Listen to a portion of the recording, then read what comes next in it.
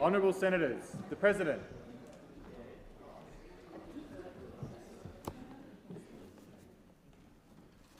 I acknowledge the Ngunnawal and Ngambri peoples, who are the traditional custodians of the Canberra area, and pay respects to the elders past and present of all Australia's Indigenous peoples. Senators, I invite you, as I read the prayer, to pray or reflect in your own way on your responsibilities to the people of Australia and to future generations. Almighty God, we humbly beseech thee to vouchsafe thy special blessing upon this Parliament, and that thou wouldst be pleased to direct and prosper the work of thy servants to the advancement of thy glory and to the true welfare of the people of Australia. Our Father, which art in heaven, hallowed be thy name. Thy kingdom come, thy will be done in earth as it is in heaven. Give us this day our daily bread, and forgive us our trespasses, as we forgive them that trespass against us. And lead us not into temptation, but deliver us from evil. For thine is the kingdom and the power and the glory for ever and ever. Amen. Are there any documents to be tabled by the clerk? Yes, President. I table documents pursuant to statute as listed on the dynamic red. And I believe there are no proposals for committees to meet, so I call the clerk.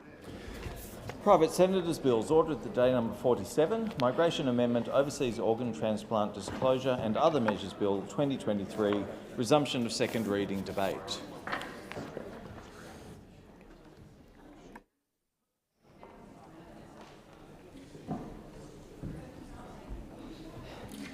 Senator Chandler. Thank you, Mr Deputy President. I rise to speak on the Migration Amendment, Overseas Organ Transplant Disclosure and Other Measures Bill 2023, which has been prepared and brought to this place by my colleague Senator Dean Smith. At the outset, I would like to say that Senator Smith has put an incredible amount of hard work into the preparation of this bill, which we're debating here this morning, a bill which addresses the pressing and concerning issue of organ harvesting. Indeed, there is evidence that occurrences of organ harvesting have been increasing throughout the world, and I know we are living in the 21st century, but it is somewhat staggering that this heinous crime is only becoming more prevalent.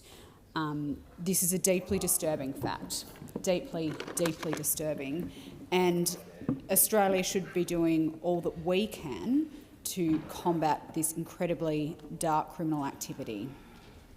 And I think that Senator Smith's bill, in the very good Liberal tradition, is a very practical and simple change to law and to policy that can enable just a small but important amount of improvement in how we deal with this issue here in Australia.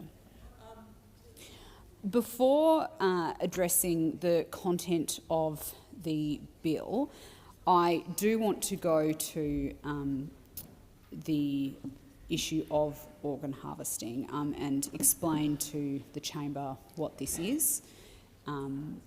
Like I say, it is incredible that this is still occurring in the 21st century, so I think it is pertinent to remind colleagues of just how horrible this practice is. The practices of organ harvesting and trafficking are some of the most appalling and disturbing human rights violations that exist.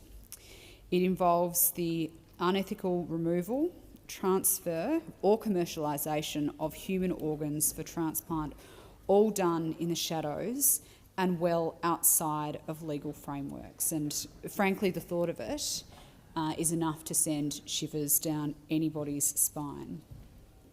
Organs are collected through intimidation and through coercive methods, with unwilling donors pressured into giving up organs, or in other cases, having those organs forcibly removed. Quite frankly, Mr Deputy President, it's like something out of a dystopian novel. But sadly, this is real life. This is happening around the world. It is frankly inconceivable that one human being is capable of committing such a disturbing act against another person, let alone that a group of people would be involved in undertaking this sort of heinous behaviour. And it boils down to a tragic case where effectively one human life is prized more than another. And I think that that is something that all of us in this chamber, regardless of our political persuasion or our political colours, can agree is absolutely horrible and something that we should be endeavouring to stamp out at all costs. Reliable figures are hard to track down on the illegal practice of organ harvesting. And I think Senator Smith's bill goes some way to uncovering exactly what those numbers could potentially be, and I will get to the content of the bill in a moment. But in 2008, the World Health Organization estimated that 5% of worldwide organ transplants are undertaken illegally. 5%. That's pretty significant, Mr. Deputy President. I think we've probably all known someone who has willingly undertaken or benefited from an organ transplant, but to think that 5% of those are done so under coercion or without the consent of the parties involved is absolutely horrible. The act of organ harvesting is an egregious attack on the foundations of the Universal Declaration of Human Rights and the commitment contained within that all human beings are born free and equal in dignity and rights. Again, we would hope that this is not something that we would have to be talking about in the 21st century, but like I say, in this century, in 2008, the World Health Organization has specified that illegal organ harvesting is an issue. So, to the contents of Senator Smith's bill, the Migration Amendment, Overseas Organ Transplant Disclosure and Other Measures Bill 2023. This bill, as I said at the outset, puts in place just a small change, but it's a very important and meaningful change that can help us in Australia understand just how widespread the incidence of organ transplant overseas is, and then potentially ascertain from those numbers, depending on where transplants have taken place, the potential that organs have been harvested illegally. The bill aims to increase Australia's ability to identify and combat illegal organ harvesting and uphold and enhance fundamental human rights both here and around the world. Currently, there are no reporting requirements for persons arriving into Australia relating to organ transplants that they might have undertaken overseas. I'm sure any Australian that has travelled overseas knows that on the way back in, whether it's by plane or by boat, you are provided with an arrivals card on which you have to declare certain things about what you've done while you've been overseas, going on a farm, going to certain countries with certain diseases that need to be declared, or indeed what you are bringing back into the country in terms of significant amounts of cash, tobacco, these sorts of things. This bill will add a requirement to Australia's migration framework whereby a person coming back into Australia must disclose on that arrivals card that you fill in on the plane or on the boat if that individual has received an organ transplant outside of Australia within the last 5 years. Like I say, this information will be disclosed by individuals entering Australia via the incoming passenger card, the system through which we already, the Australian government rather, already uses to record an individual's entry into Australia and those other criteria, the boxes that you have to tick or cross on the card.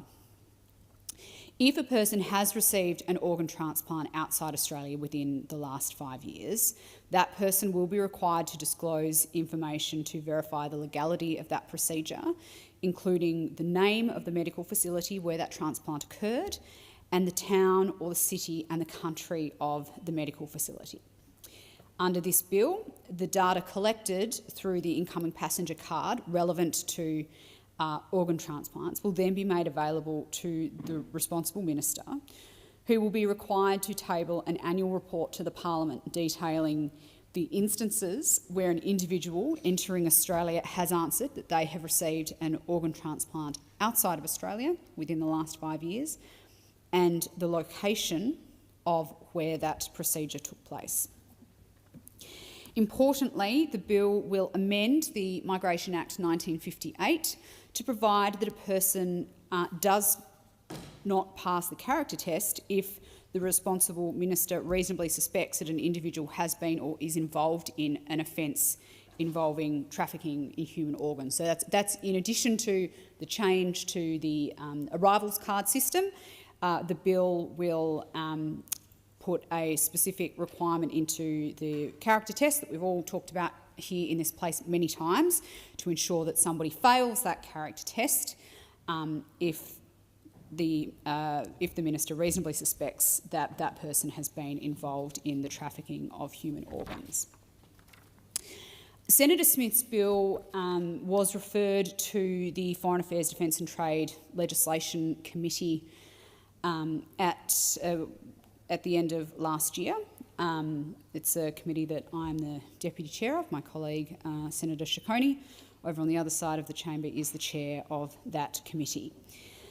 It was referred to this committee on the 9th of November, and we undertook a public hearing on the 22nd of March this year. There were a number of submissions made to this inquiry that were all overwhelmingly in support of the bill's passage, and I think that that is a testament to the hard work of Senator Smith in drafting this bill. We heard from witnesses including Be Slavery Free, the International Coalition to End Transplant Abuse in China, where we know there are significant concerns about organ harvesting in relation to the Uyghur population and the Falun Gong, Anti-Slavery Australia, as well as the Department of Home Affairs and Australian Border Force. The committee delivered its report to this bill on the 14th of May this year, and coalition senators provided a dissenting report to that committee report, which, perhaps not surprisingly, recommended that this bill pass the Senate. It's important to note, I think, Mr. Deputy President, that the bill that we're debating here this afternoon, this morning even, gosh, not quite the afternoon, I'm a bit ahead of myself, that this bill builds upon frameworks that have been established by previous governments of both political persuasions to combat organ trafficking. In 2005, the Australian government criminalised organ trafficking under the Criminal Code Act 1995, so that was under the Howard Coalition government. And in 2013, the Commonwealth Criminal Code was strengthened by introducing 4 standalone organ trafficking offences. Under Australia's organ trafficking offences, the movement of people to, from or within Australia for the unlawful removal of their organs is criminalised. And it is important to note that an organ does not have to be removed for an organ trafficking offence to have been committed.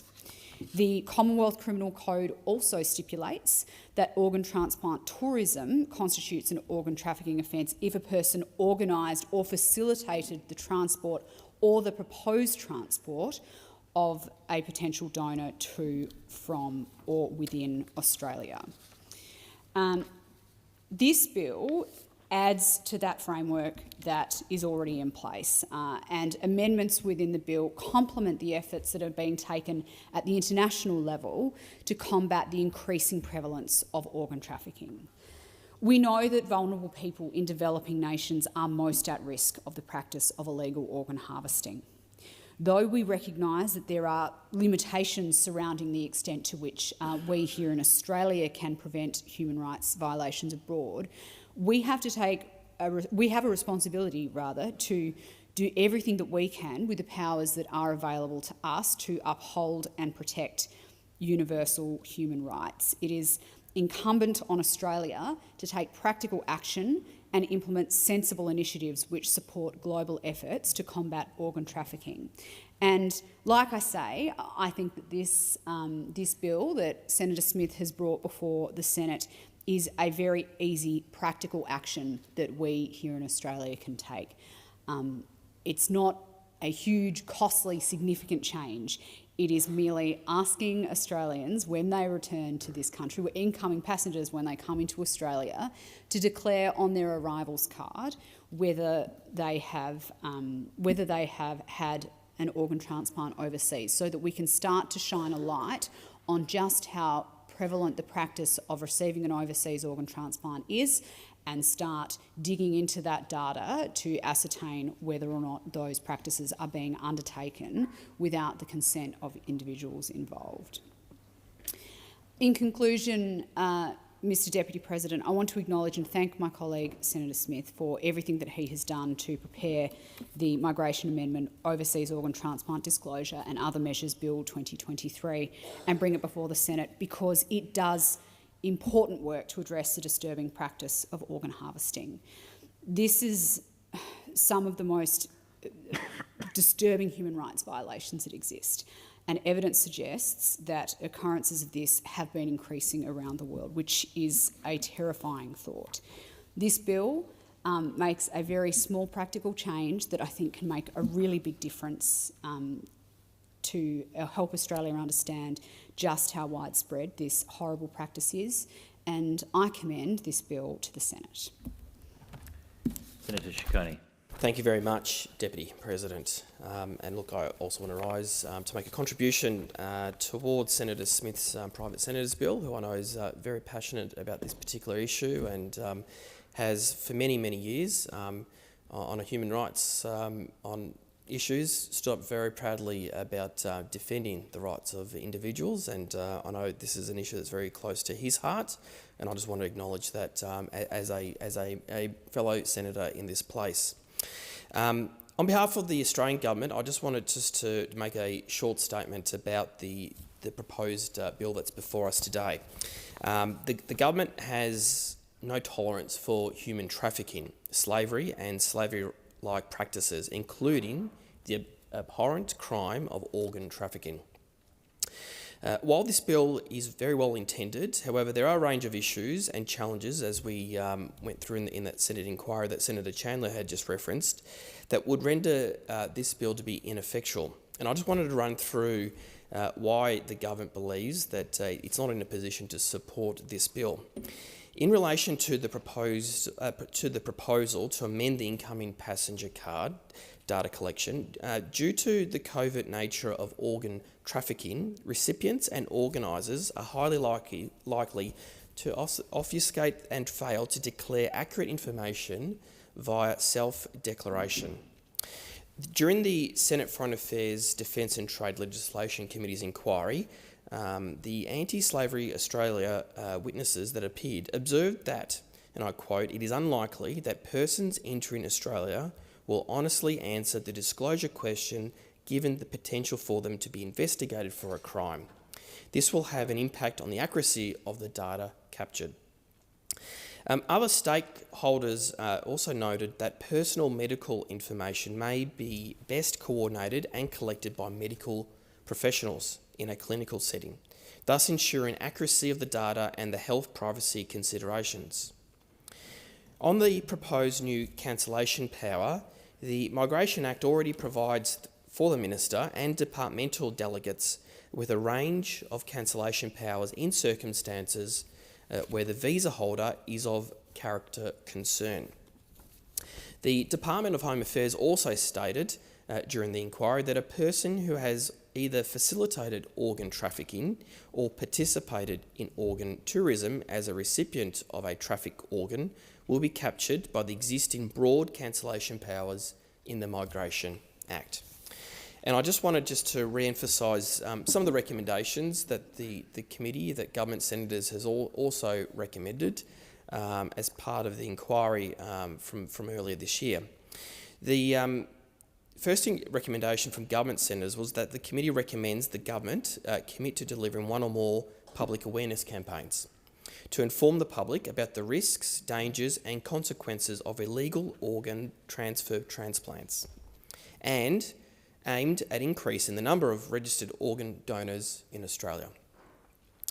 The second recommendation that government senators had also proposed as part of the committee process was that it recommended that the Australian government redoubles its efforts to implement the recommendations that were agreed to in the 2021 response to the Joint Standing Committee on Foreign Affairs, Defence and Trade's report, Compassion, Not Commerce, an inquiry into human organ trafficking and organ transplant tourism.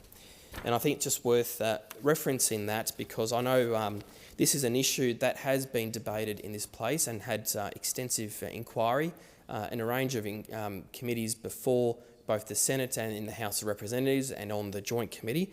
And I would implore colleagues in this place to also look at the recommendations that came out of the Joint Standing Committee's inquiry back in 2021. Thank you, Deputy President. Senator Scarr.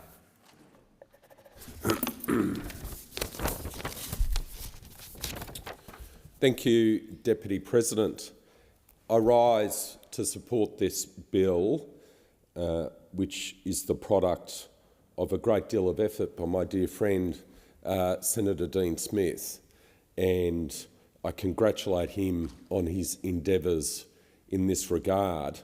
At the outset, I would like to address some of the comments which were just made by Senator Ciccone in response to this bill, and I note his opening remarks that, and I'm pleased to hear his opening remarks, that of course the government has no tolerance for organ harvesting or trafficking of this nature, and that the bill it is acknowledged by the government that the bill put forward by Senator Smith is well intended. So I thank Senator Ciccone and the government for that recognition.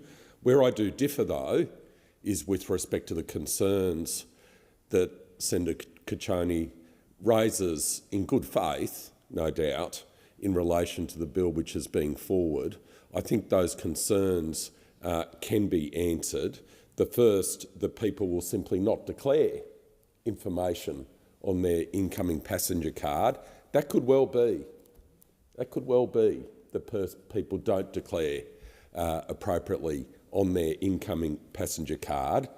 But to the extent people do declare, to the extent people do, when they travel to Australia, discharge their obligation under law, with penalties if they don't comply, then the government will have the benefit of the data which is thereby collected. The second point Senator Ciccone raised with respect to the privacy of medical information is again a valid one, but there are measures in the bill to protect the privacy of information and make sure it's anonymised. And the third point he raised was in relation to the powers that the minister has to deny visas on character grounds as it is. And what I say to Senator Ciccone is this, that this adds another point of pressure in relation to those who are involved in this vile practice.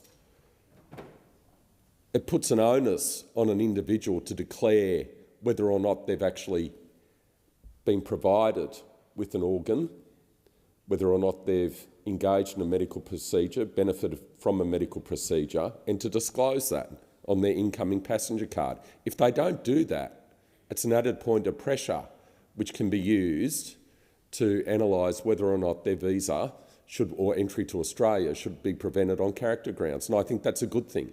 So I think there are clear rebuttal points to the matters which have been raised by Senator Ciccone. And with all things, this is a balance.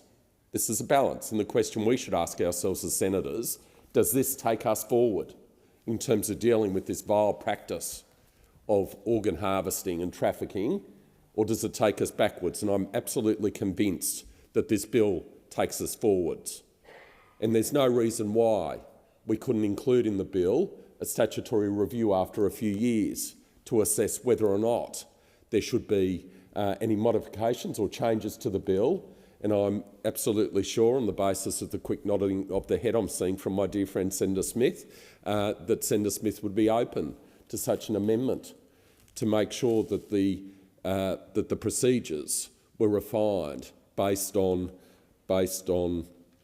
experience. So I think all of those matters could be addressed. I also note Senator Cicconi's reference to further recommendations made by government senators or government members on the committee looking at the bill. I agree with respect to the recommendation around greater public education with respect to this matter and the dangers. I agree with the recommendation with respect to increasing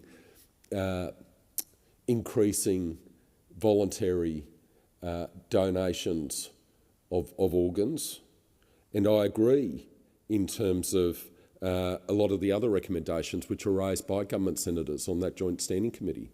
But I think we can do better. I think we can do better, Senator Cicconi, and I think we need to do better. I think we need to do better, and I think this bill is part of the answer.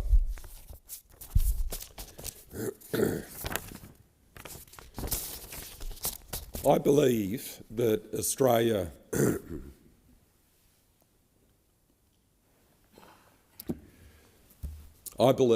firmly believe that Australia has a moral obligation, not a political obligation, a moral obligation, to raise matters of human rights abuses all over the world. I think every time we come to this place and consider matters such as this, we need to consider the impact of the matters which we discuss in this place upon people all over the world. And while some of the topics which are discussed may cause discomfort to some, I think the moral obligation to raise these issues, trump those concerns. And it is in that spirit that I'm going to read the press release from the 12 UN special reporters in relation to organ harvesting allegations in China. And this was their press release, released on 14 June 2021. UN human rights experts said today they were extremely alarmed by reports of alleged organ harvesting targeting minorities, including Falun Gong practitioners, Uyghurs, Tibetans, Muslims and Christians in detention in China. The experts said they had received credible information that detainees from ethnic, linguistic or religious minorities may be forcibly subjected to blood tests and organ examinations such as ultrasound and x-rays without their informed consent, while other prisoners are not required to undergo such examinations. The results of the examinations are reportedly registered in a database of living organ sources that facilitates organ allocation. Forced organ harvesting in China appears to be targeting specific ethnic, linguistic or religious minorities held in detention, often without being explained the reasons for arrest or given arrest warrants at different locations, they said. We are deeply concerned by reports of discriminatory treatment of the prisoners or detainees based on their ethnicity and their religion or belief. According to the allegations received, the most common organs removed from the prisoners are reportedly hearts, kidneys, livers, corneas, and less commonly, parts of livers. This form of trafficking with a medical nature allegedly involves health sector professionals, including surgeons, anaesthetists, and other medical specialists. UN human rights experts had previously raised the issue with the Chinese government in 2006 and 2007. Unfortunately, the government responses lack data, such as waiting times for organ allocation or information on the sources of organs. In this context, the lack of available data and information sharing systems are obstacles to the successful identification and protection of victims of trafficking and effective investigation and prosecution of traffickers.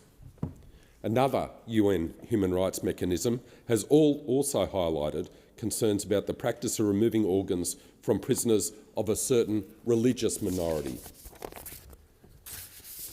Despite the gradual development of a voluntary organ donation system, information continues to emerge regarding serious human rights violations in the procurement of organs for transplants in China, the UN expert said.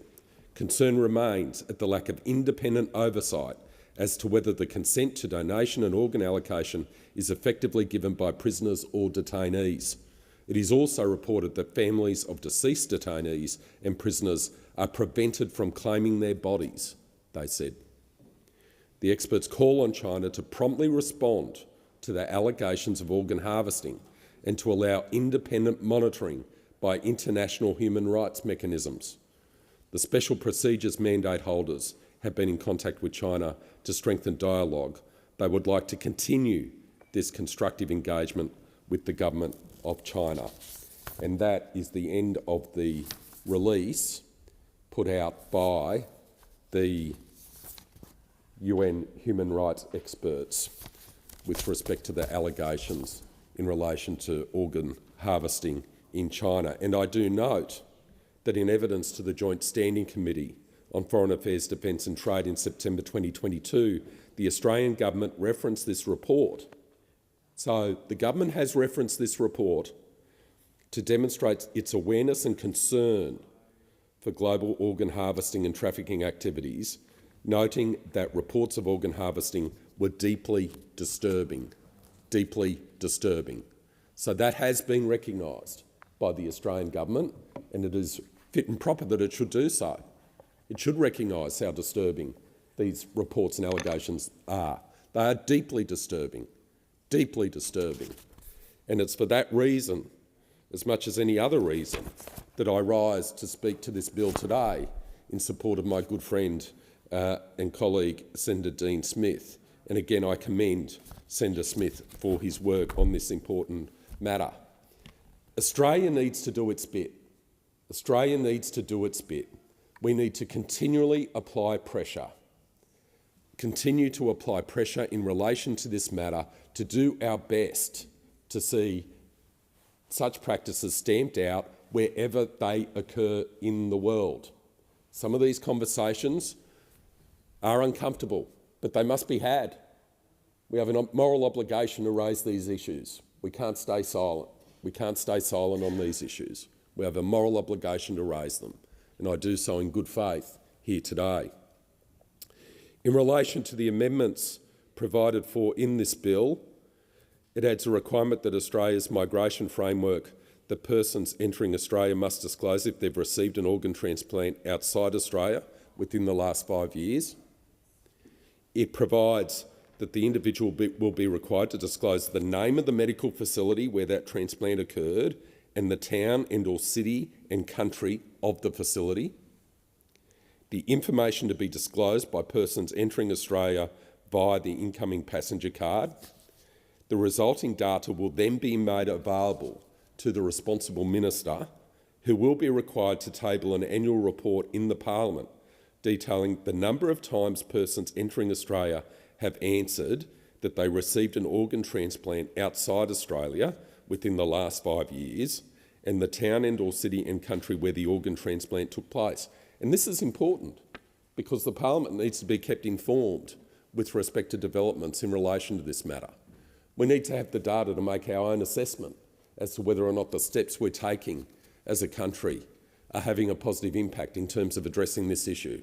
So that annual reporting is incredibly important.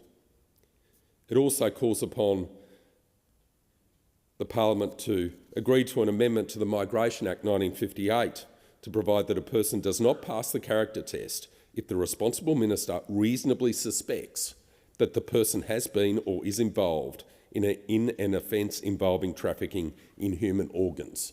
There must be consequences. There must be consequences for people involved in this vile practice. There must be consequences. Australia has adopted a number of steps to address this issue, and as I said at the outset, I see this as an additional step forward to address this issue.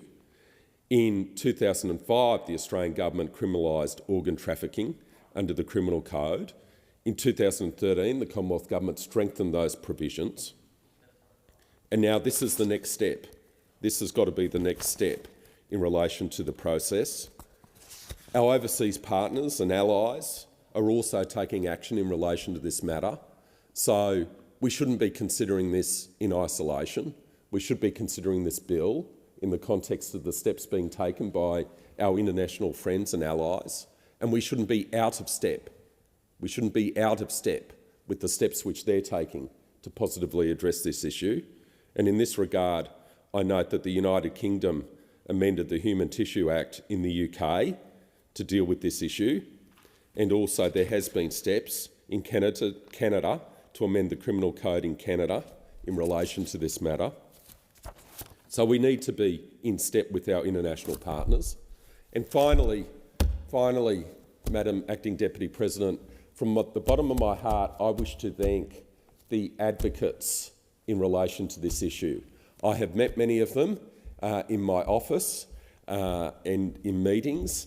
They are inspiring in terms of the work and commitment they've brought to bear in relation to this important issue, seeking to uphold the human rights of people all over the world, wherever they live.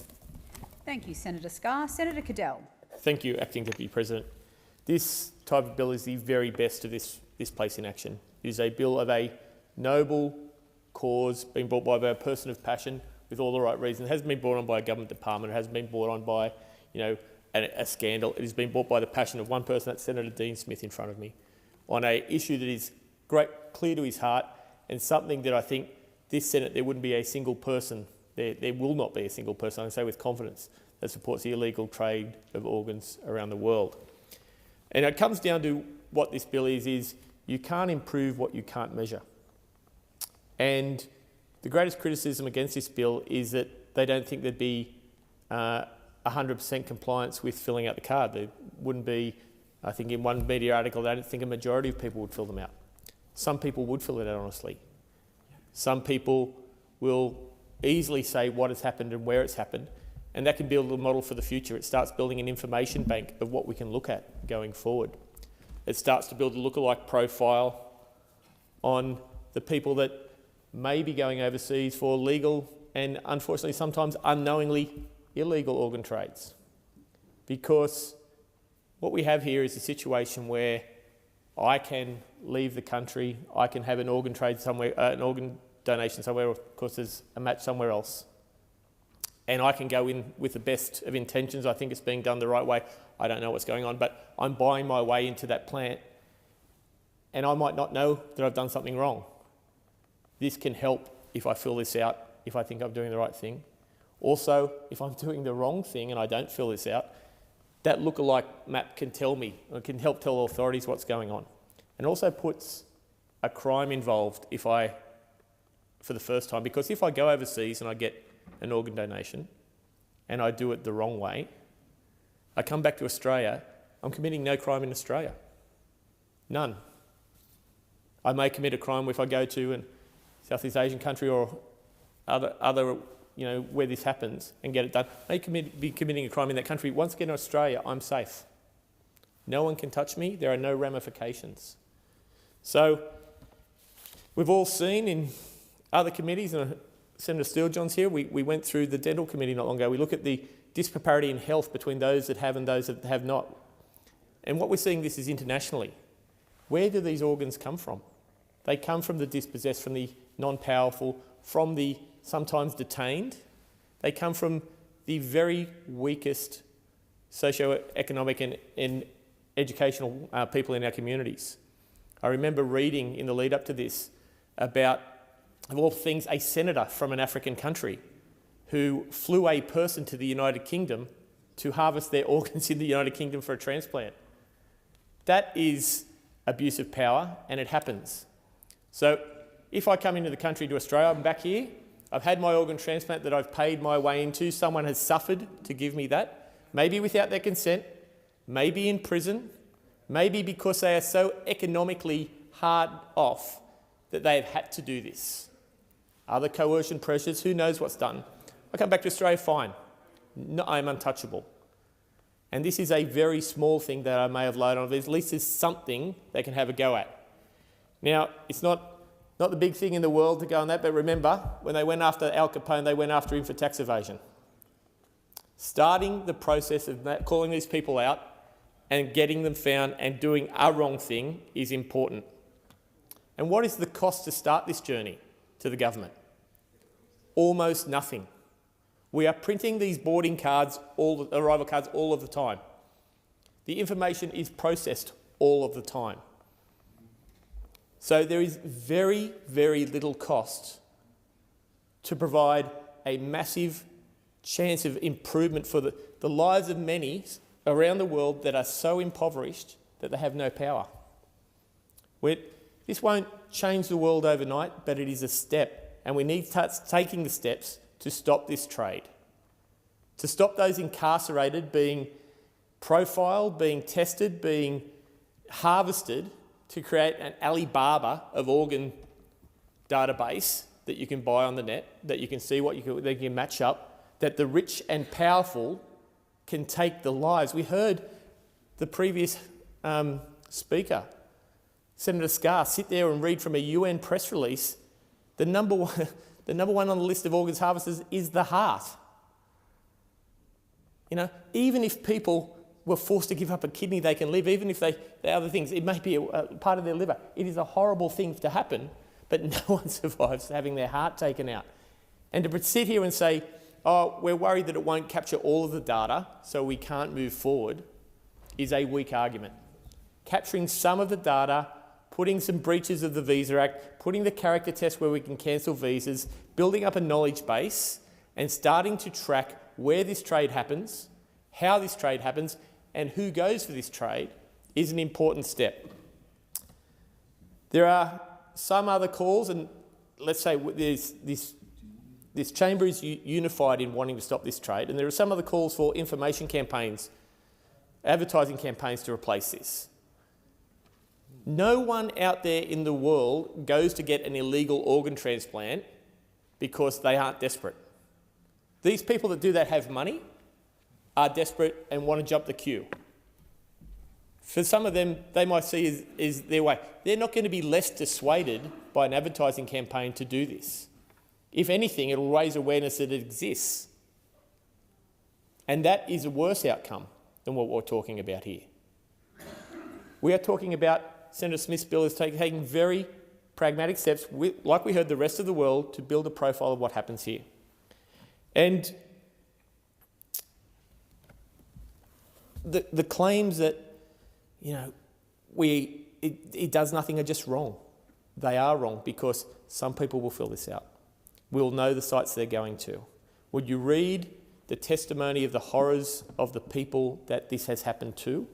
When you read the pressure that people who have sold their organs felt going into it? When you hear of trafficking where people are used as their own travel container to move their organs to another country to get harvested? When you hear that people in prison are killed or maimed for the others, it is the worst type of oppression that occurs. And to take a step down the path to make it harder, to take a step down the path to eliminate it, is never a bad thing. So, when we hear 5% of organ transplants in the world are known to be illegal, that's known, there may be far more. When we hear about the practices where some countries are using medical professionals, trained medical professionals meant to have a standard of ethics to do this, some are not. In that same ABC article I spoke about the senator from Africa moving someone to London to have their organs harvested for I think it was a kidney in that respect. They talk about, in another country, a mechanic was applying the anaesthetics for organ harvesting and a not professionally trained person was removing them. So what is the chance of success, even if you go and have these organs, that we won't have rejection, that the drugs won't be there to support it? Are these people being killed for nothing? And so, getting back to the key parts of this bill. A disclosure that you have or have not had an organ transplant in the past 5 years at an overseas country. That's all it is, on a piece of paper. Why? So we can track the bad guys. So we can start to build a pattern of what happens. So we can start to eliminate the trade. The cost to the Australian taxpayer, minimal. New cards and a bit of data processing. The potential benefit to those that have the least power in this world is magnificent. And I sit here and I understand, this is a matter of semantics of will it work, won't it work? And Senator Scarr raised and Senator Smith nodded in the West. It can be reviewed. If you want it to be reviewed in 2 years, bring that on as an amendment. Have a look at what we can do. And we want this thing to work. If you have any other ideas, bring it into this bill to add to its efficiency, to add to its efficacy. Because we can't sit by and do nothing. And if we are going for the perfect solution all of the time, we are wasting our time in this chamber on everything. Everything has its rough edges. And Senator Smith, my good friend, might, not like me to point out that any rough edges on this one, it made me polished diamond, but this is something. And it comes from a good place, from a pure place in his heart to help those who are the weakest in the world, not just in Australia, the weakest in the world. Australia is a rich nation, and some of our people, I feel sure, at least one person in our country will have benefited from an illegal organ at some time in their life. And if we can stop this happening anywhere, if we can de-incentivise, if we can demonetise, if we can find the areas where this is happening and make it just that bit harder, just that bit less profitable, just that bit, more catchable, if we save a life, it matters all the difference in the world to that one person. And if we are saying no to that today because we're worried about a little bit of printing ink, then who are we? We in this world have to look at what's important to us, and the sanctity of human life is number one. The sanctity of dignity of the people all around the world. And we sit there on many issues and we look at Australia's effects on the world in so many ways, on our industry, on our employment, on our pollution comes up. But this is fundamental life and death, to take another person's organs, to take their heart, to take their sight with a cornea or lens removal. And we say it's not worth some printing ink. So I urge everyone here to go home. I don't think we'll get to a vote today, but to think about their positions. If they have these concerns, think about what they could do to make the bill a little bit more to their liking, to bring in those changes so that we can discuss them here, so that we can take that next step. Because somewhere in the world, there is a person today who is either being pressured, forced, or paid to trade in an organ. That is the reality of what we're doing here today. That is happening today in the world. Somewhere today, someone is being transported to have a part of their body removed for the benefit of someone more powerful, someone richer, someone better connected. And if we don't take a step stopping that, we need to look at ourselves. So I commend this bill. I thank Senator for bringing it forward, and I urge everyone to support it. Thank you, Senator Cadell. Senator McGrath. Thank you, Acting Deputy President. I'd like to begin my comments by acknowledging the work of my colleague Senator Dean Smith in this space, and to commend him and the many others in this building who have campaigned against organ trafficking, but in particular it is the leadership of Senator Smith in this space that deserves to be commended, and he deserves to be commended for bringing this bill to the floor of the Senate today. And I would also acknowledge those who are in the gallery who are witnessing and observing the debate that is in this chamber concerning this particular bill. The coalition, being the party of the individual, particularly is opposed to organ trafficking, as we believe it violates so strongly the rights and the dignity of the individual. And it is a crime against humanity where states or individuals or corporations engage in the commercial trafficking of organs of their fellow humans. And what I'd like to do, just to make sure that we actually understand what we are talking about here today, is make reference to Compassion Not Commerce, an inquiry into human organ trafficking and organ transplant tourism, which is a report from the Human Rights Subcommittee of the Joint Standing Committee on Foreign Affairs, Defence and Trade. And this report was quite brutal but definitive in its definition of what is meant by organ trafficking, because sometimes words are used without us fully understanding the context or the full meaning. And I think organ trafficking is a set of words that can sometimes be passed by policymakers without fully understanding what it means.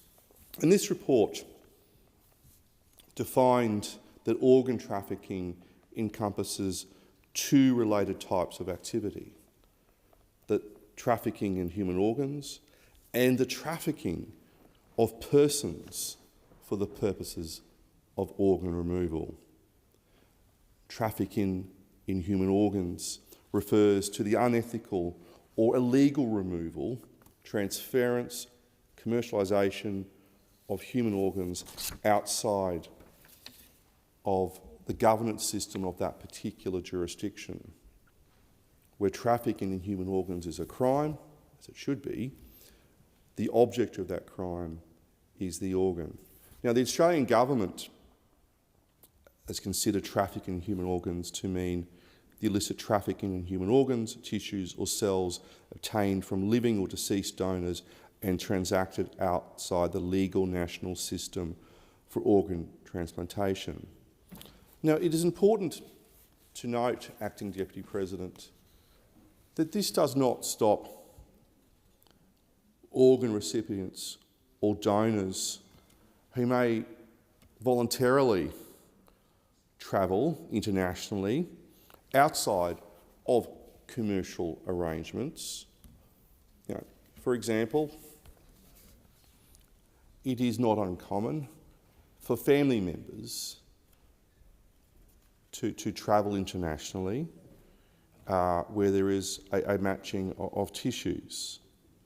And it is not uncommon in Australia for people to volunteer their organs for removal. And indeed, in many jurisdictions in Australia, where someone passes away, it is not uncommon for the family of that person or that person prior to their passing to have made arrangements for the removal of their organs to be used to save another human's life. That's not the trafficking of organs. That is what good people do to help humanity, and that is to be commended. And for those who are listening and who are not registered organ donors, I would encourage you to do so. It's something that I am, and I'm sure that many people in this chamber, regardless of our politics and our many differences, share. And that is a willingness to help our fellow humans. But organ trafficking is not about that. Organ trafficking is a crime against the sanctity of the individual. And the bill that we are currently discussing in the chamber, brought forward by my colleague Senator Smith, derives its features from recommendations made by that report that I mentioned previously. And this bill adds a requirement to Australia's migration framework that persons entering Australia must disclose if they have received an organ transplant outside Australia within the last 5 years. And if that is the case, the individual will be required to disclose the name of the medical facility where that transplant occurred and the town or city and country of that facility. Now, this obviously does not stop voluntary arrangements that may have been entered into by family members, or where people, through their willingness to help their fellow humans, may have given up an organ, and then this person who was of ill health has taken that particular organ. This is about clamping down on those who have been beneficiaries of organ trafficking. So this information is to be disclosed by persons entering Australia via the incoming passenger card. And then this data will then be made available to the responsible minister, who will be required to table an annual report in Parliament detailing the number of times persons entering Australia have answered that they have received an organ transplant outside Australia within the last 5 years, and the town and city and country where the organ transplant took place. Now, before I move on to other elements of the bill, I would make reference to a media release from the United Nations Human Rights High Commissioner. And this is from June 2021, 14th of June 2021 to be precise. And in this, and I will read the first paragraph of this press release. This press release says that human rights experts have said they were extremely alarmed by reports of alleged organ harvesting targeting minorities, including Falun Gong practitioners, Uyghurs, Tibetans, Muslims and Christians in detention in China. Now that first paragraph should send a chill up the spine of everybody in this chamber, and indeed should send a chill up the spine of every Australian, that the United Nations, back in 2021, have reported that they have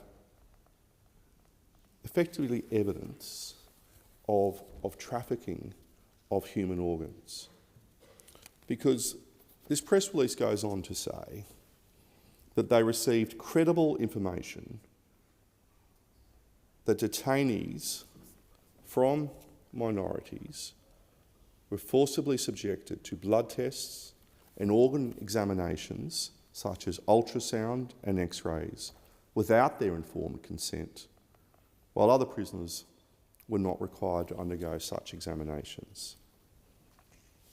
The results of the examinations are reportedly registered in a database of living organ sources that facilitates organ allocation.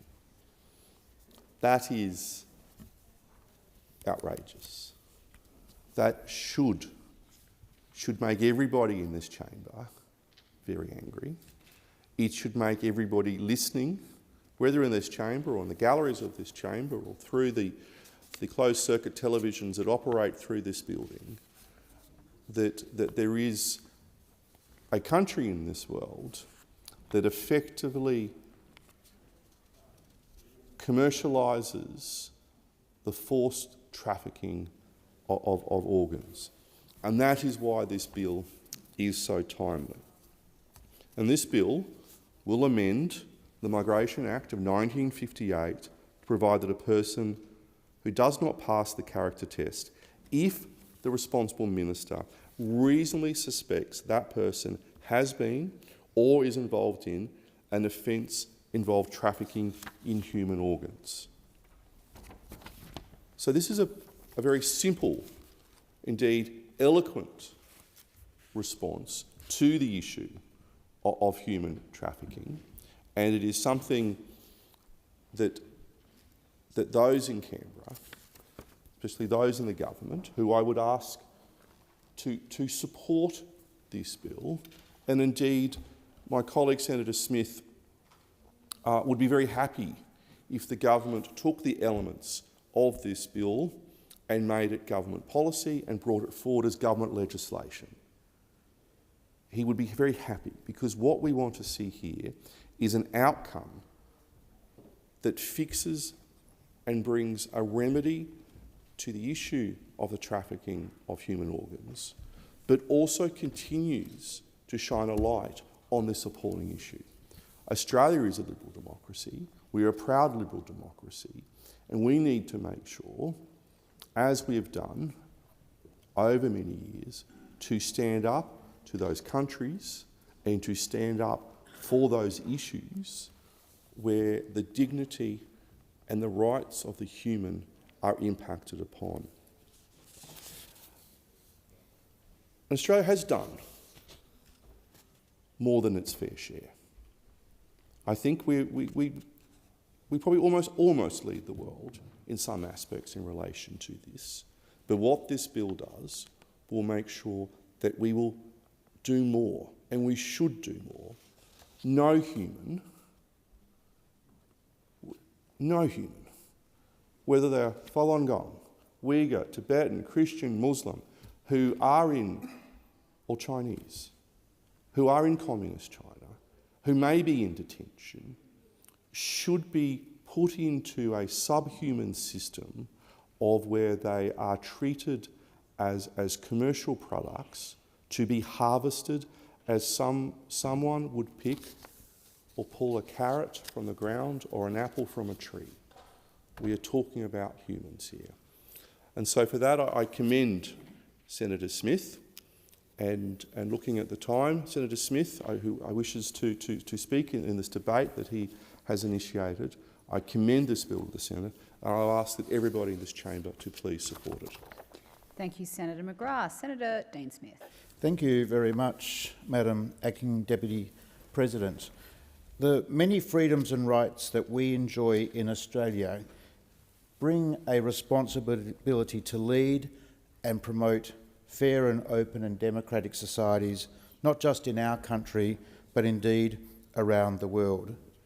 Because we are measured not just by the human rights and dignity that we afford to our own citizens, but we are measured also by the human rights and the dignity of people beyond Australia's shores.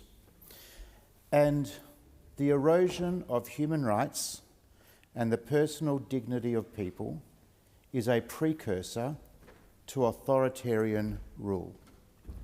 It is also, unfortunately, a tool of authoritarian regimes.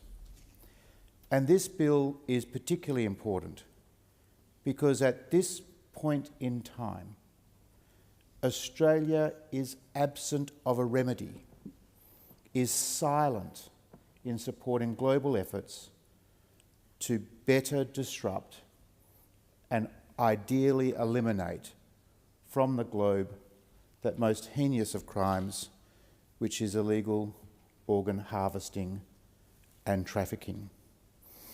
This bill seeks to advance Australia's mission to uphold and enhance human rights, both here and around the world, and is crafted in a way that will be a practical and least intrusive tool to support global efforts in combating organ trafficking. The features of the bill derive primarily from inquiry and recommendations made by a report that has been before the Parliament for many, many years.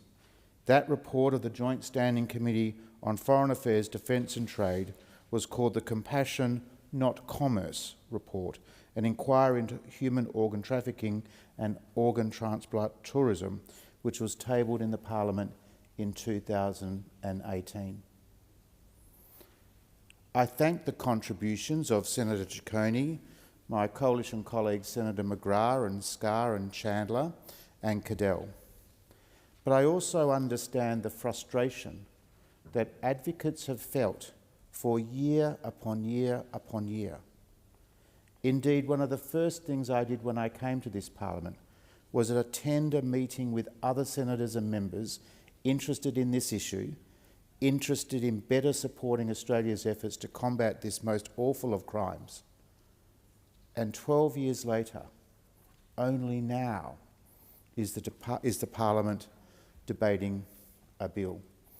I understand the frustration of other parliamentarians, and I understand the frustration of advocates. This is a good bill. It is a necessary bill. And I'm pleased to say that in the spirit of collaboration and collegiality, which is a hallmark of this particular Senate chamber, a number of refinements, as I would call them, have been suggested. The government's comments about the necessity of the character test, I think, is a valid one. It's actually incorporated in the committee's report. Senator Scarr's contribution suggesting a statutory review mechanism is a good one. And when we finally come to vote on this bill, I suspect those refinements will be in the final bill.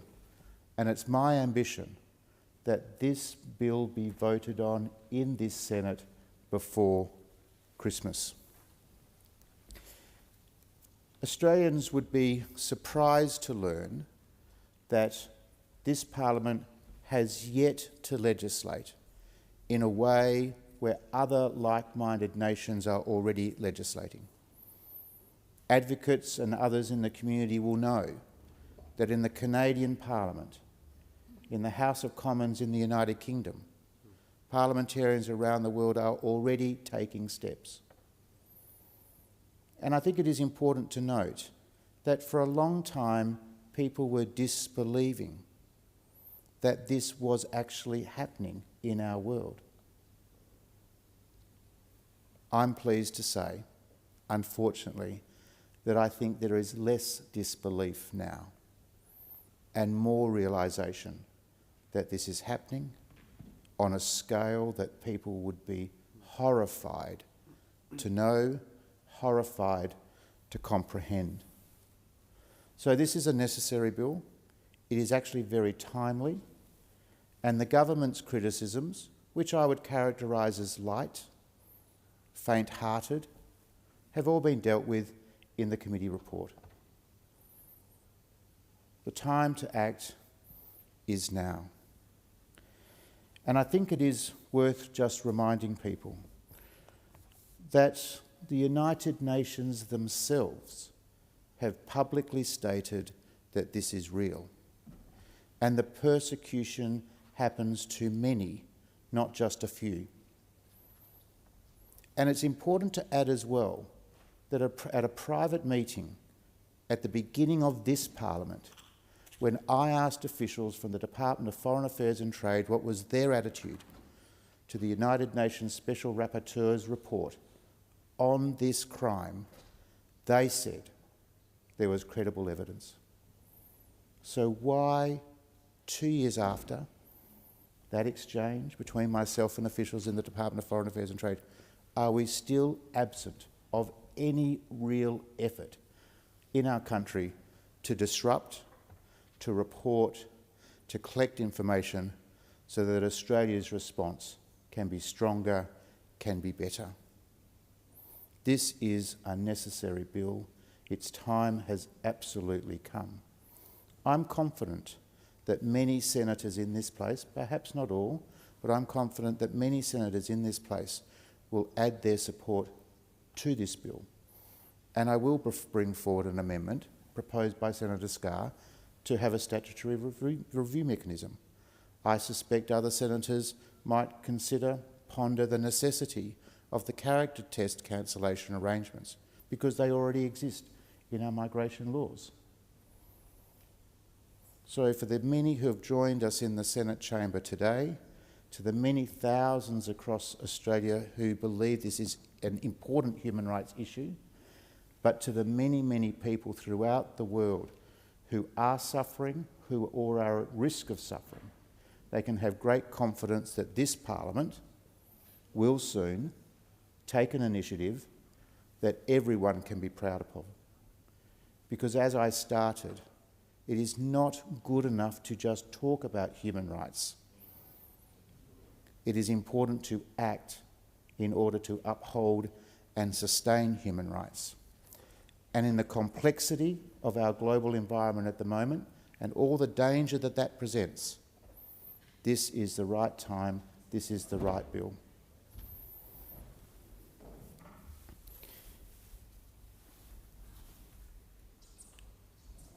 The government's criticisms, I think, are important to note.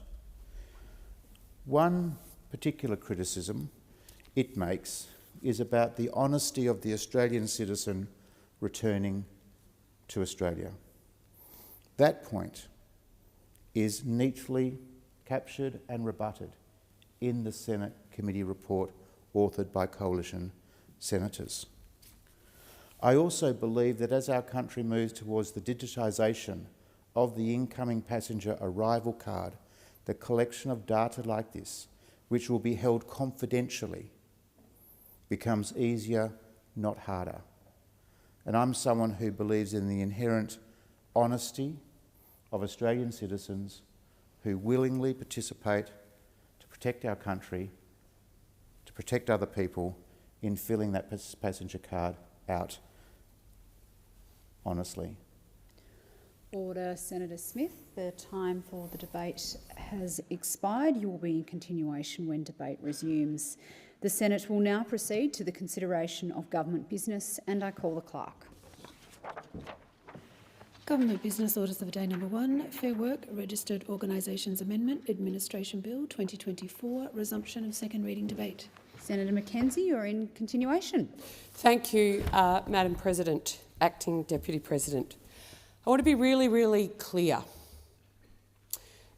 The amendments that the Coalition has put forward, the 20 recommendations of changes that need to be made to this legislation to put the CFMEU into administration need to be adopted because we do not want this bill to become a backdoor for bikies and organised crime to continue to control the CFMEU organisation and have an impact on work sites around this country.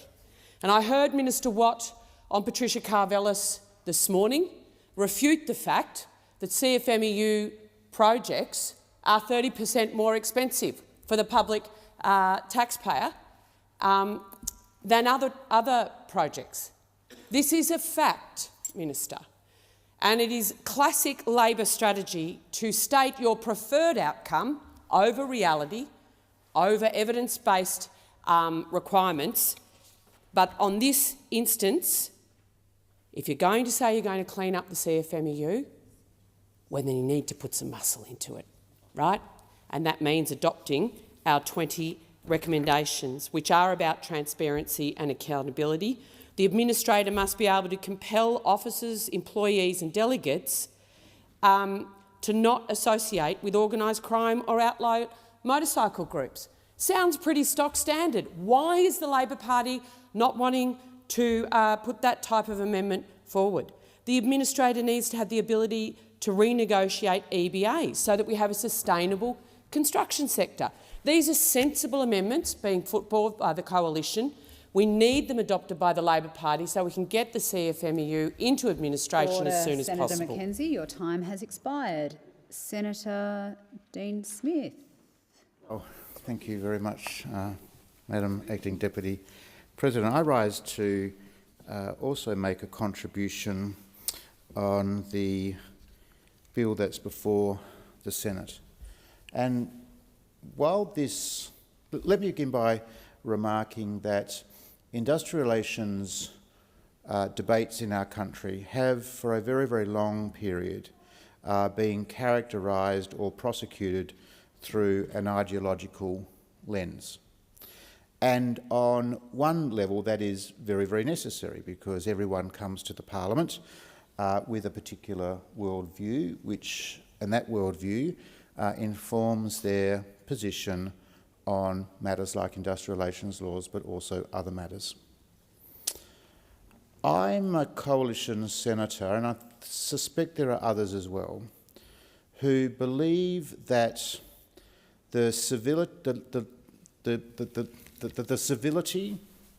that we witness in our broad industrial relations environment is in important part the work and contribution of the trade labour movement in our country of many, many years ago. I think the safety that is afforded to workers, the entitlements that are afforded to workers, is a productive and positive feature of our industrial relations system, and I don't mind acknowledging the fact that they are hard-fought gains by the trade labour movement, particularly in the early years of the birth of this nation. But I'd also have to say that the broad Australian trade labour movement of today does not look like, does not prosecute the interests of Australian workers, does not have a proud legacy like the Australian trade movement of generations before us. And I think when we look very, very closely, or perhaps look more deeply, at how this particular government chooses to operate, we can see more clearly that it has a very strong preference, a laziness almost. That preference, that laziness, is to work through big business, to work through big government and big unions. And the interests of the ordinary worker in our country, I think, are being left behind. And that corporatist-style politics, which I think is rightly a particular style afforded to previous Labor governments, but I think that corporatist-style politics, which we can see, I think, quite clearly in the actions and approach undertaken by this Labor government, I believe diminishes the interests of Australian workers. So when we come to the particular bill that's before us, which seeks to correct what is has been the most outrageous behaviour of a trade union organisation thus far,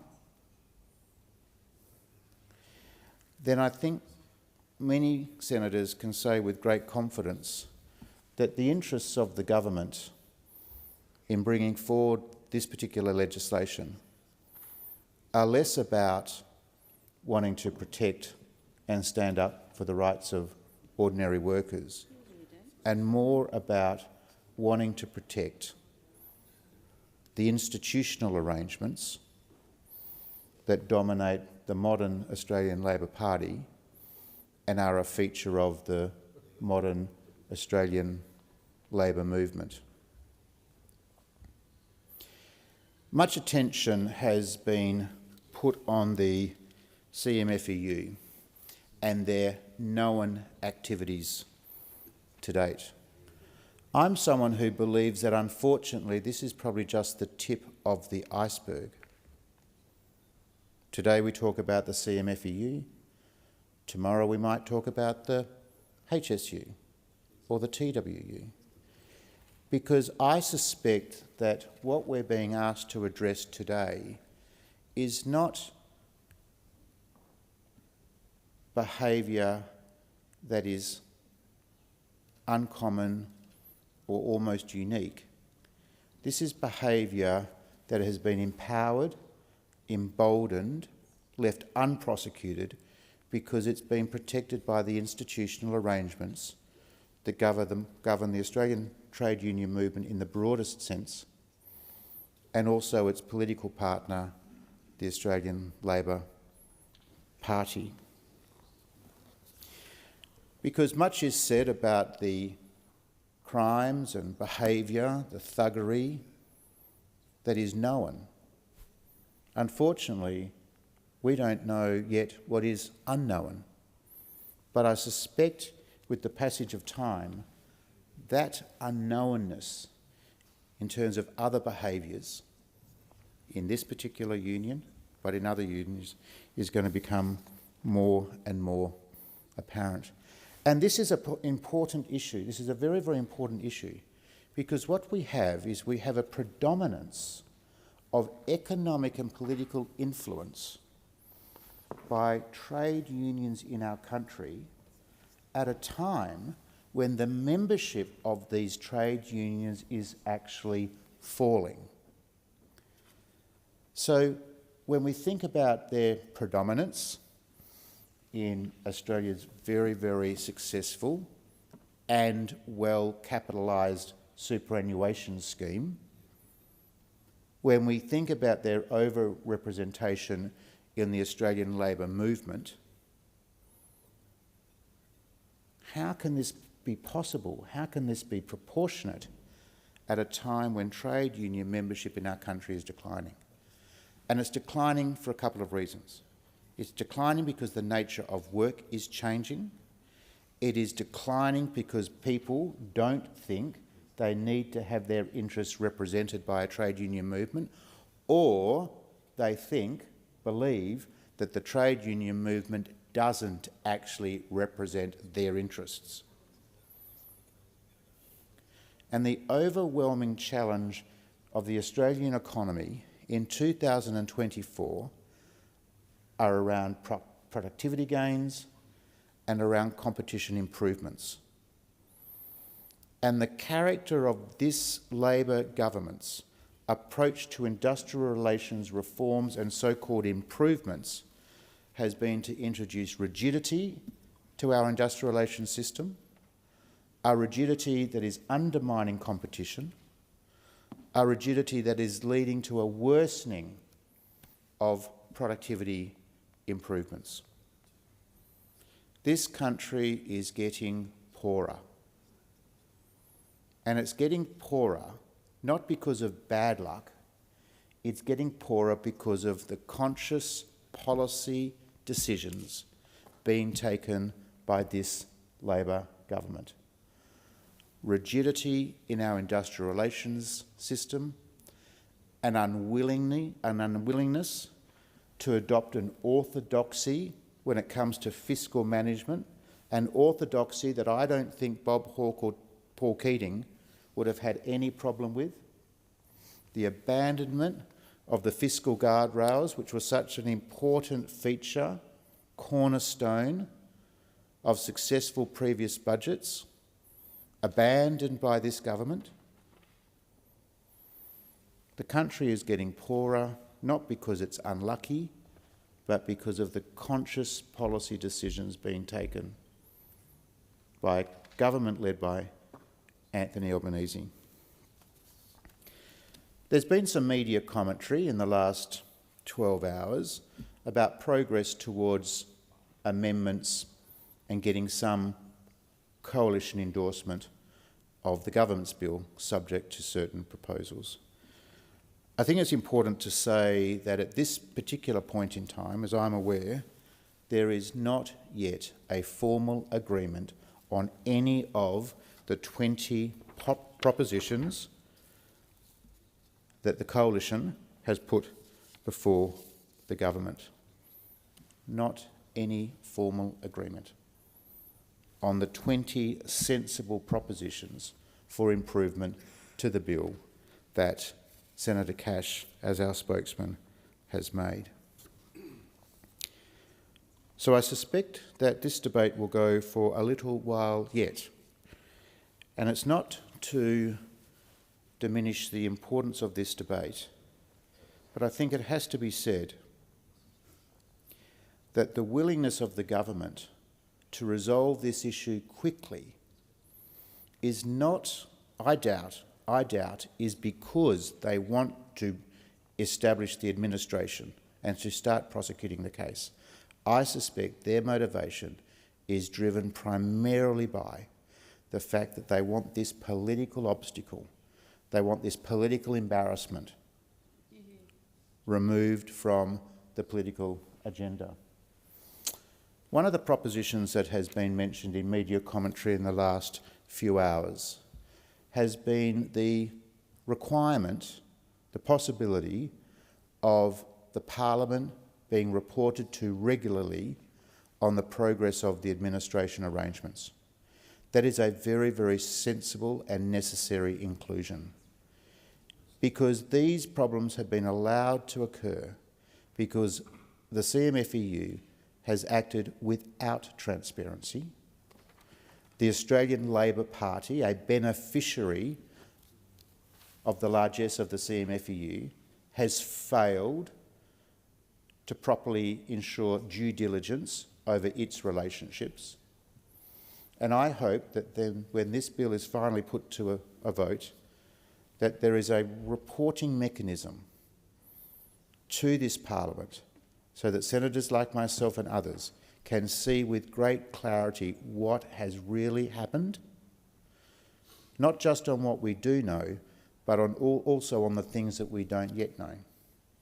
Because this Parliament has a right to know how the traditions of the Australian trade labour movement have been tarnished and trashed by this union, and people will want to be sure, Australian workers in our country will want to be sure that other unions are free from this sort of behaviour, and importantly, that we're not starting to see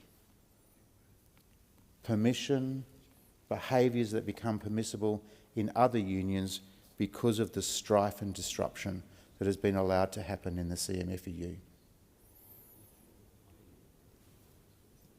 Our industrial relations system is well supported by employer groups. It has traditionally been well supported by Australian trade unions.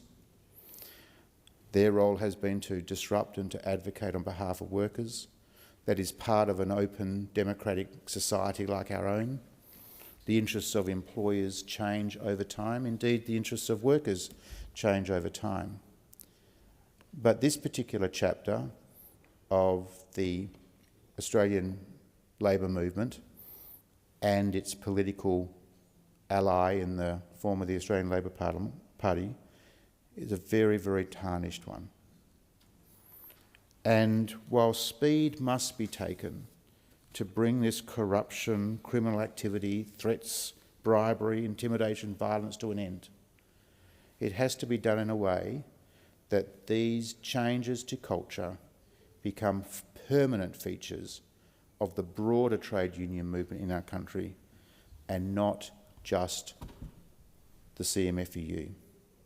Because I'm not sure if anyone in this Senate, and I don't believe any of the Labor senators, can say hand on heart that this is behaviour that is not infecting other trade unions in our country and that it will not infect other trade unions in years to come. Because Australian workers deserve better, Australian employers deserve better, and if productivity and competition gains are to be achieved in our economy, then reforms like this are necessary, and I suspect it will not be the last of them. Thank you. Thank you, Senator Smith. Senator Reynolds. Thank you very much, Acting Deputy President. God forgives, the CFMEU does not. Now, that might be all over the media this week, tattooed around the neck of the CFMEU thug John Setka. So while it's around his neck, along with all of his other bikie tattoos and symbols, It is tattooed in the hearts and emblazoned on the minds of all CFMEU officials. Make absolutely no mistake of that. It's tattooed on some of their bodies, on their T-shirts, their hoodies, their bumper stickers, their flags, along with the slogan, "Whatever it takes." And it's not whatever it takes legally, it is simply whatever it takes in any way possible to achieve their means. These two statements taken together summarise the CFMEU in every way that is abhorrent to the values of Australians, that is abhorrent and contrary to the laws of our land and to our ethics and to our morals. Yet those opposite not only have turned a blind eye, they have taken active steps to encouraging and allowing this behaviour to flourish once again. Now, at CFMEU, there is no question that for many years those opposite, and in fact most Australians who read the paper, watch the news, will know that the CFMEU has been is consumed, is riddled with criminals and bikies. It's going about its daily business, using bikies to intimidate and to threaten other hard-working Australians on work sites and building sites right across this country. It is unacceptable, yet those opposite know it, they facilitate it and they encourage it. Well, this is the day and this is the bill to say enough is enough. This is not something we are going to walk past anymore. It is not something we're going to turn a blind eye to simply because they have contributed over $6 million in campaign assistance to the Australian Labor Party. 13 pieces of silver, which is costing our nation dearly. And in Western Australia, we have Unions WA saying, "Oh, there's nothing to see here. Come back to us when you've got credible evidence." We've got the Premier saying, "Oh, well, there was some problems, but they're historical problems. Let's not worry about that." Well, I tell you what, that is cowardice and that is not leadership. In WA, we are clearly now being taken back to the bad old days of the 1980s, and Labor federally and state are actively encouraging and letting this happen to appease, to appease their union mates. But they are not just mates, they are their national masters. And even today in the West Australian, which has been full for years of stories about bikies and their associations with trade unions movements, particularly the CFMEU, today they have absolute evidence of this, yet the Premier and Unions WA are saying, and Minister Watt are saying, yeah, nothing to see here. We'll introduce this almost ineffective, or completely ineffective actually, as it currently stands, legislation. So I would implore every West Australian and every West Australian senator in this place to go and read the West Australian today and just to see how pervasive bikies still are in the CFMEU. Now, the CFMEU doesn't have bikies on their payroll to bake cakes for them, to give them a ride on their Harley Davidsons. They have them in there to intimidate and to conduct criminal activities on their behalf. Now, in Western Australia, it is particularly of concern, and it shouldn't just be of concern to Western Australians, to those who are working in our mine sites across our state, because the harder you make it for West Australian workers and West Australian mining companies in particular, that impacts on the rest of the nation and how we can afford to pay for our education, our health, our criminal justice system. So let me give you some examples of what's been happening in Western Australia.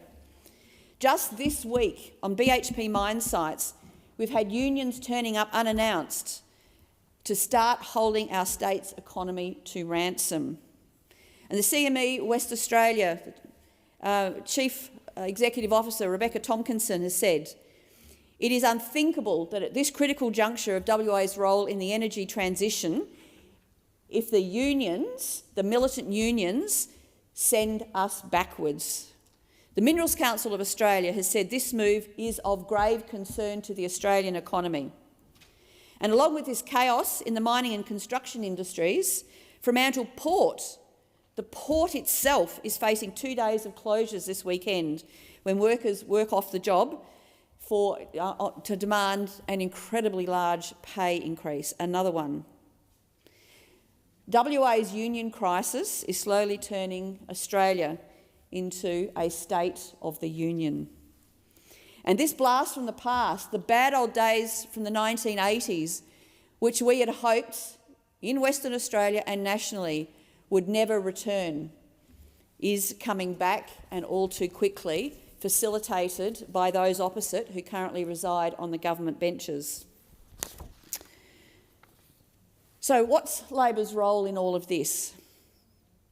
This bill is a direct result of them rolling over to the CFMEU and abolishing the ABCC, the Australian Building and Construction Commission. The only beneficiaries of that were the CFMEU. It was certainly not to the benefit of Australian workers, to Australians who are struggling already to afford to build houses, to afford their mortgages, and to get themselves into their own homes. This legislation has come about squarely because of this abolition of the ABCC. And as a result of that, surprise, surprise, surprise, what's happened?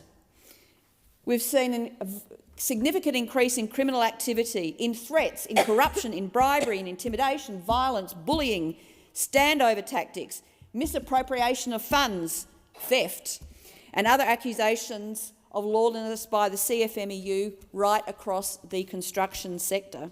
Again, hardly a surprise. Those opposite can't possibly credibly claim that when they got rid of the ABCC, that surprise, surprise, John Setka and the CFMEU officials and their bikies would not revert to type. And of course they have.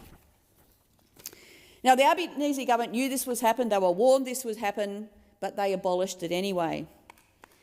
And it has to, we believed, and we still believe, that there should have been an inquiry into this bill to hear from the department, from the Fair Work Commission and the building sector itself on how this bill would operate. That is the role of this place. That is the role of this Senate. And yet again, the government is denying the Senate the opportunity to do our job. Now, Minister Watt himself has spent his entire time in this place being the CFMEU's biggest cheerleader. At Senate estimates, I remember quite clearly how he would mercilessly attack the building regulator who dared hold his mates at the CFMEU to account. To the law of this land, he achieved his lifelong dream in abolishing the ABCC and giving John Setka, a most despicable human being, control of the construction sector here in Australia.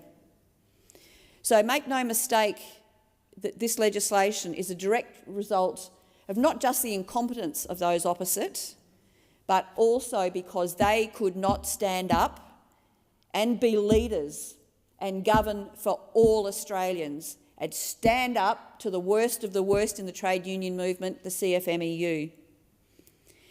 Now, I think there is no question that the PM made this choice to change workplace laws because he got $6.2 million from them, his mates and his comrades in the CFMEU. Unfortunately, all Australians are now paying the price for this. The CFMEU construction division was bad before, even under the ABCC. But under this government, in a couple of short years, they have taken their lawlessness their bikie activities, their intimidation to a whole new level. And what does this cost Australians? What does it cost Western Australians? Australians are now paying 30% more on major projects, on their homes and on other buildings, on infrastructure generally. And why does that matter to them? It's not just about their own home. It's because the money, their taxpayer dollars, is getting 30% less infrastructure for hospitals, roads, and all other vital infrastructure. So, in relation to this legislation, the Albanese government is not telling the truth when it says that this legislation will clean up the scandal-plagued construction sector. There are more holes in this legislation than probably you'd look at a piece of Swiss cheese. It rather conveniently provides the minister, the CFMEU's chief cheerleader, with far too much power and discretion. And with a stroke of a pen, their biggest cheerleader can end the administration early. For example, heaven forbid, if Labor are re-elected, they could end the administration the day after the election. Not surprisingly, the bill doesn't talk about any links between $6.2 million of donations to the Labor Party and future donations to the Labor Party. In fact, this bill is so weak it could well have been written by John Setka himself, and maybe it was. What we also need to amend in this bill is to ensure that the administrator will apply this administration will apply to all of the CFMEU's construction divisions, not just a select few. It must apply to Western Australia. And if Unions WA and if Premier Cook do not think that there is any contemporaneous evidence of CFMEU malfeasance, bullying, intimidation, corruption and bikie affiliations, they are completely and utterly willfully blind. Just look at the West Australian today for evidence of that. Currently, this bill sunsets after 3 years, regardless of what may or may not have been achieved by the administrator. But this legislation also must, by our amendment, to make sure that political donations cannot be made by the CFMEU, or they cannot run political campaigns on behalf of any political party here in this country. This legislation was brought on by the Labor Party abolishing the ABCC and deliberately allowing the CFMEU to run riot. They've been forced into this legislation, but they've presented legislation that will have no practical impact, and that the chief cheerleader of the CFMEU and supporter over the years can, with a single stroke of the pen, at any time, end the administration. This is not leadership. This is not political courage. This is the basest of all political actions and expediency. This country deserves so much better than this bill, and it is so important. We have to set the standard in this place, and where we see corruption, where we see thuggery, where we see intimidation, where we see a real and practical impact on the Australian economy, on Australian home buyers, everybody in this chamber has to stand up and say the law applies to us all, to all Australians. It is time to accept Thank you, Senator Reynolds. Amendments. Thank you. Senator Askew. Thank you, Deputy President. I rise to make a contribution to this debate on the Fair Work Registered Organisation Amendment Administration Bill, although in reality it might be better named the Placing the Ambulance at the Bottom of the Cliff Bill. It is an example of the government acting hastily to try and address a mess largely of its own making. On the 29th of July, the Minister, Senator Watt, became the responsible minister. I wish him well, because he has inherited from his predecessor a portfolio where the balance has completely tilted in favour of the power of the unions. Everyone accepts in this place Labor has had a close link with the union movement, which founded the ALP. As such, it should be in a prime position to strike a balance between employees and employers with a view to productive and long-term stable jobs. However, there's been a monumental failure in one of the most vital sectors in building our country's productivity, the construction sector. Over 1 million Australians are employed in this sector, and many more in industries which rely on and support it. It is a significant driver of our country's economic growth. Allegations of bullying, intimidation, standover tactics, bribery and retribution, and other criminal activities by union officials of the CFMEU's construction division in Victoria have been downright frightening to hear about. So, revelations that construction workers across the state were turning up to their work sites and enduring this type of harassment and abuse, let alone the allegations of criminal misconduct, should be an embarrassment to this Labor government. The media has well reported these allegations over several years. However, now the government has sought to introduce this bill to the Senate because of its persistent failure to take action, because suddenly it realises the Australian public has had enough. It can only be described as a knee-jerk reaction that fails to provide any real repercussions for the CFMEU and deter them from these activities. This bill seeks to deregister the CFMEU and place it under administration for 3 years. It also grants powers to the Fair Work Commission to give them the authority to appoint the administrator and direct the CFMEU to pay for the cost of administration. It is a temporary and weak piece of legislation. But what this temporary bill fails to do is send a strong message to the CFMEU that these types of behaviours are not acceptable. Nor does it apply any conditions or penalties to stamp out this behaviour once and for all. It has significant flaws and does not do enough to stamp out the corruption from the CFMEU for good, nor does it compel the union to make any changes at all to the conclusion of the administration period. For example, this temporary bill states the CFMEU will be deregistered for a period of 3 years with absolutely no conditions. That means there is no incentive for the union to make changes, nor do they need to provide any proof or documentation that they have made the changes. It provides a time frame to allow the current leadership of the union to simply wait out their deregistration process before it expires, and they can go straight back to resuming their previous conduct, allegedly engaging in criminal activity, harassing and bullying other workers, and misappropriating funds, some of which have been used to grant sizable donations to the Labor Party's election campaigns in the past, and it is evident, donations to the Australian Greens. The union movement was established to support employee rights. It was supposed to be for the worker, and many fine Australians have led unions with that ideal in mind. But that philosophy has been thrown away by the CFMEU, who have resorted to dirty tactics to get what they want.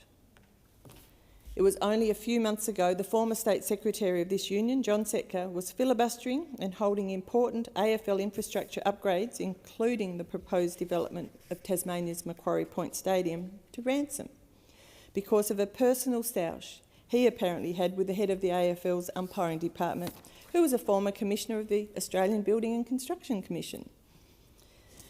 It's rather extraordinary that an individual, a union official in fact, has so much clout he can threaten to stall important infrastructure upgrades and hold them to ransom because of a professional disagreement. Let us not forget that the construction industry, particularly those who work in the commercial sector, rely on a steady pipeline of work and often transfer from one work site to another, and the actions taken by Mr Setka would have caused significant stress and uncertainty for those workers. Every worker on a construction site has the right to go to work and be able to do that work in a respectful environment without the fear of thuggery, intimidation and bullying from a union that purports to support employees. this temporary bill does not go far enough to root out the corruption at the heart of the CFMEU and ensure all workers can go to work without fear of harassment, intimidation or retribution for having a different opinion to the union. We all have the right to go to work and not be bullied. In fact, this week is National Action Week against bullying. And if the Labor government was serious about drawing a line in the sand against this behaviour, they would consider adopting the coalition amendments as a first step and support the referral of this matter to a Senate inquiry. The CFMEU is a union that has far-reaching arms into the construction and building sector across the country. The Victorian branch, which most of the allocations are centred, also runs the Tasmanian branch of the union. As a senator for Tasmania, that makes me particularly concerned that the behaviours and attitudes of the Victorian CFMEU branch have also filtered down to the Tasmanian branch, which is under its control. There are many honest and hard-working construction workers in Tasmania who may be members of the CFMEU, and I'm heartened that so far there have been no specific allegations against Tasmanian CFMEU members. I believe it is important that a bill like this sends a strong message to all members of this union that this behaviour will not be tolerated by this Parliament anywhere across the country. Deputy President, there needs to be an inquiry into this temporary bill because we need to hear from the Department, the Fair Work Commission and other stakeholders about how this proposed legislation will operate if it is enacted. We also need to hear from stakeholders about its effectiveness. Given the seriousness of the allegations, we need to ensure administration of this temporary bill is a transparent and independent process that reports to Parliament regularly and sets clear objectives of how the CFMEU needs to change before it can be taken out of administration. I am sure the families of those who are calling out the criminal behaviour of officials at the CFMEU and those who have experienced the bullying and intimidation, death threats and other behaviour would not feel that this bill goes far enough to ensure the CFMEU truly changes its trajectory. There have been calls from within the industry for increased protections for whistleblowers, saying that they fear for their lives and for the retribution they will receive for speaking out against a union with a lot of political and professional clout. There is nothing in this temporary bill that describes how the administration process will provide protections for these whistleblowers who have, quite literally in some cases, risked their lives to speak out against this behaviour. Some stakeholders have suggested that officials who are found to have been engaged in bad behaviour should be held to account and have their status as a union official removed. That would be a far more effective deterrent than simply deregistering the CFMEU, which is the whole basis of this proposed legislation. It does nothing to allay the concerns of whistleblowers who have alleged criminal misconduct and the misappropriation of funds by members of the CFMEU, nor does it address the serious issues of donations to the Labor Party by this union. Labor wants to rush this bill through yesterday, if they could, without any scrutiny. If the Senate is to pass this temporary bill, it needs to be amended. After first citing the bill on Monday of this week, by Tuesday afternoon, just 24 hours after receiving it, Senator Cash had received the contents and proposals within it, reviewed the contents and the proposals within it, and issued a media release outlining a number of comprehensive amendments required to deal with the many flaws contained in the proposed legislation. Despite circulating several government amendments that simply fix the basic flaws identified in the drafting of the legislation, the Minister, now 48 hours after receiving Senator Cash's proposed amendments, has still not agreed to the Coalition's amendments. In her release on Tuesday, media release on Tuesday, Senator Cash noted that the government's bill is so weak it could have been co-authored by the CFMEU. It conveniently provides the Minister with far too much power, including the ability to end administration early. For example, if Labor were re-elected, they could end the administration the day after the election.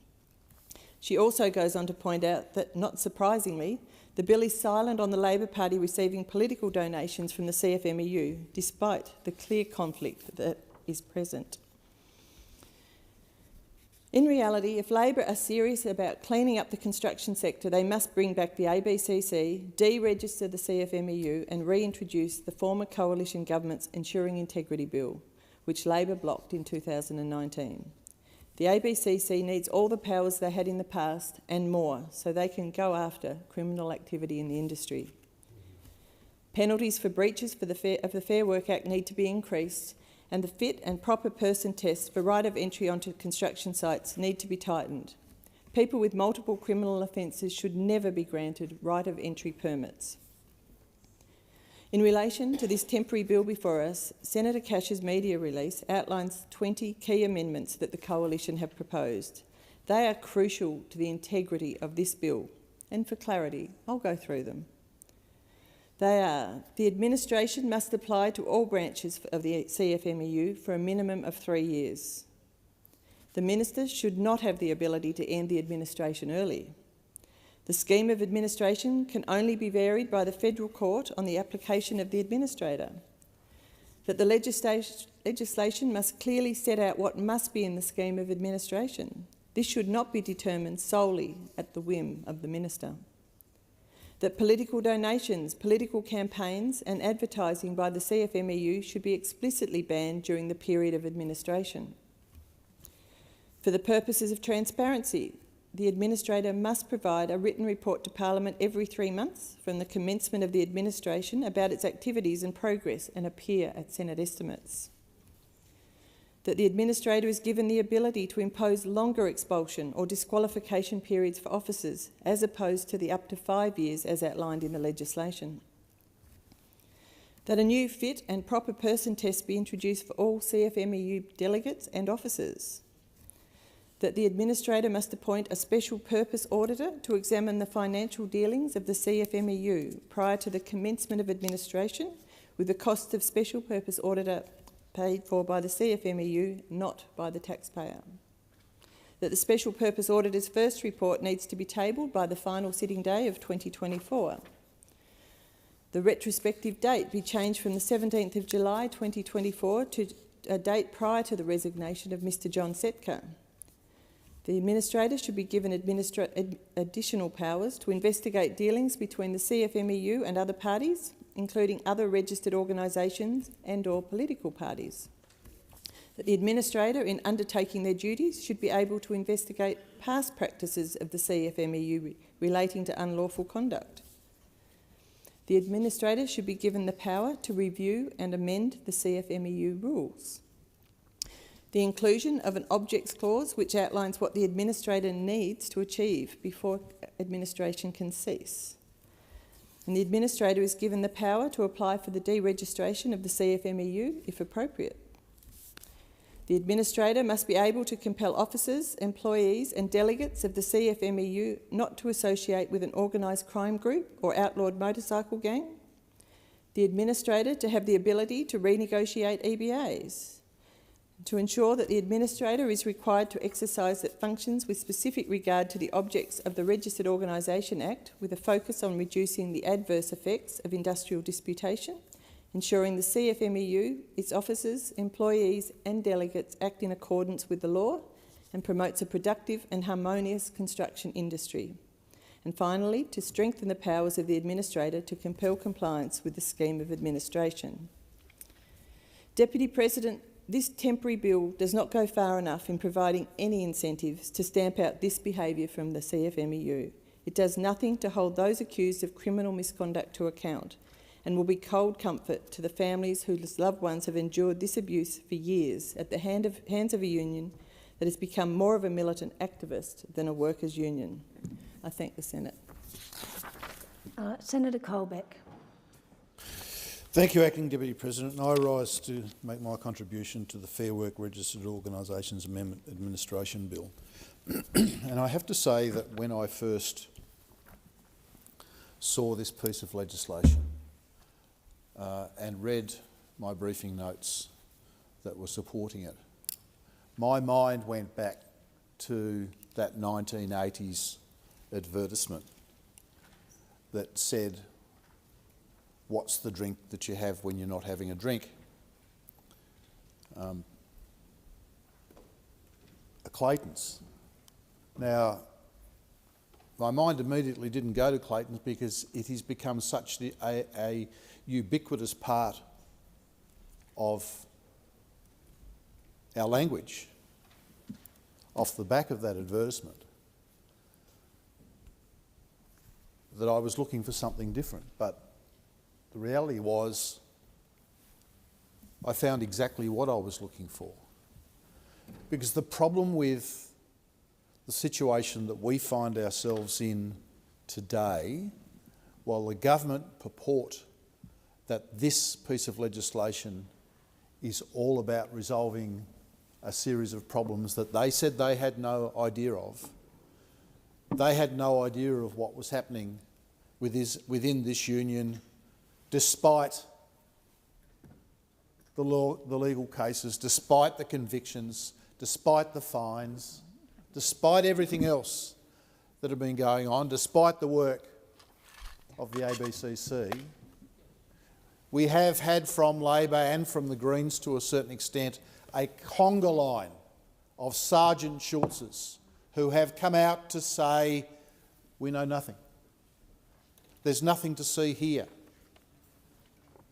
Repeatedly, over a continuous period of time, the Labor Party have defended the CFMEU and its actions.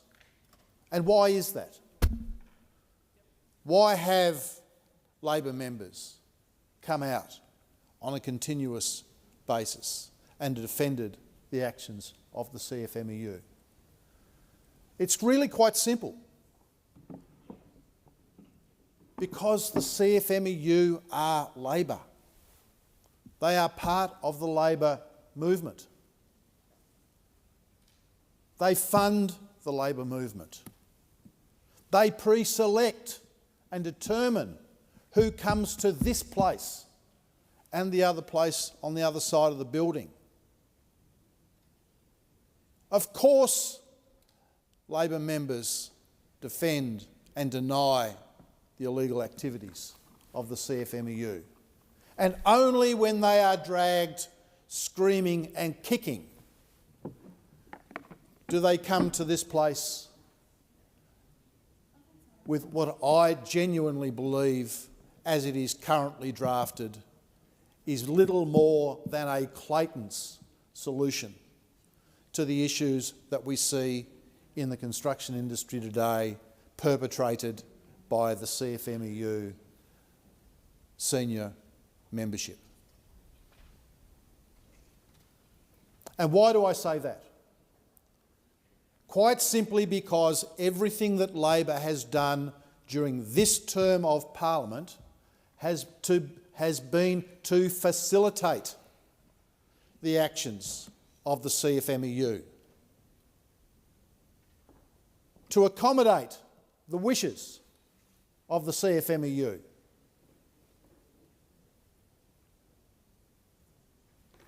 They abolished the ABCC at the bequest of the CFMEU, the one organisation in this country that's role was to ensure, or to attempt to ensure, that operations within the building and construction industry were conducted within the law. So one of the first things that Labor did was to take away that instrumentality.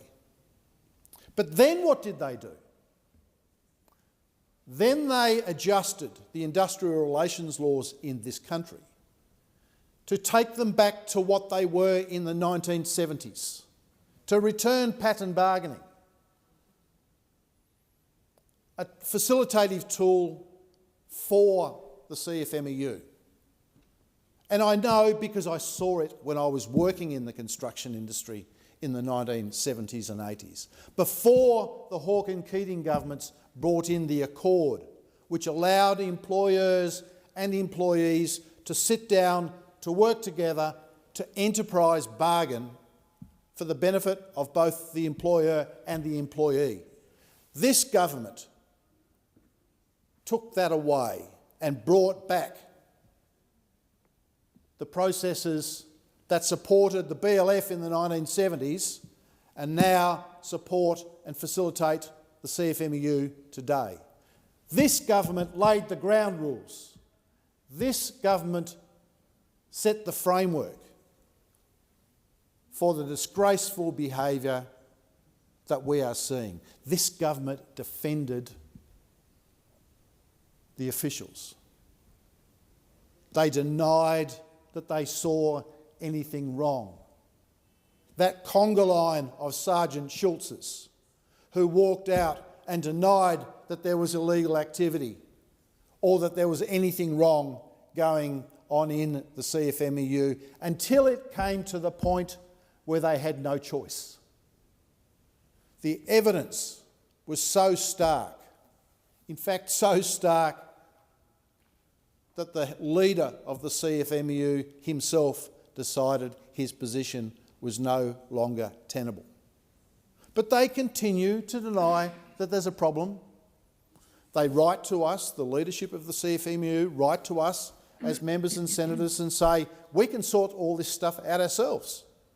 Now, I know what the Labor Party would say if a large business said, we'll sort this out, we'll do this ourselves. In fact, I saw it during recent Senate inquiries where how can you possibly trust someone to investigate themselves, was the line that was being run by Labor members. And yet that's what the CFMEU is saying today. Now, admittedly, the CFMEU don't want this legislation passed, which I have to say, to start with, is one incentive for me to support it, for the opposition to support it. But it needs significant improvement.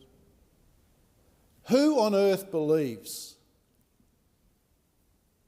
that the illegal activity and the corruption that exists within the CFMEU is going to be resolved within 3 years? Who believes that? This is accepted behaviour. This is the way the Labor movement works. This is the way that the government has legislated to support the way the union movement works. It's part of their DNA. It's who they are. So this legislation needs serious amendment. Minister Cash has proposed 20 amendments to see the opposition supporting the passing of the legislation. Minister Watt has been out there saying things are going well, we're close to agreement. There he stands with his glass of Clayton's and dry, clinking his glass with the Prime Minister, saying negotiations are going well, Prime Minister. Apart from the fact that they're not, there is no agreement with the opposition in relation to the amendments that we're seeking on this legislation. And the government needs to genuinely come to the table if it wants, as it says, to see this legislation pass quickly. It needs to genuinely take up the amendments that have been proposed by the opposition to support the passing of this legislation. But it also really does need to take a deeper look at what it has done during its term, because it is now the facilitator of this sort of activity, not only in the CFMEU, but any union can pull the same tactics now, because the government is the enabler. The government is the enabler of this disgraceful behaviour. And they should take a close look at what they have done. A close look at what they have done, supported by the Greens and the crossbench, I must say. They have taken the money, they have denied the existence of illegal activity. They have been pre-selected and supported by members of the CFMEU to be here. To be here. And they should look to the people who they should be serving, the Australian people, in terms of having a decent industrial relations framework to support lawful activity within the construction industry. On what basis? On what basis should Australian taxpayers pay 30 to 40% more because the CFMEU have a union deal on a particular project? Why should we pay a CFMEU tax because a union is involved in a government project? We're talking schools, we're talking roads, we're talking bridges, we're talking vital infrastructure that support our economy, and if the CFMEU is involved in those projects, we have to pay 30 to 40% more for the privilege of having them involved. And then the union gets to determine who the contractor might be. The union gets to determine who the subcontractors might be, because they've got to deal with the head contractor that the subcontractors have to have a union deal to be on the project. And then they start milking the project. The CFMEU tax starts getting paid, filtered back to the Labor Party and to the Greens. That's what the Labor Party has enabled. That is the behaviour that's been supported by the actions of this government. And yet the minister goes out publicly to say negotiations are going fine. We're progressing well. What he doesn't say is there is agreement on 0 of the 20 items that have been put before the minister in relation to this matter. This government needs to come to its senses. Not only does it need to deal with the illegal activity within the CFMEU, and this legislation does start that process, but as it stands, it is woefully inadequate. Clayton's legislation in that sense. But it also needs to look very closely at the broader industrial relations framework within this country, so that we can get back to a situation where an employer and an employee can sit down together and work out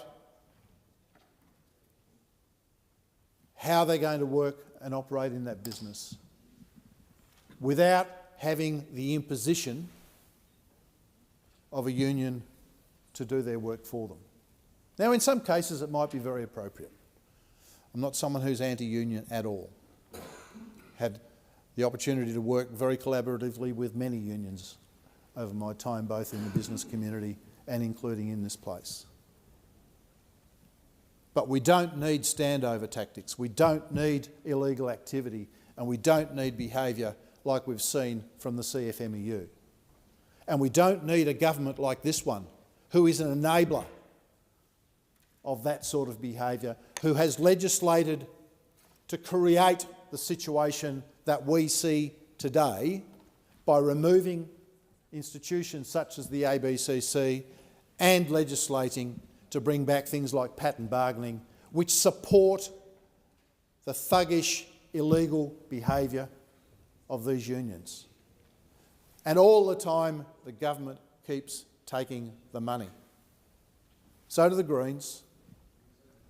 They continue to take the money, and on many occasions they trot out the Sergeant Schultz line, "I didn't know anything about this, I know nothing." And it's about time they genuinely came to the table. President, well, this bill is a hallmark of this government's approach to doing business, and it's what we've seen consistently over the last couple of years, and it's this sort of embarrassing approach to not being able to manage their agenda, not being able to keep promises that they make to the Australian people about the things they said they would do at the last election, and of course that usual high degree of opacity around what it is they're actually doing. Now, some of us are old enough to remember Mohammed Saeed al-Sahaf, who was otherwise known as Baghdad Bob or Comical Ali. He was the Iraqi foreign minister under the about-to-end Hussein regime in Iraq in the early 2000s. And I reference this character because he was the fellow who'd hold those daily press briefings, President, telling the world that the Hussein regime was on the march, everything was under control, there was nothing to see here, there are no US tanks in Baghdad, but only a couple of hundred metres from where he was holding these press conferences, there were scores of US tanks taking Baghdad. And it reminded me of something, and it reminded me of Minister Watt and his claims that everything is under control, that this government has got control of its agenda, so much so that they would march in here with a guillotine motion, President, and that they would demand that by the end of today we would have this bill passed, not having entertained one of the very reasonable amendments that have been put forward by the coalition to make this bill fit for purpose. Thank you, Senator Duniam. I'm assuming you're seeking to be in continuation. Certainly doing that. Thank you. So it being 11:15, we'll move on. Are there any notices of motions to be given for another day? Senator Urquhart? No? Yes? Yes. Sorry. On behalf of the Chair of the Standing Committee for the Scrutiny of Delegated Legislation, Senator O'Neill, I withdraw business of the Senate notice of motion number 1 for 12 sitting days after today, proposing the disallowance of the Jervis Bay Territory Rural Fires Rules 2024 made under the Jervis Bay Territory Rural Fires Ordinance of 2014. Thank you, Senator Urquhart. And is there a report from the Selection of Bills Committee? Senator Urquhart. Thank you. I present the 8th report of 2024 of the Selection of Bills Committee, and I seek leave to have the report incorporated in Hansard. Is leave granted? Leave is granted, Senator Urquhart. I move that the report be adopted. So the question is, the motion as moved by Senator Urquhart be agreed to. Those of that opinion say aye. Against? I believe the ayes have it. I shall now proceed to the placing of business. Is it desired to postpone or rearrange the business? Senator Gallagher. Thank you, President. I move that general business notice of motion number 570 be considered during general business today. So the question is, the motion as moved by Senator Gallagher be agreed to. Those of that opinion say aye. Against? I believe the ayes have it. I call the clerk. Oh, Senator Askew, beg your pardon. To leave of absence. Is leave granted? Leave is granted, Senator Askew. I move that leave of absence be granted to Senator Nampijinpa Price for yesterday for personal reasons and to Senator Hughes for today for personal reasons. So the question is, the motion is moved by Senator Askew be agreed to. Those of that opinion say aye. Against? I believe the ayes have it. Any other leave being sought? Nope. Okay, I'll call the clerk. President, no postponement notifications have been lodged today. The committees have lodged extension notifications as shown at item 8 of today's order of business. Thank you, Clerk. I shall now proceed to the discovery of formal business. And I go to government business number 1, standing in the name of Senator McCarthy. Minister Gallagher. Thank you, President. I ask that government business notice of motion number 1 be taken as formal. Is there any objection to this motion being taken as formal? There being none, I call the Minister. I move that the following bill be introduced. A bill for an act to amend the Aboriginal Land Rights Northern Territory Act 1976 and for related purposes. So the question is, the motion is moved by the Minister be agreed to. Those of that opinion say aye. Against? I believe the ayes have it. Minister. Thank you. I present the bill and move that this bill may proceed without formalities and be now read a first time. So the question is, the motion is moved by the Minister be agreed to. Those of that opinion say aye. Against? I believe the ayes have it. I call the clerk. A bill for an act to amend the Aboriginal Land Rights Northern Territory Act 1976 and for related purposes. Minister. Table the explanatory memorandum relating to the bill and move that this bill be now read a second time, and I seek leave to have the second reading speech incorporated in Hansard. Is leave granted? Leave is granted. Thank you, Minister. And in accordance with Standing Order 111, further consideration of this bill is now adjourned to the 18th of November 2024.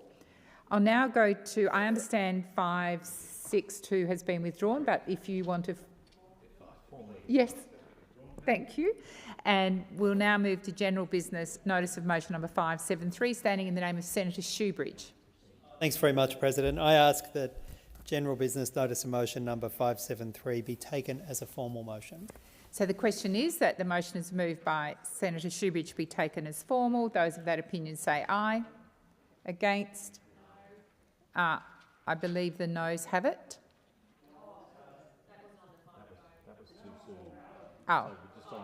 We're on formality. So formality. Just a moment, Senator Shoebridge. I'm just responding to voices. So I understand formality has been granted. So now I'll invite you to move the motion. I move the motion. So the question is that general business notice for motion number 573, standing in the name of Senator Shoebridge, be agreed to. Those of that opinion say aye. Against? I believe the noes have it. Division required. Ring the bells for 4 minutes.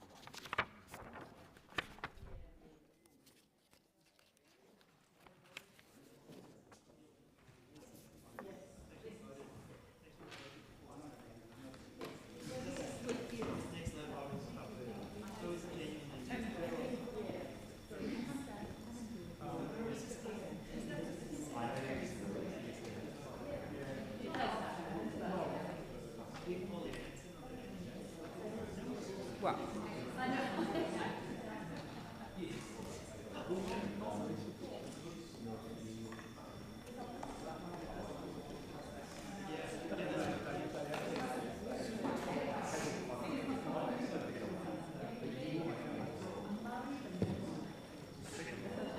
the what? Oh, no.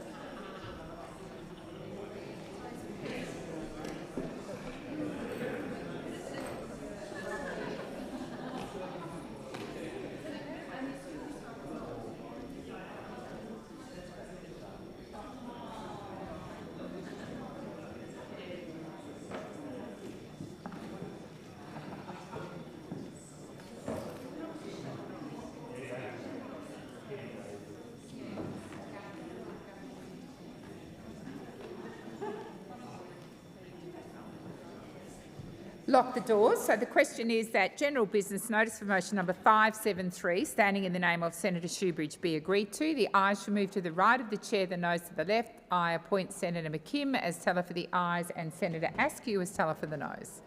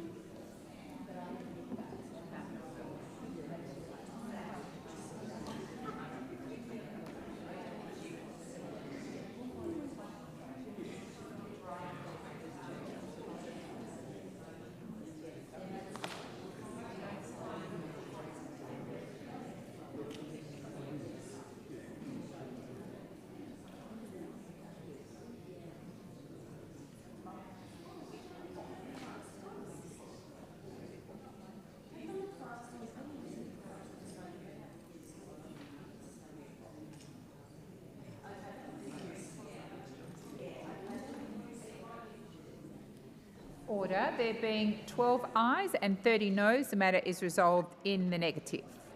So we now move to, that ends formal business. We now move to committee memberships, of which there are none. We'll just see if there's messages from the House, of which there are some. The President has received messages from the House of Representatives forwarding the following bills for concurrence: Customs Amendment, strengthening and strengthening and modernising licences and other measures Bill of 2024, and Customs Licensing Charges Amendment Bill of 2024. I call the Minister. Bills may proceed without formalities, may be taken together and be now read a first time. So the question is, the motion is moved by the Minister be agreed to. Those of that opinion say aye. Against? I believe the ayes have it. I call the Clerk. Customs Amendment Strengthening and Modernising Licensing and Other Measures Bill 2024, Customs Licensing Charges Amendment Bill 2024. Minister. I move that these bills be now read a second time, and I seek leave to have the second reading speeches incorporated in Hansard.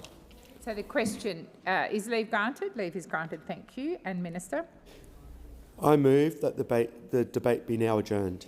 So the question is, the motion is moved by the Minister be agreed to. Those of that opinion say aye. Against? I believe the ayes have it.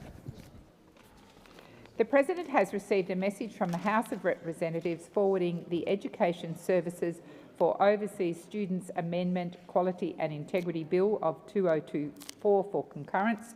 I call the Minister. Thank you. I move that this bill may proceed without formalities and be now read a first time. So the question is, the motion is moved by the Minister be agreed to. Those of that opinion say aye. Against? I believe the ayes have it. I call the Clerk. For an Act to amend the Education Services for Overseas Students Act 2000 and for related purposes. Minister. I table a revised explanatory memorandum relating to the bill and move that this bill be now read a second time. I seek leave to have the second reading speech incorporated in Hansard. Is leave granted? Leave is granted. Thank you, Minister. In accordance with Standing Order 115(3), further consideration of this bill is now adjourned to the 6th of September 2024.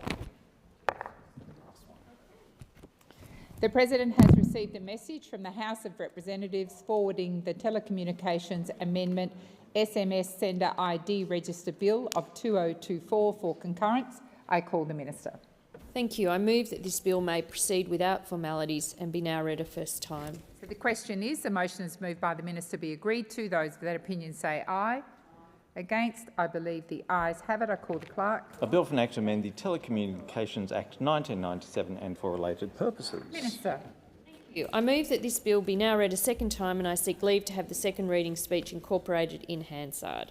Is leave granted? Leave is granted, Minister. I move that the debate be adjourned. So the question is, the motion is moved by the Minister be agreed to. Those of that opinion say aye. Against? I believe the ayes have it. I think that concludes business, so I'll call the Clerk. Government Business Order of the Day number 1, Fair Work Registered Organisations Amendment Administration Bill 2024, resumption of second reading debate. And Senator Dunham in continuation. Yes, President. Well, it's a delight to be back and pick up where I left off. And I was reminding the chamber of an event in history that many of us can't forget, and that was around Baghdad Bob, who was at the time the Foreign Minister in Iraq in the early 2000s at the end of the Hussein regime, and how Comical Ali, Baghdad Bob, reminded me of a certain colleague we have in this chamber, and that is the Minister for Employment and Workplace Relations, Minister Watt, who this week, much in the same way that Baghdad Bob was telling us that there were no US tanks rolling into Iraq and taking over that jurisdiction, holding a press conference telling us everything was okay while tanks were a couple of hundred metres from the room in which he was holding the press conference. Minister Watt was standing up on the second floor of this building telling the media that the government had everything under control, that these laws, perfect in their first form, introduced into this parliament, were going to pass. And that pesky Senate, that group of people elected by the people of Australia to interrogate and scrutinise legislation, didn't know what they were talking about. It was all mis and disinformation. This crowd, with their objections, were totally incorrect, and all of the concerns that were being raised about this legislation, and of course, as many of my colleagues have already outlined, have a long history of raising these concerns, and it's not just members of this place, it's not just Liberal politicians raising concerns about the CFMEU and their actions that these laws are purportedly to address. It's workers, it's the Federal Court of Australia, it's the former ABCC, and you name it, there are entities out there that of course have pointed to concerns around the CFMEU and their actions. So why is the Minister standing up in the press gallery, holding press conferences, telling us everything's okay, these laws aren't necessary, we don't need to do anything beyond what the government proposes to do? And I'll come to the substance of the legislation, or lack of it, I might say, and what the coalition aims to do to improve these laws. It was amazing, though, as I say, to watch Minister Watt, at his finest, spin like there was no tomorrow, telling everyone that the bills were perfect and this pesky thing called democracy was getting in the way of the government doing its job, getting in the way of urgently acting on clamping down on the CFMEU and their activities, their unlawful activities. And the fact is, these issues have been around for a long time. It's not like they were alerted to it, as Senator Cash, the Shadow Minister, has pointed out on a number of occasions now. It's not like this government was only just recently informed of what was going on. We have years of allegations, of court findings, of claims against the CFMEU, and only now are they seeking to act, having stood idly by, doing nothing about the actions of the CFMEU and their leadership, standing idly by while workers get nothing out of their lawlessness, and now they tell us it's urgent. And this government has the gall to tell the Australian Senate, elected by the people of Australia, just ran these through. They're perfect. There is no improvement to be made here. And indeed, we are so in control as a government, we will have a deal done by end of week. And it was only yesterday that we considered in this place a motion to what's known as a guillotine motion. This government often likes to use its numbers in partnership with the Australian Greens. Thankfully, on this occasion it failed, to curtail debate on important legislation. It is an end point in time for this place to debate legislation. And the government had a motion on the books to bring debate to an end today, only having introduced the bills this week. So no proper scrutiny, no Senate inquiry into this, so we couldn't actually look at the bills in any detail. We just had to rush it through here. We couldn't interrogate the department who were instructed by the government to draft these bills up and ask them on what basis were certain provisions drafted up, why they formed up this way. Was it a request from the minister or was it something from stakeholders? Have you taken none of that? No interrogation of that whatsoever. And it makes you wonder why. Why would they want to just push this off? It's because it's this whole nothing to see here approach. This government has adopted over a long period of time now an approach to doing business on behalf of the people of Australia, that if there's a problem, they'll try and get you to look the other way. Nothing to see here. Again, back to our Baghdad Bob analogy. Things are not as people might tell you, but as we tell you. We will tell you what's going on. We will tell you whether things are good or bad, and we will ignore the reality out there, the facts that actually relate to the situation, the facts relating to the workers that have been affected by the CFMEU, the facts that were outlined by Senator Colbeck in his contribution a little earlier on. The 30 to 40% premium on public infrastructure projects, of course, because of CFMEU involvement. I mean, how is that in the interests of this country? But again, as I say, this minister spins like there's no tomorrow and tells us it's all under control, and we've just got to get on with it. It's the terrible Greens and Coalition who are holding up this decisive action being taken by government. And again, just back on that motion moved yesterday, as we opposed the government's attempts to curtail debate, as we opposed the government's attempts to prevent democracy from doing its thing and allowing this Senate to interrogate this legislation, we had the Leader of the Government in the Senate, Senator Wong, and we had the Minister himself, Minister Watt, who I've referred to already in this debate, saying, well, OK, you move an amendment to this motion. Yeah, you tell us when you want to end debate. Well, hang on. Government, it's your job to get your bills through this parliament. It is your job to take people on the journey with you. It is your job to ensure that the legislation is right on behalf of those who elected you to government. And instead of saying, well, no, you opposition, you tell us when you want this done by, work with us on the amendments, which is why I now want to turn to some of the things that our Shadow Minister, Senator Cash, have referred to. The holes in the legislation, the shortcomings, many in number, ineffective they will render this bill. It does not do what they claim it will do. Again, in line with Minister Watt's farcical claims that everything's under control and we just need to pass these laws, is the fact that this bill does nothing at all, despite what he says. It does not deal with the issues at the heart of the problems being faced by Australian workers and taxpayers because of the lawlessness of the CFMEU. And as the Shadow Minister has pointed out, of course, the legislation before us, if ran through, as was Labor's intention, would vest in the Minister, Minister Watt, who of course told us there's nothing to see here and we should just get on and pass his bill, not interrogate, not scrutinise, vests too much power in him, too much discretion, too much ability to do whatever he wants, whenever he wants, in response to what we believe is a significant situation. And it is to that end, President, and we've heard it referred to multiple times in this debate, and I think rightly so, the concerns around at least a perceived conflict of interest. When a union donates large amounts of money to a political party, in this case the Australian Labor Party, which is of course the party from which the Minister hails, it was the party elected to govern in the interests of all Australians, $6.2 million of donations. You've got to wonder whether a minister elected as part of a political party that was funded in its election campaign by this union is actually genuine in seeking to deal with the issues that are faced through the lawlessness of this union.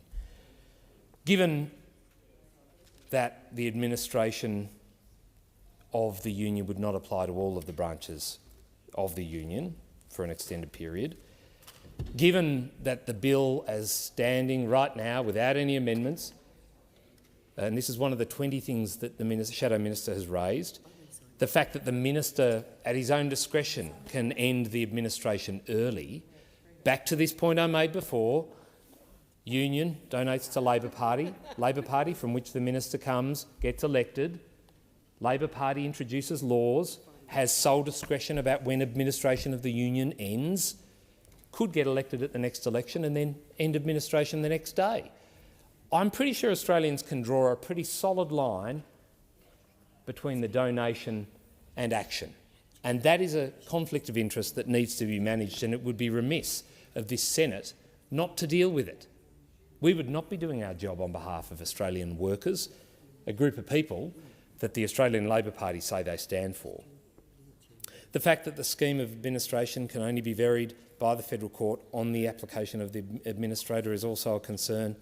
The fact that the legislation doesn't set out what must be in the scheme of administration, it should not be determined solely at the whim of a minister. Again, the fact that the minister has this discretion in this situation where they're a political player as part of a party funded by, in large part, the union that is the subject and central concern in this legislation.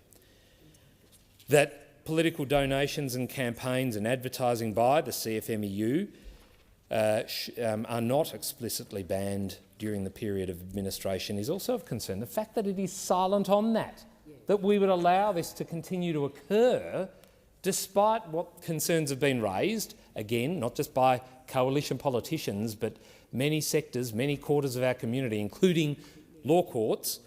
It's just unbelievable that the minister, our friend, Minister Watt, who, as I say, keeps reminding me of Baghdad Bob, nothing to see here, no problems to deal with, doesn't see this as an issue. Australians are not stupid. They're not mugs. They realise that when projects are costing more than a third more than they should, public infrastructure projects like roads and hospitals, schools, essential things that we all need to live in this developed and growing society, I just find it astounding that the minister does not have their interests at heart and does not wish to address these issues. You know, there's no transparency around this process either.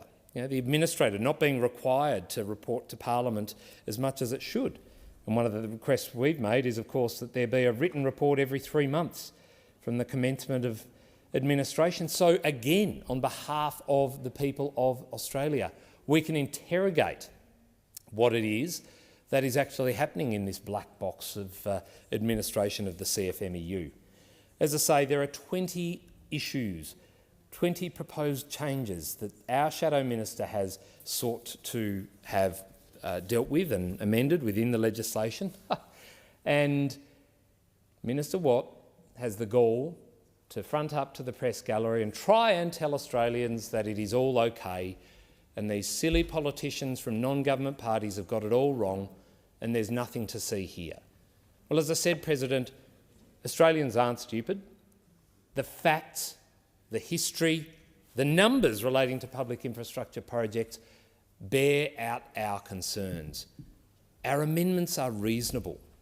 Our amendments are ones that Australians expect to be put in place to ensure the best outcome for them as taxpayers, as workers, as mums and dads of people on work sites who have experienced some of the issues that Senator Cash and others have referred to. But again, rather than taking the issue seriously, we've got a minister who, in his first real test, instead of properly dealing with things, simply seeks to spin, as I say, in the way that that failed Iraqi foreign minister, Baghdad Bob, did himself. And we know how that ended. It didn't end well for them because it was not based on truth. It was based on a lie. And I hope that this minister sees these amendments and sees fit to actually, on behalf of the people he purports to represent, make good this legislation, make it fit for purpose, rein the CFMEU in and restore law and order to building and construction sites and, of course, to the union movement in our country. Workers do occasionally depend on these bodies. Let's make them do the right thing by workers. Thank you, Senator Duniam. Senator Hume. Thank you, Madam President. President, this debate isn't just about politics. It's about the very fabric of our society. It's about our economy. It's about our values. It's about what we hold dear. It's about exposing the rot that lies at the heart of a union that is a pillar, indeed a key pillar, of the Albanese government, a government that dares to claim the moral high ground while swimming in the cesspool of corruption and lawlessness that has been demonstrated within the CFMEU. Minister Watt, the newly minted minister, was right in one thing. He said this morning that there is no time to waste. Well, he's absolutely right. No time to delay. There's no time to delay because the cost of living in this country is spiralling out of control. Now, I've travelled the length and the breadth of the country as the chair of the Cost of Living Committee, and those opposite may not have heard it yet, but everyday Australians are doing it really tough, really tough. But what do we see? We see a government that's not just complicit, but actively feeding the beast of inflation through turning a blind eye to the poor behaviour that has gone on in this union. Now, government spending is a key driver of inflation. It's a key driver, there is no doubt. But you don't need to believe me, because the Reserve Bank Governor Michelle Bullock has been saying it too. Government spending is a key driver of inflation, but when that government spending is tainted by the corrupt dealings of the CFMEU, the impact is catastrophic. The CFMEU has been involved in criminal activities that would make even the most hardened crooks blush. Bribery, intimidation, violence and outright corruption. And you don't need to take my word for it. You can take the word of senior, experienced journalists writing for The Age and the Sydney Morning Herald, reporting to Channel 9. And what has the ALP done about this? Well, instead of rooting out the cancer, they've actually coddled it. They've nurtured it. They've let it grow. They've let it fester, all the while telling people that union corruption is simply in the opposition's heads, in the coalition's heads, that it's fine, nothing's going on, nothing to see here. Every time a CFMEU official bullies their way through a work site, every time they misappropriate funds, every time they engage in thuggish standover tactics, it costs all of us money. It costs all of us money. The flow-on effect feeds the inflation beast. It drives up the cost of government projects, which means your taxes are higher than they need to be. It pushes up the cost of living, and the government have been complicit in this. The ALP, far from acting as the moral compass of the nation, has been right there cheering them on from the sidelines. Again, not my words, those reported in the newspapers. Now, the cost is not just financial, although the cost is no doubt staggering. Labor productivity in the construction sector has plummeted by 18.1% since 2014. And the decline is no coincidence. It's a direct result of the CFMEU's corrosive influence on the industry by obstructing work, by imposing costly conditions and encouraging lawlessness on work sites. The CFMEU has added 30% to the cost of major projects. 30%.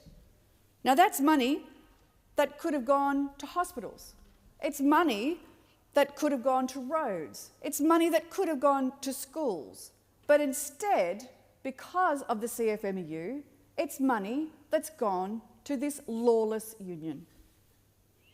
Taxpayer money siphoned off to cover the cost of union thuggery and mismanagement. And who foots the bill?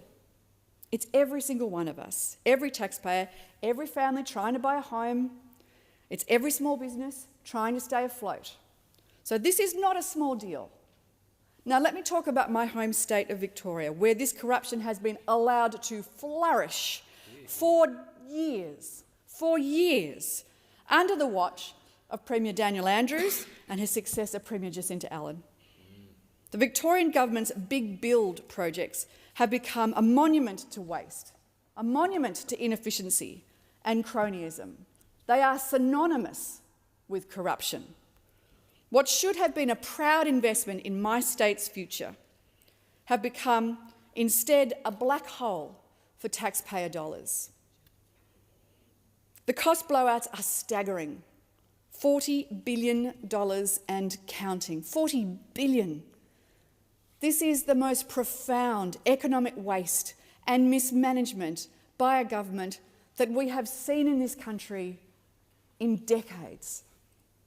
And why is this happening? Well, for one, complete and utter incompetence. But for two, because the ALP have allowed the CFMEU to dictate the terms of contracts, to bully and to intimidate and to prioritise their own interests over the needs of Victorians. The figures don't lie.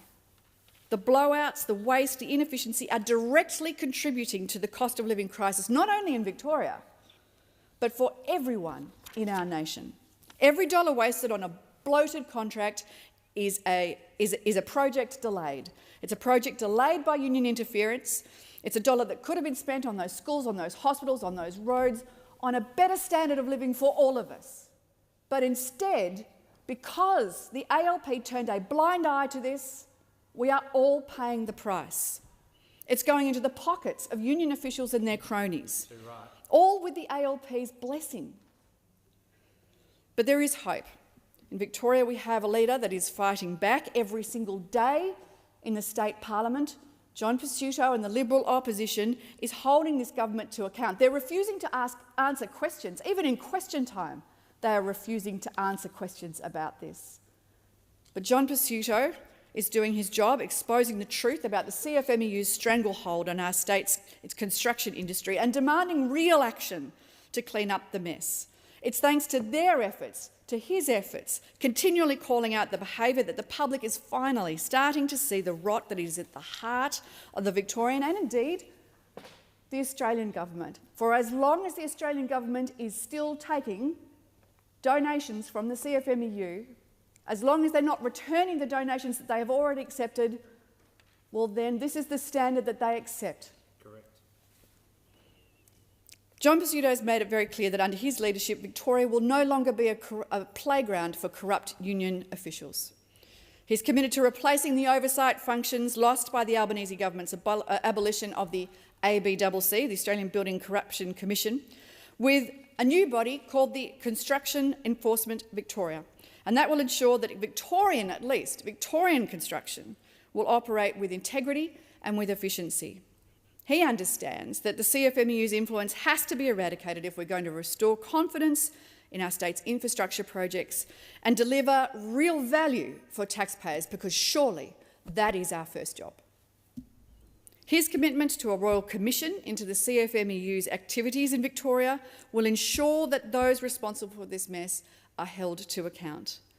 Now, the ALP pretends that they've only just discovered this rot. Oh, dearie me, there's something going on in the CFMEU. Who would have thought? They act as though this is brand new information to them. But let's be really clear, the ALP have known this all along. It's been a problem, a secret that's been hiding in plain sight.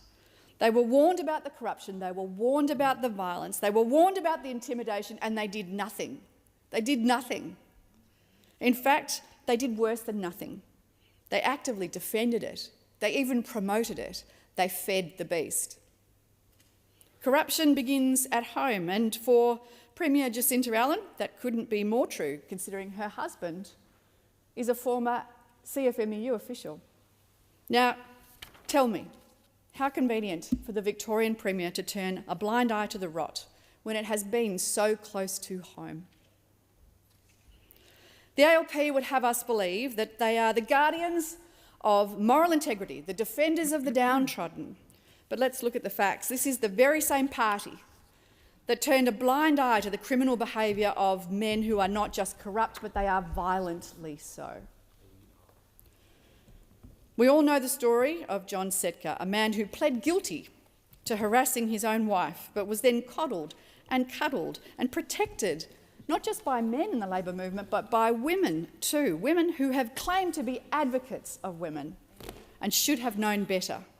This is a man who is a blight on the labour movement, and a man that has been allowed to rise to power and influence under the watchful eye of the ALP's umbrella. Warm in its embrace. Now the Prime Minister and the ALP will tell us that they've taken a strong stance, strong action by suspending the CFMEU, but let's be clear. They've only suspended the union in states and territories where elections are not on the horizon. Isn't that funny? So, Queensland, Northern Territory and Western Australia have all been conveniently excluded from the suspension. Why is that? Because the ALP will take the CFMEU's 30 pieces of silver. They will take the 30 pieces of silver to betray every other state in the Commonwealth. They'll cut ties with the CFMEU, but only when it's convenient. Only when it's convenient to do so. And what about their promises of reform? Well, the ALP say that they'll investigate, they'll inquire, they'll clean up the mess. But let's not kid ourselves. The Victorian Labor government and the Greens, those heroes of fairness and apparent decency, have treated the calls for these same investigations in Victoria with nothing but arrogance and contempt. Do we really expect anything different from our national government? I hope we do. For as long as the Labor Party pockets CFMEU donations, as long as they allow construction sites to operate without a watchdog, they are as morally bankrupt as the CFMEU itself. Let's be very clear. The Albanese Labor government is now desperate to fix a mess that is directly created by abolishing the by abolishing the ABCC. It's directly created by giving control of the construction sector to their mates in the CFMEU. And the results of that are a surge in criminal activity, threats, corruption, lawlessness that has added 30% to the cost of major projects, driving up inflation, hurting everyday Australians. Now, the Albanese government was warned that this would happen. They were warned. But they abolished the ABCC anyway. Who was asking for that abolition of the ABCC? Who was asking? Was it ordinary Australians? Was it parents with kids starting out in trades? Was it the Coalition? Who was asking for the abolition of the ABCC? Only one group, the CFMEU. They were the only organisation that wanted to see poor behaviour on construction work sites. So they've abolished the ABCC was the first thing, Anthony, the first thing the Prime Minister did when he came into office, and he did it to cheers of his mates. Why? Because they wanted to enable the CFMEU, not investigate it, not curtail its activities. They wanted it to flourish. Let's be honest, they're trying to now pass legislation to fix the damage that they caused, but it doesn't go far enough. It goes nowhere near far enough. We need an inquiry to hear from the Department, the Fair Work Commission and stakeholders about how this legislation will operate and whether it will actually be effective. Now, the Coalition has some serious concerns about this bill. It gives the Minister far too much discretion over the administration process. Under the legislation, the Minister could stop the administration at any time he chooses. And even if he doesn't choose to stop it, it's only got 3 years to run. At the end of 3 years, even if there are still problems within CFMEU, the administration ceases. Well, that's nonsense. It's unacceptable. We also need to ensure that the administration applies to all of the CFMEU's construction divisions, not just a select few. And we need to ensure that the process is transparent, that it must report directly and regularly to Parliament. The legislation should set clear objectives for how the CFMEU needs to change before it's taken out of administration. And at the moment, this bill, sunsetting after 3 years as it does, regardless of whether anything is actually achieved, could potentially make no difference whatsoever. That's why the Coalition is moving amendments. That's why we want to see changes to this bill. That's why we want to see it strengthened. Critically, this legislation must ensure that the CFMEU cannot make political donations or run political campaigns while it's in administration. The government has known about our concerns now about this bill for around 48 hours. It could have passed this bill in minutes. So when Minister Watt says there is no time to delay, that is on him. He could come in here right now and pass this bill immediately. But he cannot do it until those positions are strengthened, until the bill that we adopt is one that is actually going to have some effect. If they haven't adopted it, it's proof of the fact that the Labor Party are not only complicit in this corruption of one of the biggest and most powerful unions in the country, but they continue to enable the rot that has cost all Australians so dear. Time has expired. Senator Scarr. Thank you, Madam President. What a shameful state of affairs we find ourselves in. What a shameful state of affairs. One of the most important industries in this country, the construction industry, which provides the infrastructure all Australians need, the roads, rail, schools, hospitals, that is responsible for many projects that build the houses that Australians need, the middle of a chronic housing shortage, and we have a union, the CFMEU, dominating the industrial relations landscape, which is just beyond the pale, And the costs of all that public infrastructure is 30%, 40%, goodness knows what percent more because of the CFMEU and the way it conducts itself. And everyone in this parliament knows this has been going on for years and years and years, and yet it's been allowed to persist until now we reach this stage. What a shameful state of affairs, which all Australians are paying for. I'd like to congratulate the Australian Financial Review, The Age, Sydney Morning Herald and 60 Minutes for the investigation they conducted into the unlawful practices of the CFMEU. And I want to read from a particular article that was prepared as part of that investigation in relation to a young Indigenous Melbourne man by the name of Ben Nash, who took his own life. After attending a construction site, turned up to work at a construction site, came home to his mother and took his own life that night.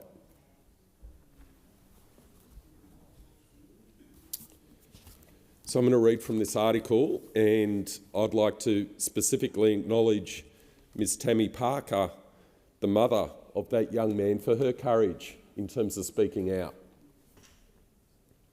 When Indigenous Melbourne man Ben Nash left for work on the morning of January 24, a day before his 19th birthday, all his mother Tammy knew was that her son was heading to a job he loved. He was drawn to civil construction, she says of Ben. She said he'd overcome mental health issues to throw himself not only into footy, but his dream of building a career in construction.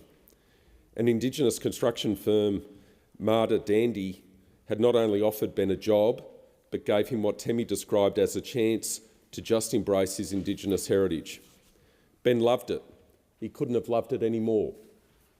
But ever since he skipped out the door that January morning, Temi's days have been marked with discoveries about all that she didn't know and wouldn't yet find out. She didn't know that the construction industry her son was entering was infested with underworld figures and cronyism, fuelled by crooked businesses and certain CFMEU officials who formed an unholy alliance to control who works and who doesn't on major projects. She was unaware that the Indigenous company that had given her son his first start, and how wonderful is that we had an Indigenous company in the construction industry, providing opportunities for people like Ben. She was unaware that that company had been targeted by the CFMEU. Nor did she know that a union organiser had many months earlier threatened to bash the founder of that company, a gentleman called Mr. Denny Miller. A CFMEU official had threatened to bash Miller, along with another of Ben's bosses, labelling the pair dogs. Temi had no idea that a second senior union official had warned her son's bosses that without CFMEU backing, they would never access any sites funded by the Labor government. She also wasn't expecting Ben to arrive home early from work distraught that same January day. So just picture this, the mother of this son who left so excited for the start of his work day. He then comes home and he tells his mum that he'd been bullied and humiliated on a building site because the CFMEU was angry, because he'd previously been employed by that Indigenous construction firm, Marda Dandy. There's no compassion, there's no empathy, there's anger. Temi didn't know that the next morning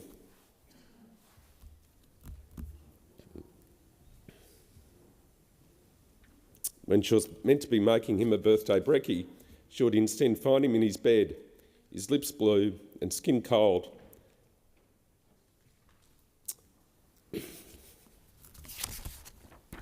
It's difficult to read.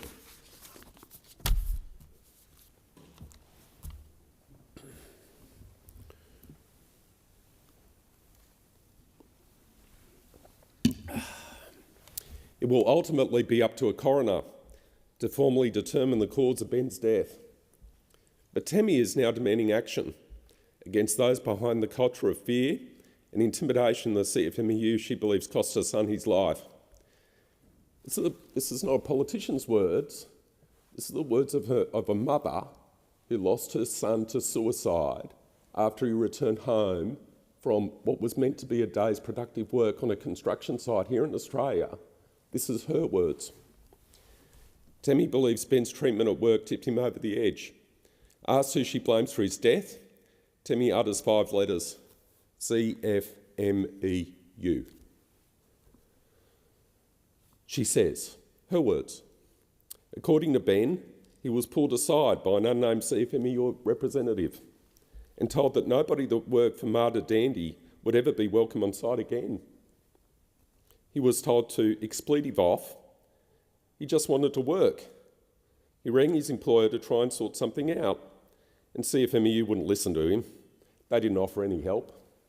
They locked him in a shed for 3 or 4 hours.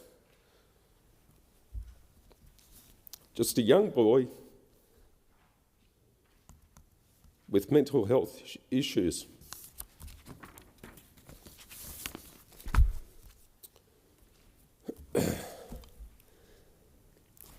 It's hard for me to read this.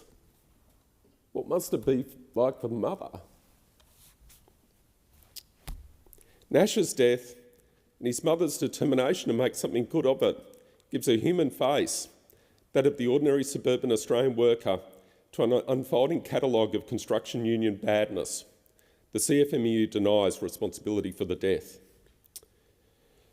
Over the weekend, the AFR and 60 Minutes also published covert video of the union official threatening to bash the two owners of Nash's company and an industry fixer caught in a covert sting who claimed to be able to bribe CFMEU officials in order to parachute corrupt companies onto the Victorian and federal government funding Big Build and force non-preferred companies off sites.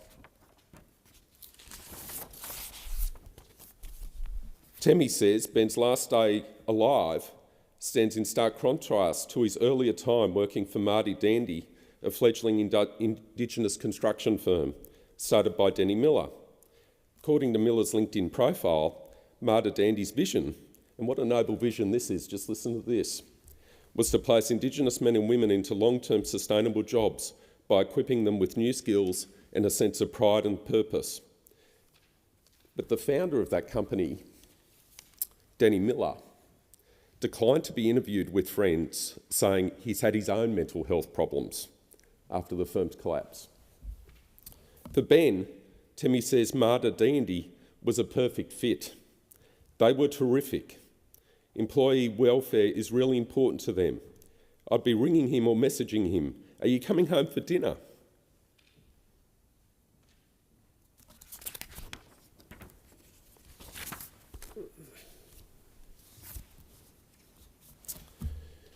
Goes on. Despite initially securing CFMEU and Australian Workers' Union support, the former, the CFMEU, turned on the company. The change in attitude is made clear in covert footage of two senior construction union officials filmed in March 2022 on a publicly funded Big Build project. The film records a senior CFMEU official repeatedly threatening to violently bash Miller, the Indigenous man who started that company with that great vision, telling him, quote, "Expletive and you expletive, and you know it, don't expletive with me. I will expletive take your soul and I'll rip your expletive head off. Don't expletive with me, expletive. Expletive you, you're an expletive dog." In what world's that acceptable? The covert video also captures a second high-ranking CFMEU official warning that any firms without CFMEU backing in the form of a CFMEU-endorsed enterprise bargaining agreement would struggle to win work on any major civil sites due to the construction union's control of the Labor government. To quote from the CFMEU official, "We've got them all, and yous won't be coming in with our companies," end quote. It was only in January, the day Ben arrived home early, utterly distraught, that Temi learned of the extent of acrimony between the CFMEU and Marta Dandy. He told her he had been bullied by an unnamed CFMEU representative and ordered to sit in a shed for hours because even though he was working for a new company, he'd worn a Marta Dandy t-shirt. He wore a t-shirt.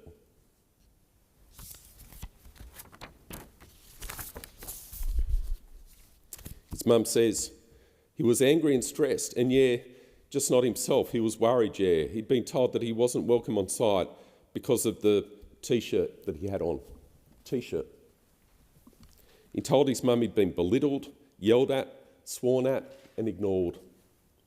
He said, "I feel sorry for anybody that has ever worked for Denny, because anybody that has ever worked for Marta will never get a job on a CFMEU site ever again," Temi said. Temi believed Ben's treatment made him fear for his future in a career he had only started. He was worried about his new job. He was 18 years old, first day on site, no other workers there that he knew, no support. So consider his vulnerability. Consider the vulnerability of this young man. Who was there on that work site reaching out to support him? Put in a shed. 3 or 4 hours. His mum says, "I thought that's what unions were supposed to do, look after their employees," end quote. For Tammy, what happened next is a blur. I asked him if he was okay and he said, "Mum, I just need to sleep. I just need to sleep. I just need this to stop." So he went to bed and I checked up on him at about midnight to make sure he was okay, and he was fine. But when Ben didn't walk out to the kitchen for breakfast, Tammy checked on her son again. He was cold, his lips were blue, he was clearly dead. His girlfriend was hysterical. Obviously we all were. And then it was just calling O. He was gone. There was nothing we could do. Next came the most unbelievable pain. I just sat outside. The ambos came and the fireys came, police come and detectives come, because Ben was so young and an unexpected death. Tammy hopes the coroner will get to the bottom of her son's death. Tammy says CFMEU officials visited her and tried to downplay the role of workplace intimidation in Ben's death. But Tammy isn't buying it. Tammy isn't buying it. Where was the duty of care for my son? Why was he locked in a shed for so long? Why didn't they tell him to turn his shirt inside out? They didn't want him there. They didn't want him on site. They didn't want him there purely because he was wearing the Marder Dandy shirt. Kids can't go to work and end up dead the next day. No family needs to go through this. So, Madam Acting Deputy President, this issue has a human face, it has a human cost. And there are families across Australia who are suffering. Their fathers, their brothers, their sons, their sisters, suffering because of the state of our construction work sites. Action is required, and the Coalition has put forward 20 sensible amendments to the legislation which has been put forward by the Labor government. And in considering those amendments, I call upon the Labor government to consider those words of Miss Tammy Parker, who lost her son after he arrived home distraught from one day on a construction work site in our beautiful country of Australia. Senator Kovacic, before I call you, we do have a hard marker at 12:15, so you will be in continuation after. Senator Kovacic. I would like to acknowledge the powerful contribution of my colleague, Senator Scarr, and I thank you for sharing that very difficult story with the chamber. And here we are, debating a bill that is going to put the CFMEU into administration. I'm sorry to say that those opposite have had their heads in the sand for far too long about the criminal behaviour of the CFMEU. And that is why, Deputy Acting President, we must act. There has been a lot of silence about the actions of the CFMEU, and we must ask ourselves why. Why have people in the chambers in this place been silent? Is that because of intimidation? Is there intimidation in this place also? And I think about the tattoo that we've all seen this week that Mr. John Setka has advertised across his social media. God forgives, the CFMEU doesn't. We need to think about that. Who is that a message for? Is that a personal message? Or is that a message very, very clearly and plainly demonstrated and publicised to ensure that anybody that might want to stand against him can be very, very clear about what the consequences will be? And we need to ask ourselves if we accept that.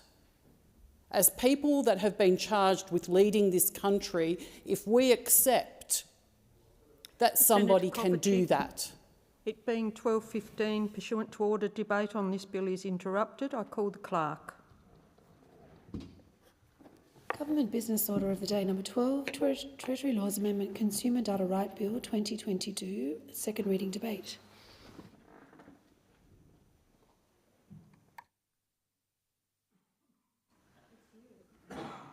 Senator, sorry. Who got the jump first? Sorry, I was just checking what was going on. Senator Dean Smith. Thank you very much, Madam Acting Deputy President. The Australian economy right now is in desperate need of productivity reform and competition improvements.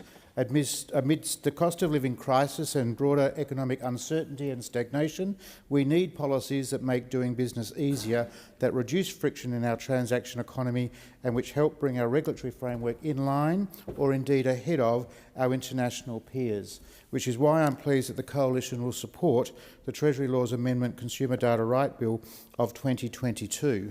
On the face of the bill, it's a very dry and technical read, but what I would like to do is demonstrate to the Chamber and to others that are watching in this debate the real-life benefits that are to be achieved and realised through this legislation.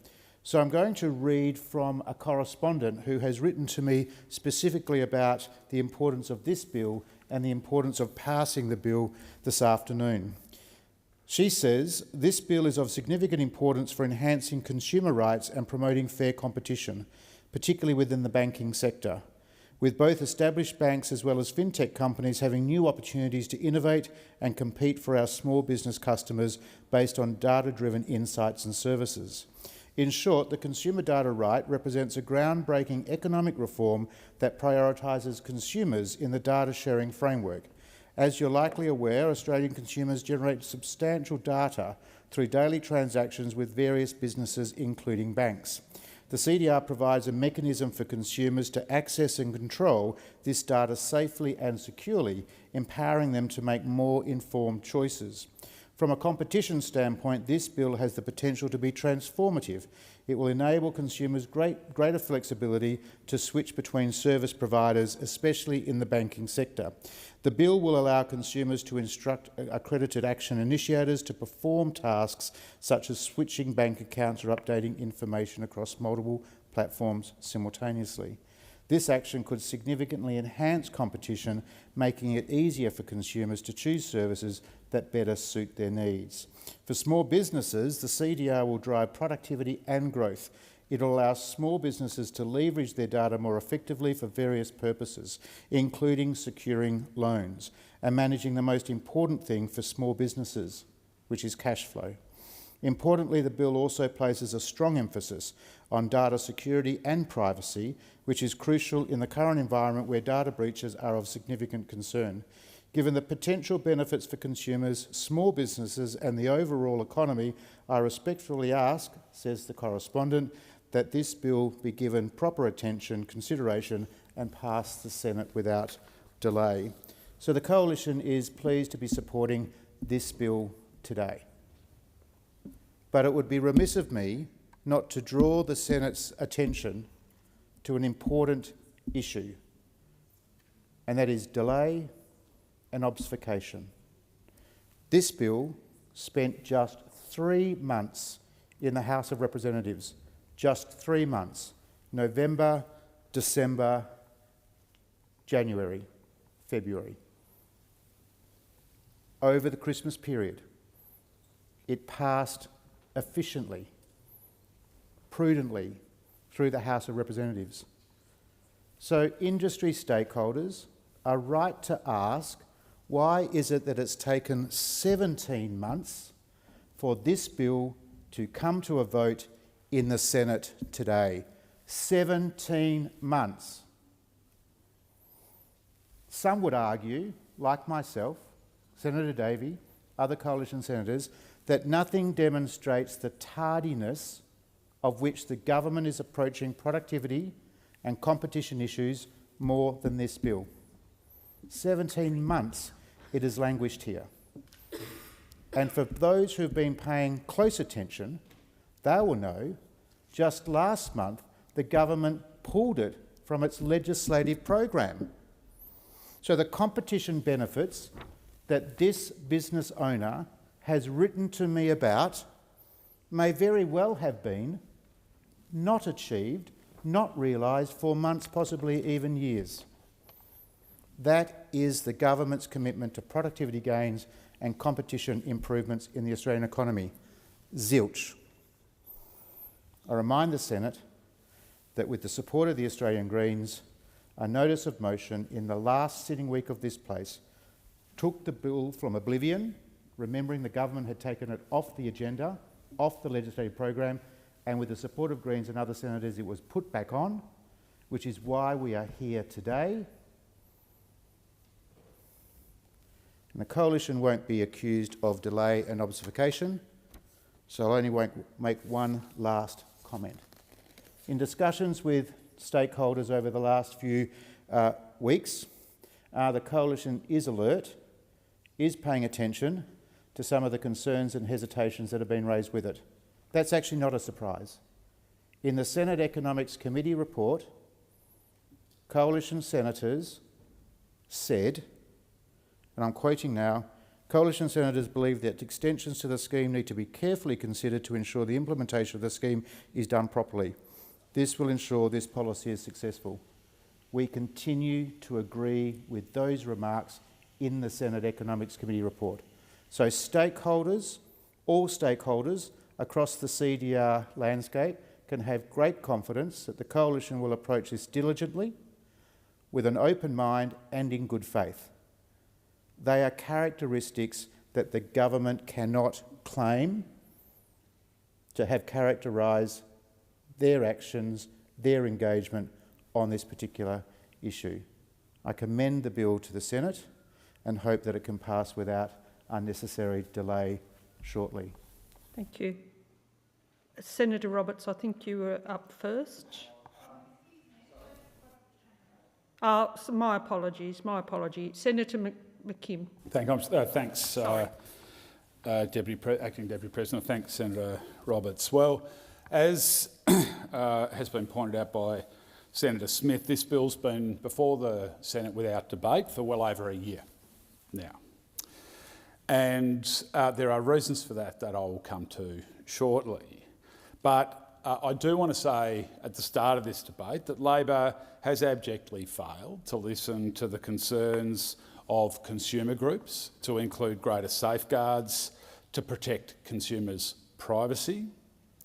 They've abjectly failed to listen to the concerns of consumer groups to include safeguards to prevent scams and financial abuse in the consumer data right framework that is before us today. And I also want to make the point that Labor has abjectly failed to adequately listen to the concerns of small banks and mutuals who are disproportionately impacted by their obligations under the proposed consumer data rights framework. Now, instead of fixing problems with the framework, Labor just took the easy option and left this bill to languish. And the reason, of course, that they did this, and I note that this bill is under the carriage of Assistant Treasurer Mr Jones, who members will be aware I have had a complicated relationship with over the first couple of years of this parliament. And Mr Jones took the easy option here and left this bill to languish because of one simple reason. That is, the big banks in Australia, and I might add the big insurance companies in Australia, oppose this legislation.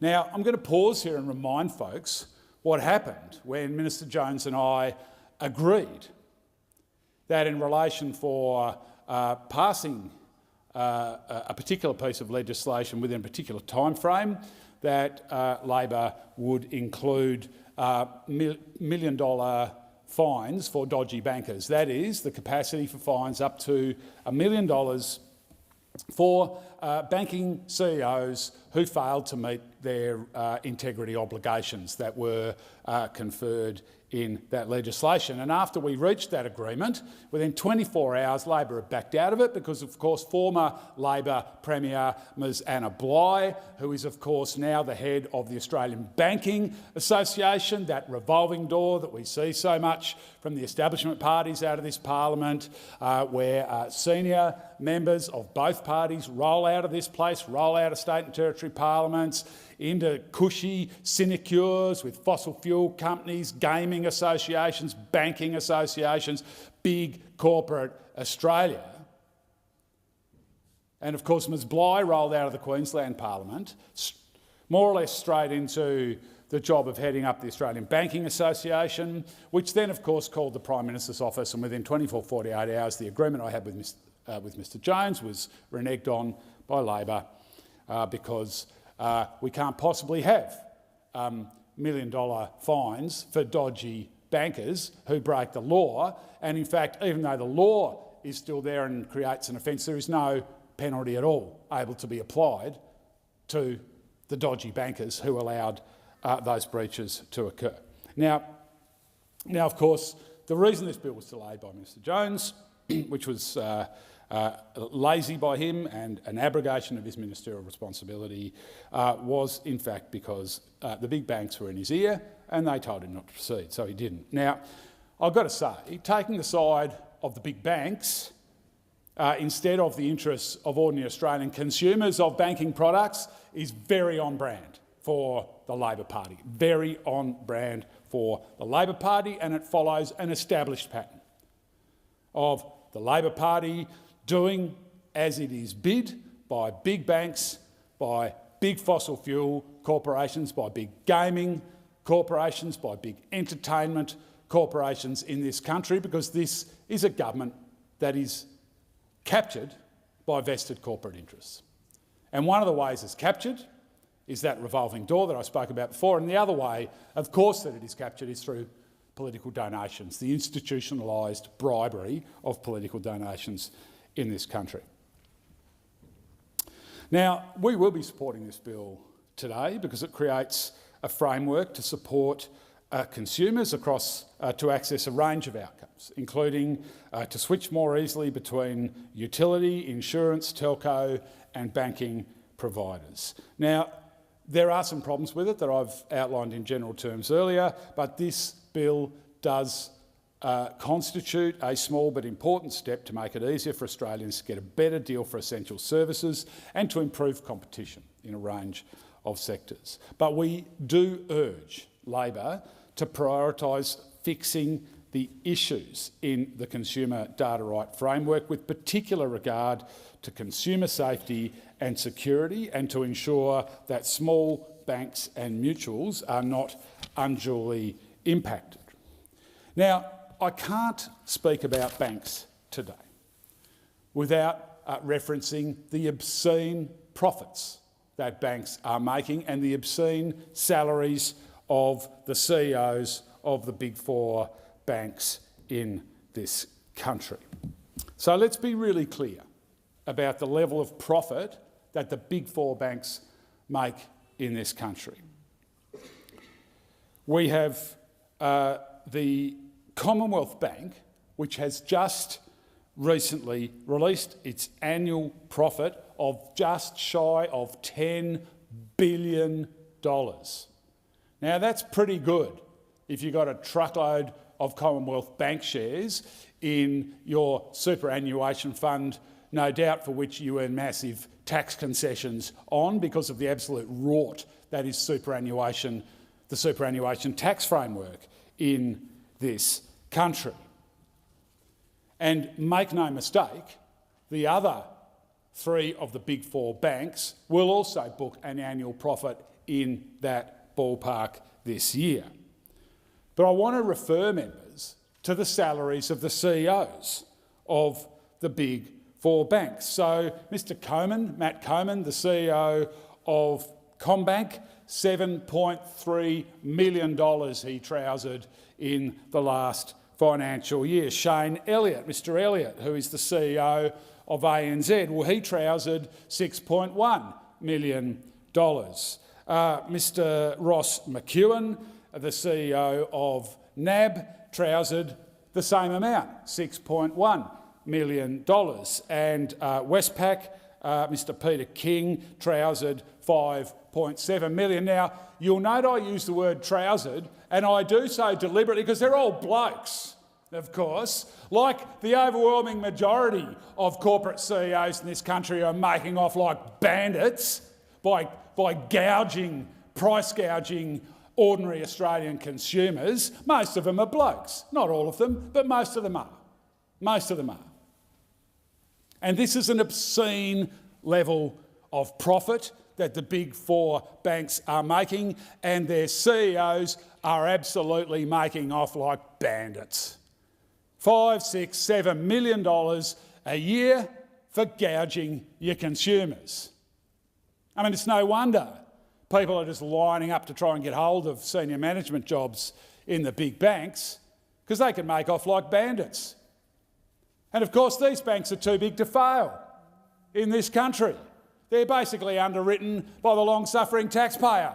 I mean, it's one of the lowest risk businesses you could ever conceive of in Australia, is running one of the big four banks, because they're too big to fail. The government won't let them fail. So they're a zero-risk profit machine. And they're a zero-risk profit machine, profit factory, because they're able to gouge their consumers.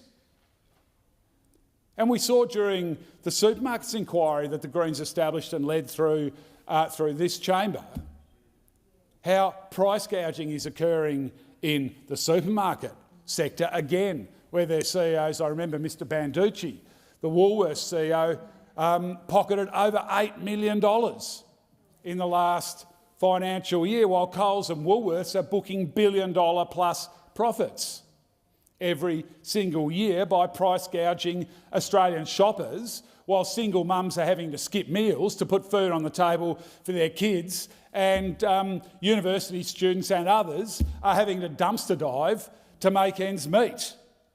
I mean, this country is being run by and for the big corporations, the big corporate establishment in this country, by the big political establishment. I mean, the Coles and Woolworths of Australian politics is running this country not for the benefit of ordinary Australians who can't put enough food on the table, can't pay their power bills, can't pay their rents and mortgages. It's being run for big corporates and their CEOs who are making obscene profits and pocketing obscene salaries. There is something grossly wrong in this country where the interests of corporate Australia are prioritised by the political establishment over and above the interests of ordinary Australians. Something badly, badly wrong. And I say to Australians, if you reckon things are going okay for you at the moment, by all means, keep voting for the same old mobs. Keep voting for the establishment parties. But if you want change, you're going to have to vote for it at the next election. And if you want real change in this country, you're going to have to vote for folks who are going to come into this place like the Australian Greens and fight for ordinary Australians and fight against the big corporations. That's what people are going to need to do, and I genuinely believe more and more Australians are coming to understand that there is very little to no difference between the major parties. It's Tweedledum and Tweedledummer over there, and if they want change, they're going to have to vote for it. Senator Roberts. Thank you. And the Greens' big immigration policies are driving housing prices and rents skyward, hurting single mothers, hurting every Australian. Thank you, Madam Acting Deputy President. Well, it's about time the Treasury Laws Amendment, Consumer Data Right Bill 2022, came up for a vote. I wonder why it is that bills which take away rights, like the Digital ID Bill, are guillotined, debate denied, committee process rigged to produce the desired outcome, and then rush through the Senate in an eye blink. Yet bills that give people rights are held back for years. Years. One Nation supports this bill, which should have been passed at the same time as the Digital ID Bill, a piece of legislation that relied on the protections provided in the Consumer Data Rights Bill. This week, the Minister for Government Services, Bill Shorten MP, released plans for the government's own digital ID, which he calls the Trust Exchange. I don't want to rain on the minister's parade, yet I'm compelled to state the obvious. The government does not have any trust to trade. Although the use of the word trade is significant because it shows the government doesn't understand what it's doing. When you use a digital ID, the circumstances of the use are recorded. There's a data trail that holds rich information about the person being verified, about you. The private intermediary who's performing the actual data handling is able to retain a copy of that data for a specified period of time. Does anyone really think they will delete that data when the retention period ends? That data is worth billions of dollars on the data market. The Digital ID Bill provided no protection against illegal data retention. The Consumer Data Rights Bill does provide some protections, and it includes an overarching statement of fairness and honesty that would make prosecution of big data for misbehaviour much easier. The Minister has announced, apparently proudly, that the government will keep on file a record of every digital ID transaction. Imagine being proud of that.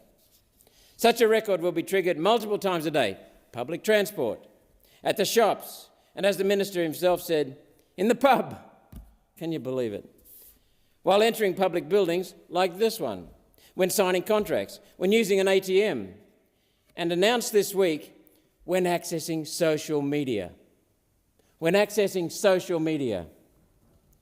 As I foretold when the Morrison Liberal Nationals government introduced the Digital ID Bill, and again foretold when the Albanese Labor Greens government pushed it through the Senate with no debate at any stage. Each of these uses for the digital ID are in active development. I thank the Minister for his honesty in admitting that the government will retain each of these transactions in their MyGov ID master file. The Trust Exchange QR code, which is to be branded TEX, is a massive technological undertaking. I do not trust this government and our bureaucrats have the technical knowledge to pull this off. And I have to wonder, how can Minister Shorten pursue justice over the tragic robo-debt data matching horror show so aggressively and then turn around and repeat the same mistake with TEX? Mismatches will be the norm. They'll be normal. Data outages, such as we've seen in recent months, will occur again and again and again and cause chaos again and again and again. And yet the government is intent on creating a centralised database of every citizen, accessible from every business in the country through intermediaries who will inevitably be large foreign companies that make their money selling data. Here's an example of what could and does go wrong. Remember when this Labor government demanded a MyGov account was needed in order to register for a director's ID? Remember that? Wasn't so long ago. The process was outsourced to Accenture, who immediately treated the exercise as a data harvesting opportunity, a landfall, a windfall, and started demanding applicants for a director's ID also provide details of their bank accounts, superannuation accounts, Centrelink account, Medicare number, a tax return, their driver's licence number, and their passport number. Yet the only thing the enabling legislation allowed for was the tax file number, 1, and they harvested 7. One word from the government and big business did whatever they liked with the data of millions of Australians. Accenture committed theft on a fraudulent basis. That is fraud. My office notified the government and it stopped. No punishment at all. What happened to that data? Was all that private information destroyed? I bet it wasn't. In fact, no, it wasn't. This government actually paid a big data company millions of taxpayer dollars, your money, our money, to harvest data for their own commercial benefit. And they went against the law to do it. So excuse me if I don't trust this new tax system. It's appropriately named, though. Tax will be a digital Wild West where the bad guys, big data, exploit the public for profit and power. Earlier, when I said this was not a trade, here's why. For it to be a trade, everyday Australians would get something out of it that we, the people, do not currently have. People already have a photo ID. They already have government-issued identification sufficient to meet any request. Nor does the government need to know a person went to the pub today. You know who does? Life, motor vehicle and health insurance companies. You know who else? Employers. They would love to know how often, where and what time of the day an employee went to the pub. This is why the value of the data industry worldwide is expected to be worth trillions in the future. In reality, a bank does not trade in money, it trades in risk. Imagine the money they will make if they can entirely eliminate risk from their books, knowing everything about their customers, everything all the time. Imagine how the government could use that data. The answer is provided in the UK Prime Minister Keir Starmer's behaviour right now, rounding up people, rounding them up for wrong think and wrong speak. I spoke about that lesson in communism on Tuesday night. This is the future, your future, under the Albanese Labor government, or under the other uni-party wing, the Liberal Nationals, who introduced the Digital ID Bill and introduced the Misinformation Disinformation Bill. Trust has been lost. Mr Albanese and his Labor government have lost the people's trust, lost the people's confidence, lost the people's support. After the Morrison government grossly and dishonestly mismanaged COVID, Mr Dutton and his Liberal National opposition have not yet earned people's trust, confidence and support. We need a strong crossbench of true Conservatives to stop Australia's slide into poor governance. The election cannot come fast enough. Senator Waters. Acting Deputy President, and I rise to speak on the... Is my mic working? Yeah. Yeah. Thanks very much, Acting Deputy President. I rise to speak on the Treasury Laws Amendment Consumer Data Right Bill of 2022. And yes, I did say that right, 2022. This bill's been around for quite some time. In fact, it's been before the Senate without debate for over a year. Now, the Albanese Labor government has sadly failed to listen to the concerns of consumer groups to include greater safeguards to protect consumer privacy and to prevent scams and financial abuse in the Consumer Data Right framework. They've sadly also failed to listen adequately to the concerns of smaller banks and mutuals who would be disproportionately impacted by obligations under the Consumer Data Right framework. So instead of actually addressing and fixing those problems, the bill has instead just been left to languish for a year. And you ask yourself why? Well, unfortunately, the conclusion that I draw is that it's because the government have bowed to pressure from their political donors, the big banks and the insurance industry. Now, they oppose this important reform for consumers. And so choosing to support massive corporations like the big banks over the interests of everyday Australians is a tragic pattern that we have now seen and now continue to see from this Labor government. And I reflect on earlier in this government's term when the Assistant Treasurer reneged on his support for a Greens amendment that would have imposed million-dollar fines for dodgy bankers. That was the right thing for him to originally commit to that, but then he reneged on it. And you know why? It's because executives of the big banks complained to Jim Chalmers. They rang up and said, oh no, please don't hold us accountable for integrity breaches. And the government said, you want us to jump? How high? No problems, mate. The big bank CEOs can just call the Labor government and get whatever they want. Now, yesterday, people might have seen Commonwealth Bank, or CommBank as it's rebranded itself, posted a $9.79 billion profit. Almost $10 billion in pure profit by Commonwealth Bank. Now, that is earned off the back of the pain of mortgage holders and renters and struggling families who can't afford the basics to survive. It should be criminal how much money the big four banks have made off the housing crisis. Right now, on average, $400 of every monthly mortgage payment that people pay is going to that profit of the big banks. $400 a month from every single mortgage payment, straight to the profit of the big banks. And people are forgoing things like fresh fruit and vegetables just so they can make their mortgage repayments. Meanwhile, the big banks are posting collectively profits of $30 billion in a year. It's absolutely obscene. And Labor and the Liberals are happy to let the banks rip off Australians because they take millions in political donations from them. Now, this is exactly why the Greens have long campaigned for political donations to be reformed, for them to be banned by the big banks, by coal and gas companies, by weapons manufacturers, by the alcohol and gambling lobby, by property developers, Big corporations should not be able to buy policy outcomes from anybody forming government. That is why we're seeking to clean up the political donations system, because it is an obscene and broken system that we live under.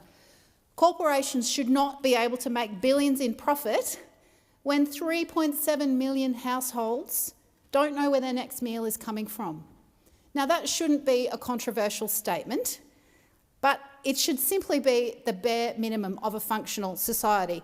I might add that the wealth of the richest 200 people in Australia is now equivalent to 25% of national GDP. No one should be able to hoard a quarter of the country's wealth when 761,000 kids live in poverty. It is utterly wrong. Now, people need to know that it doesn't have to be that way. We can change this. But the divide between the billionaires and ordinary people will only get bigger if the Labor Party and the Liberal Party continue to put their corporate mates first. We say tax the big corporates and make them pay their fair share, but once again, the Labor government have chosen to back in the big banks and other ahead of everyday Australians, and to leave their own bill that would help consumers and support better competition languishing for over a year in the Senate. So I'm glad that the bill's on today, and we will be supporting it because it creates a framework to support consumers to access a range of outcomes, pun not intended, including to switch more easily between utility, insurance, telco and banking providers. That's a small step, but it's an important one to make it easier for Australians to try to shop around and get a better deal for things like essential services and to improve competition. But we do urge the Labor government to prioritise fixing the issues in the consumer data rights framework, with particular regard to consumer safety and security, and to ensure small banks and mutuals are not unduly impacted. But I mean, fundamentally, when you've got a system of one of the banks posting a $10 billion profit and all of them collectively posting a $30 billion profit, with 761,000 children living in poverty, and with people genuinely struggling to pay their mortgage, to pay their rent, and cutting down on food for themselves and their families to try to make those mortgage payments, it is utterly obscene that the big banks are laughing all the way to the door with $30 billion of collective profits. There is a widening gap between the obscenely wealthy and the rest of Australians. It is not good for economic outcomes, it is not good for social cohesion, it is not good for the interests of everyday families that the government's meant to be standing up for. That's meant to be all of our collective jobs, is to make sure that people have what they need to live a decent life and a meaningful life. And instead, we have almost $10 billion in profits from just one of the big corporations that actually run this place. We have our democracy held hostage by big corporates because they make political donations and then they get the policies that boost their profits. What a nice, cosy little relationship between the majority of this parliament and the big corporates. Well, what about ordinary Australians? Why aren't their interests being prioritised ahead of the interests of the big banks and the big corporates? It is obscene. People are fed up with it, and people know that if you want change, you've got to vote for it. Senator Davey. Thank you very much. And I rise to speak on the Consumer Data Right Bill as 2022. As previous speakers have pointed out, this bill has been languishing for 17 months.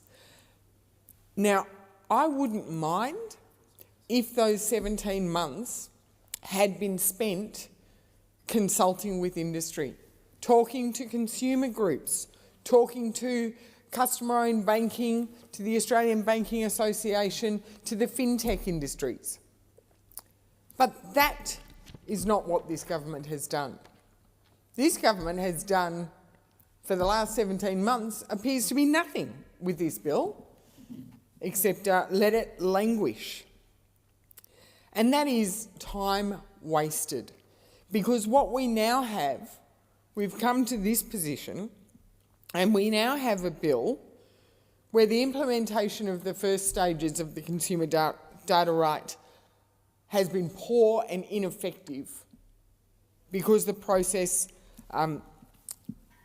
hasn't worked. This legislation forms is the next step of reforms that were spearheaded by the coalition government.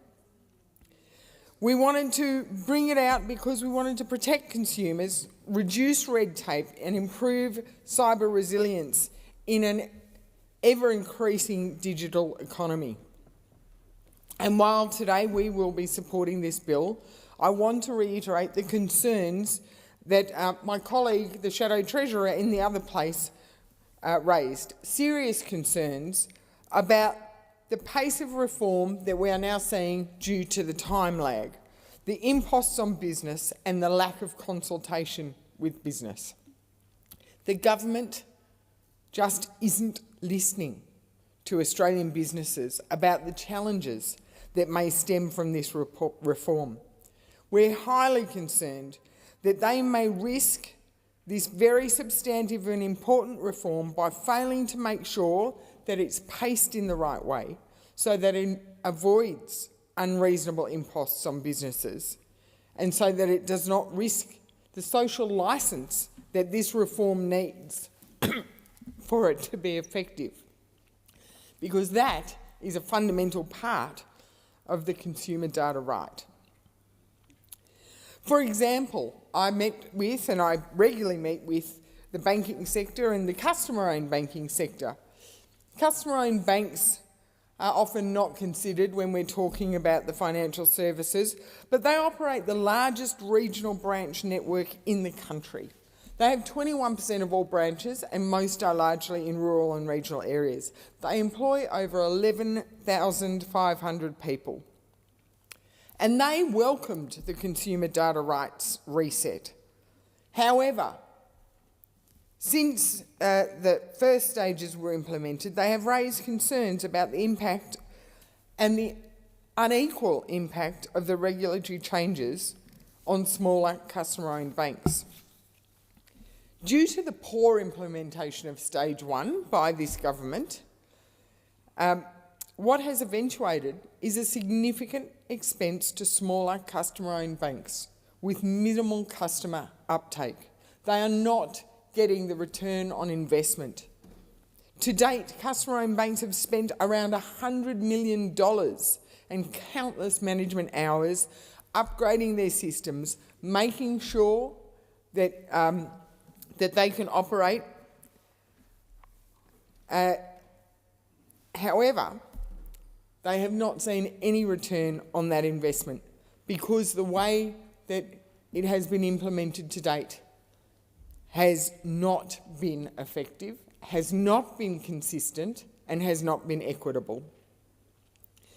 So I echo the concerns raised by my colleague Senator Smith in his contribution. And I caution that rushing the implementation without bringing industry along with you and with unrealistic timelines that could risk further implementation failures must be avoided at all costs. As the Shadow Treasurer said in the other place, it's particularly important that the impact that the consumer data rights may have on small businesses should be at the absolute forefront of the government's and the bureaucracy's thinking on how this is rolled out. Because remember, small businesses don't have the resources of big employers.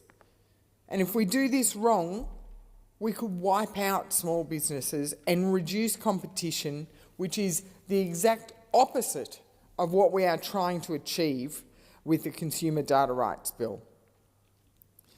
Expanding the consumer data rights needs to be done correctly, and it needs to achieve the red tape reduction and support the deregulation that was the intent of the bill when the Coalition commenced this process.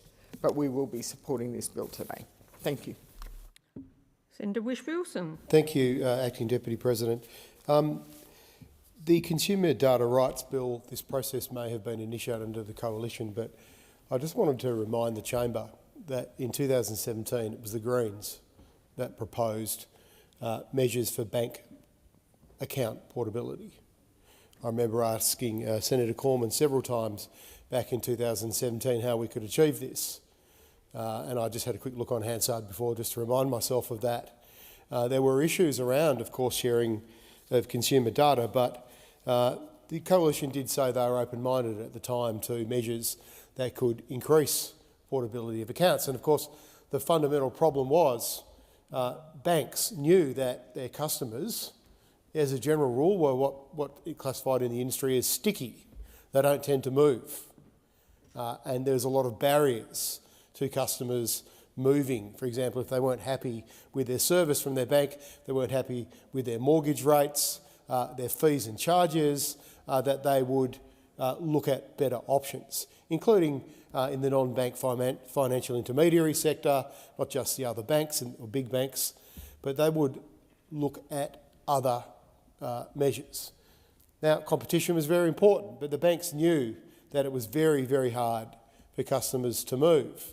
And of course, that's why this bill has been sitting on the notice papers, as has been pointed out by a number of speakers, for nearly 17 months.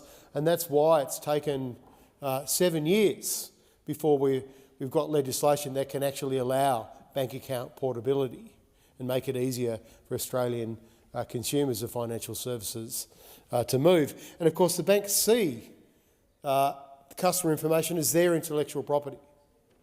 They have the arrogance to assume that they own this information about Australian citizens and customers. But of course they don't.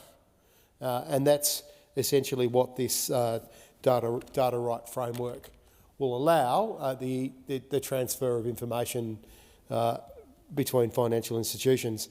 I would like to put on record, as I know my colleagues have done today, that we need greater safeguards to protect consumer privacy and prevent scams and financial abuse in the consumer data right framework, and that there are concerns that have been raised around the sharing of information.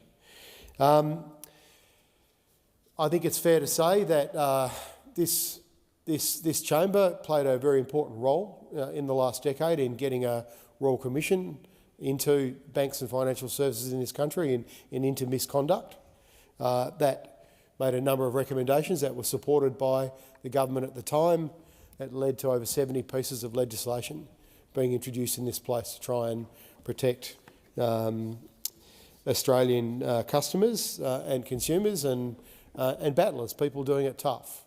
And I think that Royal Commission was shocking in its revelations. Even the critics of that Royal Commission, and some of them were in this place, agreed when the evidence became clear and was provided to the Commissioner that they were shocked by some of the revelations and that we needed change.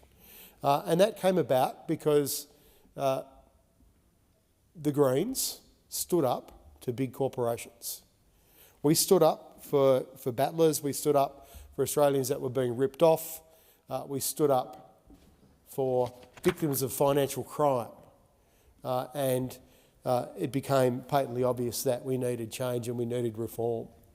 And when we think about state capture, and blimey, I remember how many years did it take of asking questions where the previous government refused to acknowledge there was corruption in the banks, and that we had a corrupted political system where politicians and political parties were benefiting from financial donations from banks.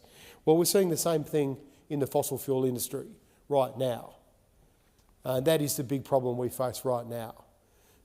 State capture writ large. If we're going to take action on climate change, we need to change the political system that facilitates this revolving door between fossil fuel companies and parliamentarians, and also the donations that we see being made to the major parties from big polluters.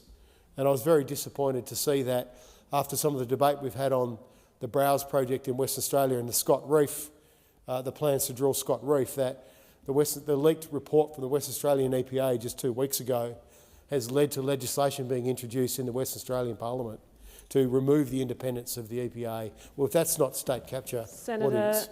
Your time has expired. The time for debate on the Treasury Laws Amendment Consumer Data Right Bill 2022 has expired. In accordance with the order agreed to on 3 July, I will now put the question before the Chair and then put the questions on the remaining stages of the bill. The question is... Oh, no, Minister. No, the time for debate's expired. Okay. Minister, thank you. So the question is that the bill be now read a second time. Those of that opinion say aye. Those against say no. The ayes have it. The ayes have it. I call the clerk. A bill for an act to amend the Competition and Consumer Act 2010 and for related purposes. The question now is that the bill be read a third time. Those of that opinion say aye. Aye. Those against say no. The ayes have it. I call the clerk. A bill for an act to amend the Competition and Consumer Act 2010 and for related purposes. Government Business Order of the Day number 1, Fair Work Registered Organisations Amendment Administration Bill 2024, resumption of second reading debate. I believe Senator Kovacic was in continuation. Senator Kovacic. So my question is this behaviour an intimidation? And how broad is that intimidation? Or is it arrogance, an arrogance that is completely out of touch with community expectations of what is okay and what is clearly not okay? Decades of the CFMEU running rampant over small businesses, decades of the CFMEU driving up construction costs, and decades of criminal behaviour on our building sites. I can share stories, but there is not enough time here, of people who are known to me who have lost their businesses, who have lost their livelihoods, who have suffered terrible mental health impacts because of the conduct of the CFMEU and the way that they engage with individuals and small businesses who refuse to participate in the behaviours and the conduct that they require. So we really need to have a think about that. We heard earlier from Senator Scarr about the devastating impact that caused the loss of life of a young man. This is not okay. We can't look the other way. We can't say there's nothing we can do about this. It is our job to do something about the CFMEU. But at the end of the day, it took a week of national media and a 60-minute story to get this government to take action. Let's not forget that it was those opposite that abolished the Union COP, the Australian Building and Construction Commission. They were warned about this criminal behaviour, but they abolished the ABCC anyway. Why?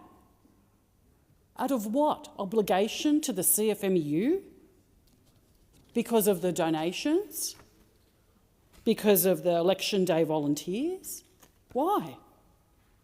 Now, I'm pleased to see this bill before us in the Senate, but it is nowhere near enough, and there are some glaring omissions, and we have a number of concerns about this bill.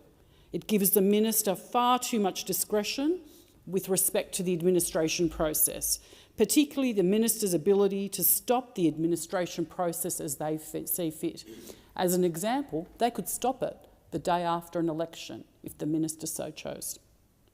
We also need to ensure that the administrator will apply to all of the CFMEU's construction divisions, not just a select few.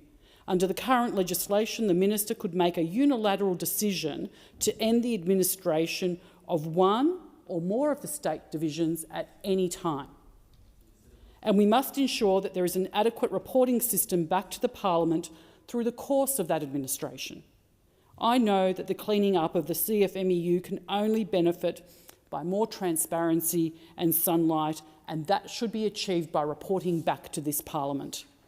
And there is a complete lack of standards with respect to how the CFMEU needs to change before it can be taken out of administration. The Parliament must be absolutely clear in its intent, in its view that the CFMEU is rotten and needs serious change. And we must set out what needs to be done in order for the Parliament to be satisfied that the CFMEU has been properly cleaned up and can do its core important job of representing workers, because it has undeniably lost its way. It is not doing its job. and that must be outlined in the bill, and at the moment it fails to do so. Strangely, the bill only provides for an automatic 3-year sunset on the administration. Automatic. So even if it hasn't fixed the issues, automatically it's suddenly out of administration. It has no regard as to whether the administrator or the courts or the parliament are satisfied that the issues by which the administration occurred in the first place have been resolved. It just automatically ends, just stops.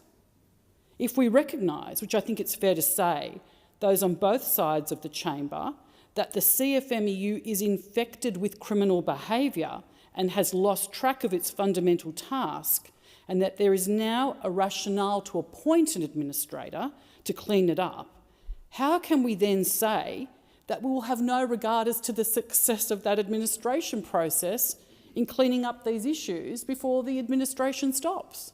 It makes no sense whatsoever. Surely it must be the case that the administration cannot cease until the job is done. The legislation must reflect this, and at the moment it doesn't. Another glaring issue is that the legislation as it stands is with the matter of political donations during the administration period. Now, it's one thing for a democratic trade union to make donations to a political party. The reality is that that is just a function of our democracy, and whilst of course there is a conflict in terms of Labor governments and their IR and workplace policies, it is a democratically elected body making the choice to make a donation. However, under this legislation, the minister sets the terms of the administration of the CFMEU, and they are still allowed to make donations to the party of the minister that sets their administration terms. So let's have a think about that. The organisation that is under administration as a result of criminal conduct can make donations to the party of the minister setting the terms of the administration. I don't think that passes any test, pub or otherwise. It is an undeniable conflict. The legislation cannot allow this to occur. Whilst the CFMEU is in administration, it cannot be allowed to make political donations. It is concerning that the government wants to rush through this bill without adequate scrutiny. It should be subject to proper and careful scrutiny. But rest assured, Madam Acting President, where the government has failed to act, the opposition has sensible common sense amendments to ensure that this bill does its job and that it is effective. The administration must apply to all branches of the CFMEU for 3 years. And the minister should not have the ability to end the administration early. The scheme of administration should only be able to be varied by the federal court on the application of the administrator. The legislation must clearly set out what must be in the scheme of administration. This should not be determined solely at the discretion or whim of any minister. It should be clearly set out. As I noted before, that political donations, political campaigns and advertising by the CFMEU should be explicitly banned during the period of administration. And that is an entirely reasonable request and requirement, and should have been in this legislation to begin with. For the purposes of transparency, the administrator must provide a written report to the Parliament every 3 months from the commencement of the administration about its activities and progress, and should appear at Senate estimates. I think that that in itself is a very clear indicator of good faith and transparency to note that in legislation as a requirement. that the administrator is given the ability to impose longer expulsion or disqualification periods for officers as opposed to up to 5 years as outlined in the legislation. If the administrator sees fit that longer penalties should apply, why shouldn't they be able to apply those penalties? We believe that a new fit and proper person test needs to be introduced for all CFMEU delegates and officers. And I spoke to that earlier when I spoke about Mr John Setka and the tattoo that he wanted everybody to see, where he wanted everybody to know that the CFMEU would not forget, would not forgive. God would, but they wouldn't. If that isn't intimidation, if that isn't bullying, if that isn't attempting to silence someone, I don't know what is. And is that the type of character that we want in individuals who are leading our organisations? Is that a fit and proper person to be leading the CFMEU or any other organisation? The administrator must appoint a special purpose auditor to examine the financial dealings of the CFMEU prior to the commencement of administration, with the cost of a special purpose auditor paid for by the CFMEU and the lots of money that they've got, not by the taxpayer. So that auditor should be paid for by the CFMEU. The special purpose auditor's first report needs to be tabled by the final sitting day of 2024. And the retrospectivity date should be changed from the 17th of July 2024 to a date prior to the resignation of Mr John Setka. And the administrator should be given additional powers to investigate dealings between the CFMEU and other parties, including other registered organisations or political parties. The administrator, in undertaking their duties, should be able to investigate the past practices of the CFMEU relating to unlawful conduct. They should absolutely be able to look back and see what kind of systemic issues exist in this organisation and how long they have existed. The administrator should be given the power to review and amend the rules of the CFMEU. There should be an inclusion of an objects clause which outlines what the administrator needs to achieve before an administration can cease. What do we want to see before we stop administration, rather than just having it automatically stop at a random date 3 years in the future? The administrator is given the power to apply for the deregistration of the CFMEU if they deem that to be appropriate. And the administrator must be able to compel officers, employees and delegates of the CFMEU not to associate with an organised crime group or an outlawed motorcycle gang. I mean, I can't fathom that anybody would disagree with that, or that anybody would have a problem with that. The administrator should have the ability to renegotiate EBAs. And we need to ensure that the administrator is required to exercise their function with specific regard to the objects of the Registered Organisations Act, with a focus on reducing the adverse effects of industrial disputation, ensuring the CFMEU, its officers, employees and delegates act in accordance with our law. Senator Cadell. Acting Deputy President. So many speakers on this topic, and as I was sitting here I was wondering which particular angle to take. Then I was in here for the speech by Senator Scarr.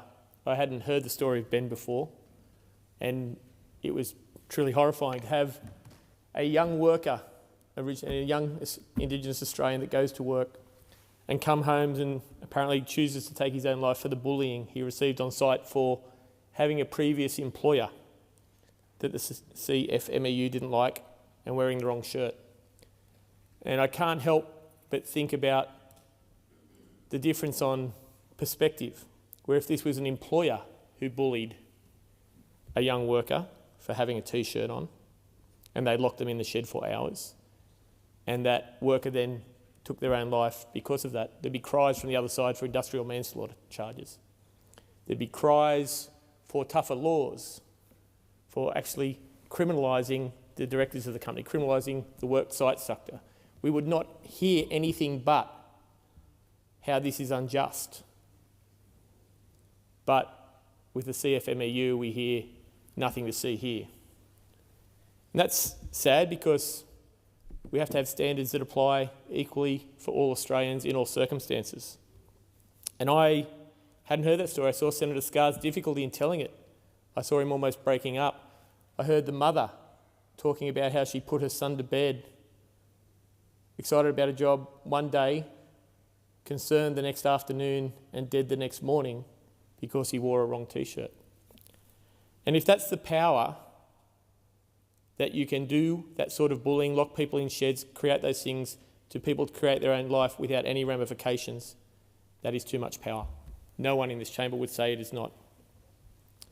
I have very limited experience with this union, but a friend of mine did take me into their home. They were building a development in the Hunter, and they showed me on-site footage of 2 union members coming on site and assaulting their site. One person, let me not say both, I'll be honest. One person assaulted their site manager and captured on footage, couldn't do anything about it. Nothing was a problem till the union found out that they had footage of it. Then the threats came. You won't get another employee on site, you won't pass safety things, there'll be an electrical issue, you won't get final clearance. All these things happen if you go to the police, if you tell anyone, if you do anything. So I was specifically told, don't do anything.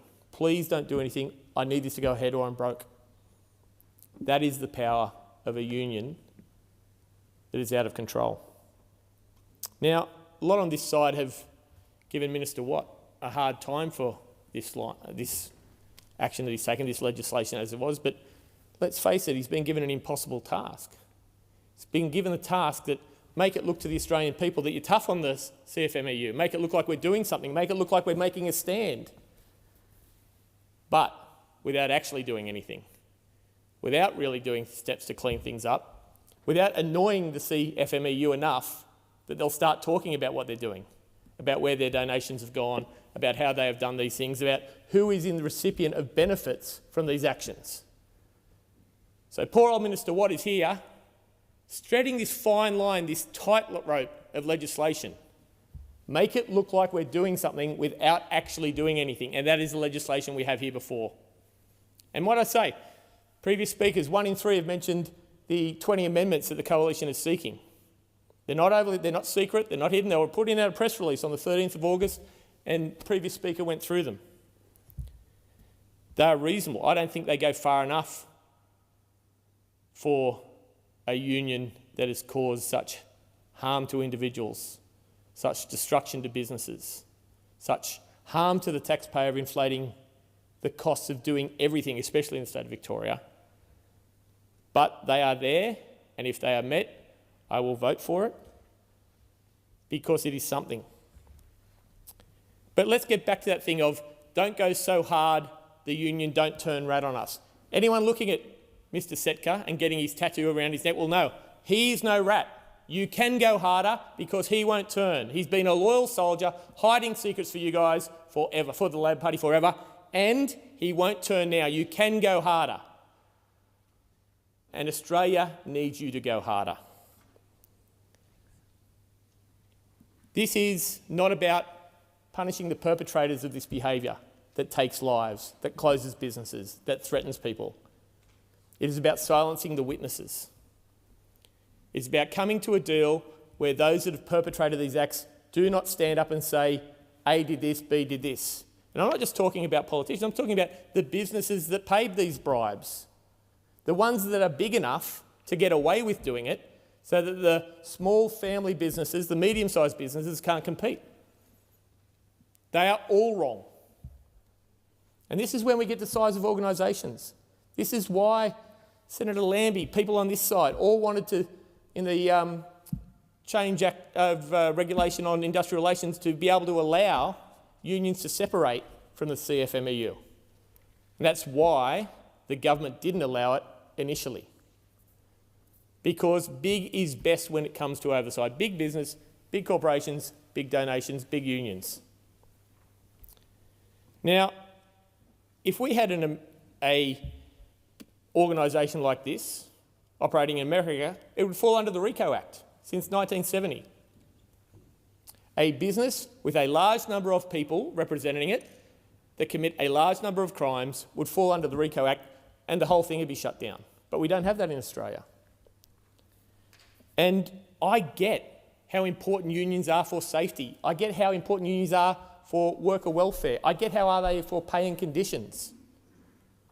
But I get how attractive they are for those that don't have those interests at heart to infiltrate. I get how easy they are for people who have their own interests at heart to infiltrate, to seek to control. And it is a strange bow I go down now. I was state director of the National Party in the 2018-2019 when the far right signed up a number of people over time and all showed up together for the first time at an annual general conference.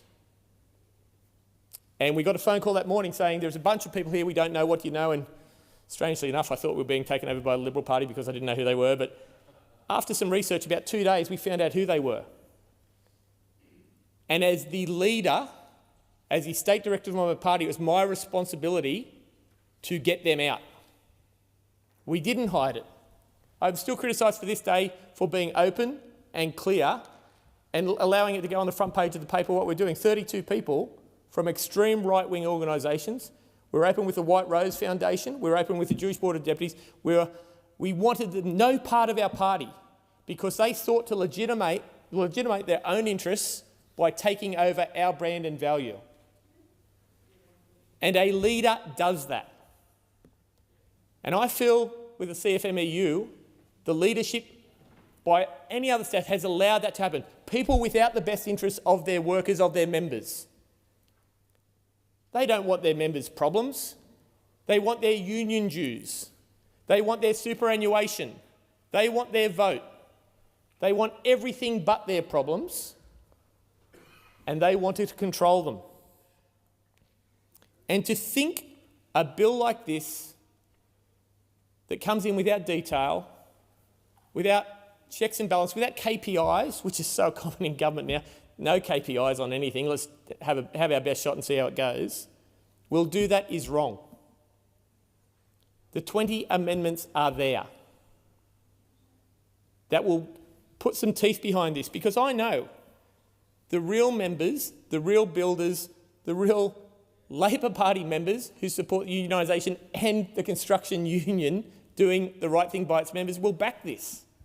They don't want an organisation that is controlled by those that don't have their members' best interests at heart. And it doesn't. It is all about control because those that seek to control in the world know that they have lost the argument. They can't win on merit. They can't win on facts. They have to have absolute control, every part of their lives. They have to control the work sites. They have to control the contractors. They have to control who can do work on who can visit, who can't, because if it goes to the market, if there is a free bid, if they will lose that control and they will have nothing. And so this isn't about whether this union is too big, too small, violent. It's about the control and the absolute control they have after everything. Remember the words from Senator Scarr. Remember the words from Ben's mother. He wore a wrong T-shirt to work, got locked in a shed, was bullied, was punished, and took his own life that night because he couldn't face it. That is the control that the CFMEU want. That is the control they have.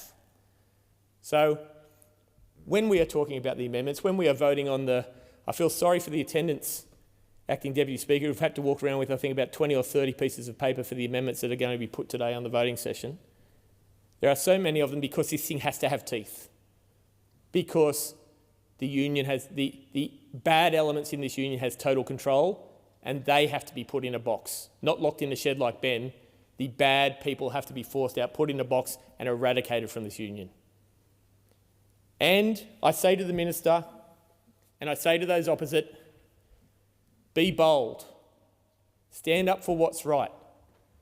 The National Party, when I was getting rid of the far right, got front page paper I wish we never had.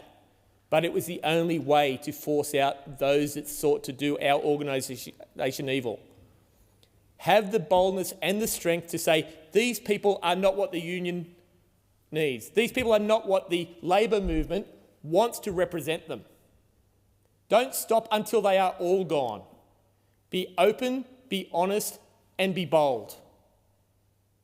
Because Ben deserves nothing less. Because the Australian people deserve nothing less, and because it has become time. And let's get down to facts here. When you create an environment where evil can flourish, it does. And we remove the ABCC, and we moved guidelines, and we changed laws, and we created in this place through the laws we passed, we created the environment for this to happen. And if we aren't taking responsibility to fix it, we are failing the Australian people, not just the union. And so don't just look at what we are doing now as the Band-Aid, because it won't stem all of the blood. And as my ex-surgeon wife says, all bleeding stops eventually for some reason.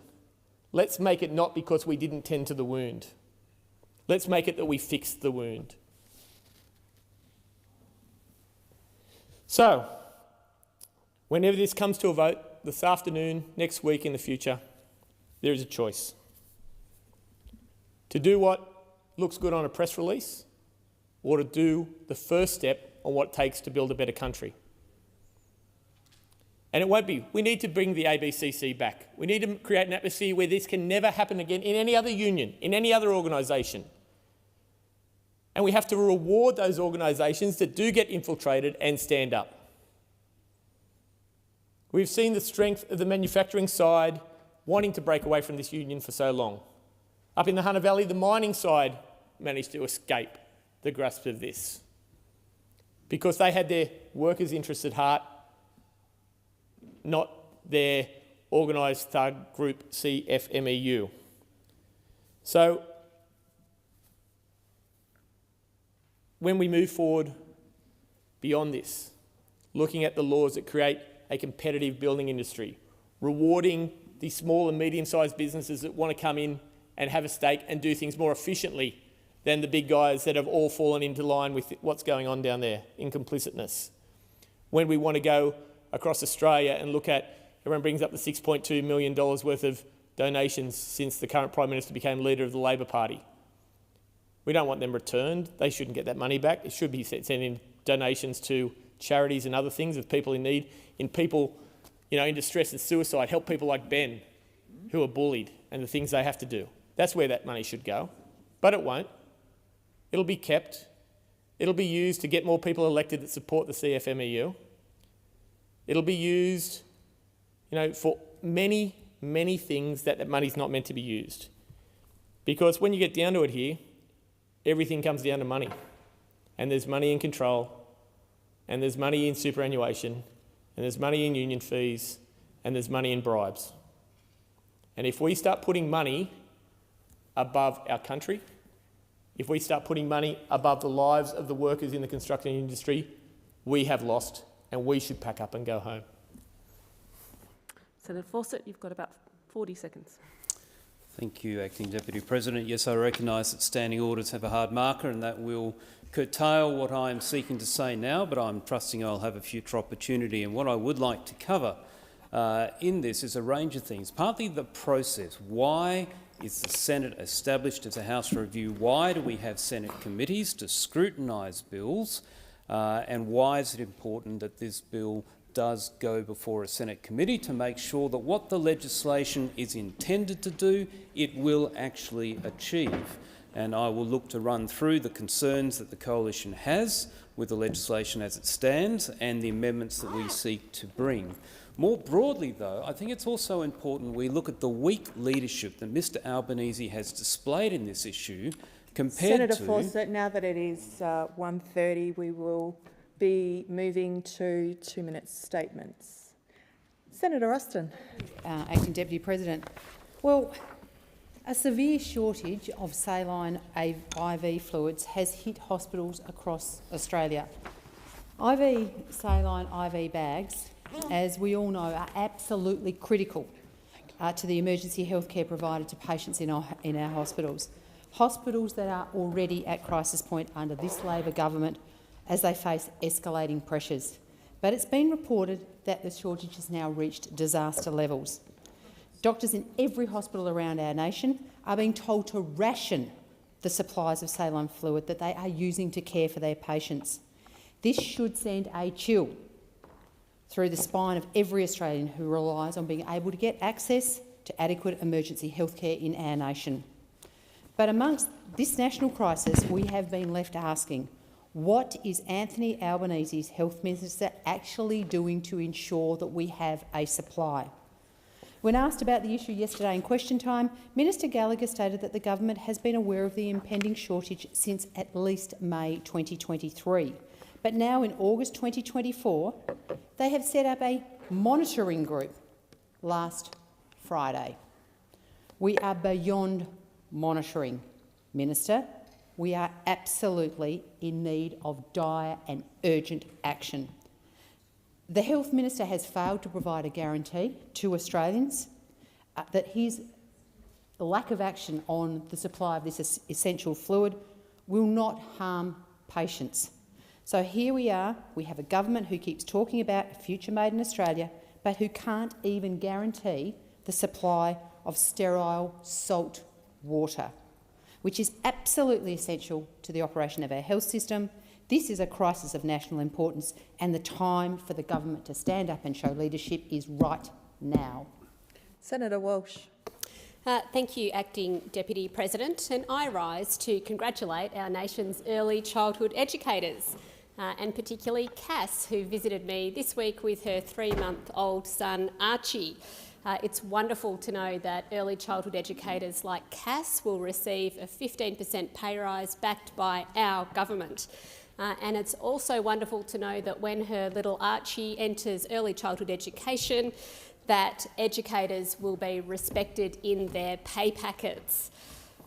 This is a pay rise that is absolutely well deserved because our early childhood educators are professional, they are dedicated, they are essential, and they absolutely deserved to be backed by their government, and that is exactly what we are doing. We are delivering this for Cass. We're also delivering it for Archie, and we're delivering it for all of the Archies who are yet to come, who deserve quality early childhood education and care based on respected early childhood educators who can actually afford to stay in the jobs that they love. This is a pay rise that means at least $100 a week more in the pay packets of early childhood educators. It means respect, it means recognition, and as educator Gemma told me, this is for the next generation of early childhood educators too. And I want to shout out Brenda, an educator who I met last week as well. She told me that this pay rise is about being recognised, it's about being valued, and it's about being needed. And congratulations again to all the early childhood educators. We see the work that you do, we value it, and we want to see it valued in your pay packets. Now, we know that the Liberals love low wages. We know that they particularly love them for the women of Australia, but we believe in the women of Australia and we back their security. Senator Waters. Acting Deputy President, last week the Australian Institute of Marine Science reported that the water temperatures in the Great Barrier Reef are the warmest that they have been in 400 years. Record high water temperatures are causing more coral bleaching and more destruction of our marine ecosystems. Since 2016, the Great Barrier Reef has suffered 5 mass coral bleaching events, and it's been a total of 7 in the last 26 years. In that time, we've had half the coral cover of the Great Barrier Reef die from the climate crisis as well as from poor water quality. These are not records that the reef can afford to keep breaking. You can't save the Great Barrier Reef by making the climate crisis worse. It's that simple. Every bit of warming above current, already alarming levels is a nail in the coffin of the reef. But instead of taking strong climate action, the Albanese government continues to approve new coal and gas projects, making the climate crisis worse. Since May of 2022, Minister Plibersek, the Environment Minister, has approved 23 new coal and gas projects. And there's another 28 proposed coal mines in the pipeline of approvals. Australian fossil fuel exports rank second only to Russia for climate damage, with no plan for reduction. Labor promised to be better and they promised to be different from the last government, but they have not stopped the flow of coal and gas being exported. We must stop the reef being treated like a highway for coal and gas. You cannot put the fire out while pouring petrol on it. The Great Barrier Reef is one of the 7 natural wonders of the world. It's an employer of approximately 60,000 people in my home state of Queensland, and we must take serious action to protect what's left of it. Stop approving new coal, oil and gas. Senator Sharma. Thank you, Acting Deputy President. On this date in 1947, we saw the birth of a proud and sovereign nation with a long and rich civilisational and cultural history. And of course, on this date in 1947 was when India obtained its independence. And that independence was the culmination of a decades-long struggle led by a number of charismatic and remarkable historical figures, and notable in particular for its non-violent character. In the 77 years since, India has grown to be a strong, proud, energetic, diverse, pluralistic and vibrant country. The world's largest democracy, of course, which has just conducted the world's largest elections, conducted freely and fairly, and a model to aspiring liberal democracies around the world. And of course, India today is also a major player in its own region, but increasingly in global politics as well, an important partner for addressing the host of global challenges we face, and a valued contributor of ideas, perspectives and solutions for many of the struggles confronting humanity today. And for Australia especially, and in particular, India has been the source of one of the most dynamic and valued contributors in recent years to Australian society. The Indian diaspora in Australia is strong, vibrant, healthy and growing, increasingly engaged in all facets of Australian life and making a contribution in so many spheres, whether it's culture, education, the economy, business, the arts and leadership. I'm so proud of what the Indian Australian community has achieved, and I'm so thankful that many of them have chosen to make Australia home. On this day, I wish India happy Independence Day, and the many Indian Australians as well celebrating Happy Independence Day. Senator Ghosh. Acting Deputy President, I recently visited the beautiful city of Albany in the Great Southern region of Western Australia. With the wonderful local member Rebecca Stevens, I attended the AGM of the Albany Surf Lifesaving Club. After hearing about the club's activities and plans, the club awarded 3 life memberships to Patrick McSweeney, Danny Lynch and Byron Bird for their extraordinary contributions to the club over many years. Patrick McSweeney has been a leader of the Albany Support Operations jet ski team, has developed safer operational practices for response teams and has been an important club sponsor for many years. Danny Lynch has twice been awarded Boatie of the Year for her commitment to surf boat rowing and is a mentor and leader across the club, including in surf boats, life-saving and nippers. Byron Bird, also a former Boatie of the Year, has contributed extensively to surf life-saving operations, including in situations of considerable risk. He is a highly regarded surf boat sweep and development coach. It was also wonderful in Albany to represent Minister Catherine King at the opening of Stage 1A of the Albany Motorsport Park, a motocross track and 4-wheel drive and all-terrain vehicle track. This project is more than a decade in the making and sits on a beautiful site in Albany. The next stage will expand the motorsport park through the construction of a paved 3.25 kilometre track for superbikes and supercars. 27 July 2024 was also the 71st anniversary of the armistice which ended the Korean War. Rebecca Stevens and I laid wreaths at the Albany War Memorial to commemorate the cessation of hostilities and to honour the service personnel who served Australia in that conflict. Senator Lambie. Thank you. I ask for leave to put up a motion today that the Senate acknowledges this Sunday, the 18th of August, Vietnam Veterans' Day. On that date, 58 years ago, 108 Australian soldiers faced an enemy that outnumbered them 10 to 1. The Battle of Long Tan, on one of the bloodiest and most significant of the war. 60,000 Australian service men and women served in the Vietnam War, and more than 500 never came home. Those that did came home didn't get the parades. They were spat at in the streets, they were called baby killers, many were left with physical and mental scars that would never heal. I thought that bringing a motion to honour these veterans would be the easiest thing I could actually do up here. Given the history of the treatment of our Vietnam veterans in this country, I just assumed that all the senators in this place would support my motion. The Vietnam veteran motto is, and I quote, "Honour the dead but fight like hell for the living," end quote. That's what those veterans did. We've seen motions in this place for D-Day, Remembrance Day, but we can't do that for our Vietnam veterans without an argument over it from both the government and the Liberal Party over here. Honestly, I don't know how you look at yourselves in the mirror at time, especially when we have recently seen motions in this place on the Hamas war, on Israel. They even got a minute's silence. Have we ever given our veterans a minute's silence in this place when we've lost them on the battlefield? No, we have not. No, we have not. Many of these Vietnam veterans stood by and mentored the younger generations for a Royal Commission into Defence and Veteran Suicide because they did not want to see them suffer exactly like they did. They didn't want to see another generation of soldiers who had been on the battlefield suffer the way that they did and have to fight for their rights and their compensation for over 50 years. They did not want us to have to go through this. I am asking all Australians out there to please go to their cenotaph this Sunday and go and stand side by side with one of our Vietnam veterans. Senator Bragg.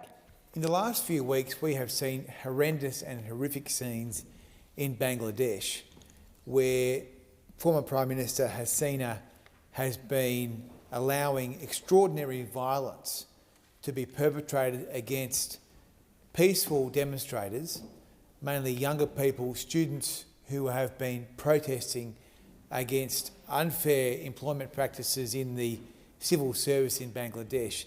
And this has caused great concern across the Bangladeshi diaspora in our country.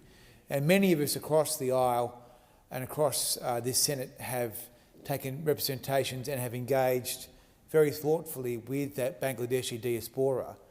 And the depth of the feeling is really has been very moving because there are family members who have been caught up in the violence. There are people who have been detained, and so the removal of Prime Minister Hasina appears to be a positive step for Bangladesh, and we in the coalition, and I'm sure all members of this Senate, have been wanting to see a much better deal and a stronger commitment to transparency and democracy in Bangladesh, a country with which we have very serious people-to-people links, a country which we have deep cultural ties with, and a country that we care about very deeply. And so I wanted to say to all the members of the diaspora here in Australia that we're very sorry for all the anguish you've had to experience, and we will do our best to ensure that our parliament can work to put appropriate pressure on Bangladesh to maintain a commitment to human rights and transparency for all Bangladeshis. Senator Stewart. Thank you, Acting Deputy President. Along with so many Australians every day, I know that what matters most at school or kindy drop-off is the person who is taking the hand of my child as I walk out the door to work.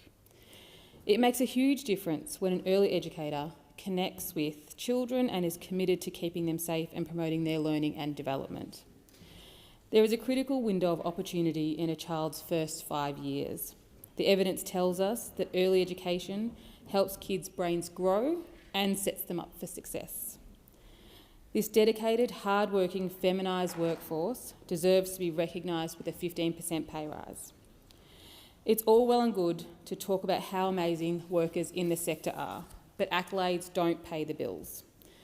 The Albanese Labor government is acting, and we are walking the talk. This pay increase will see skilled workers return to the sector, as well as attracting more workers. This, in turn, will provide more families with quality early education and out-of-school hours care. This enables more parents to participate in paid work and will ensure these costs are not passed on to families. Early years and after-hour services play such an important part in growing the brains of our next generation of leaders. Earlier this week, I met with Snake and Yapra's Children's Service to discuss the strength and significance of community-controlled early years services. Increasing the wages provided to staff is a critical part of the work that they do. I also spent time with the Community Childcare Association and Community Early Learning Australia, who have been advocating for many years for these changes to the pay conditions of early years workers.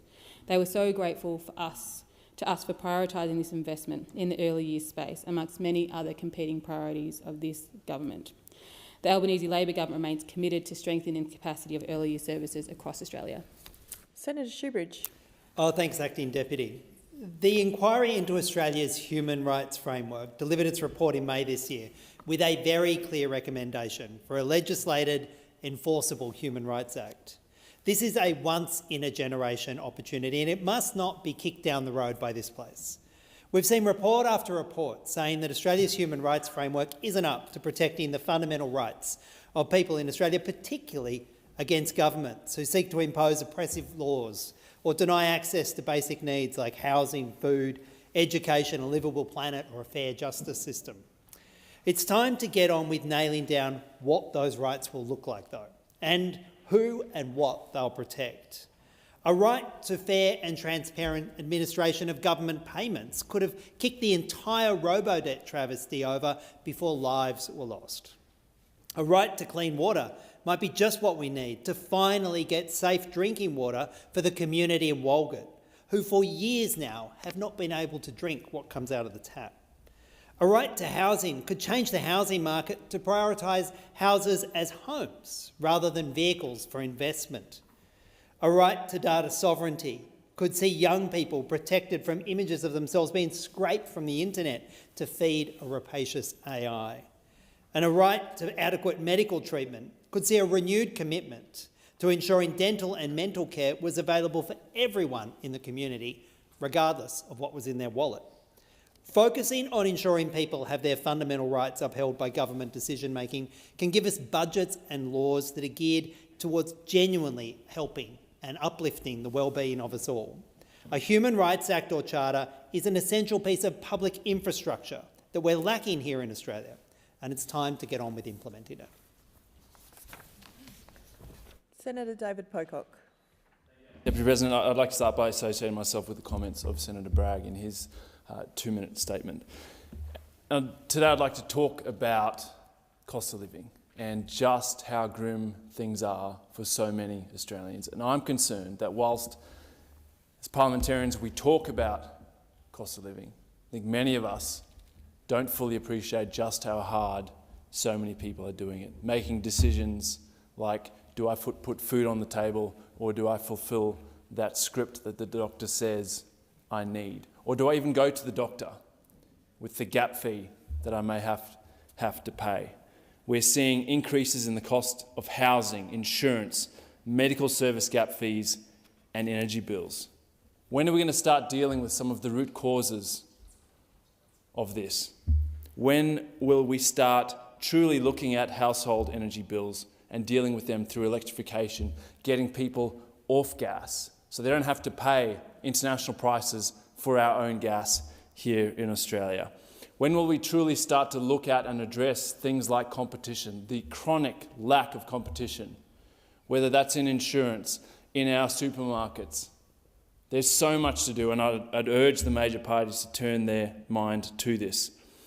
The cost of living crisis is clearly not experienced equally across our communities, and that brings us to the growing inequality we're seeing in this country and the intergenerational inequality.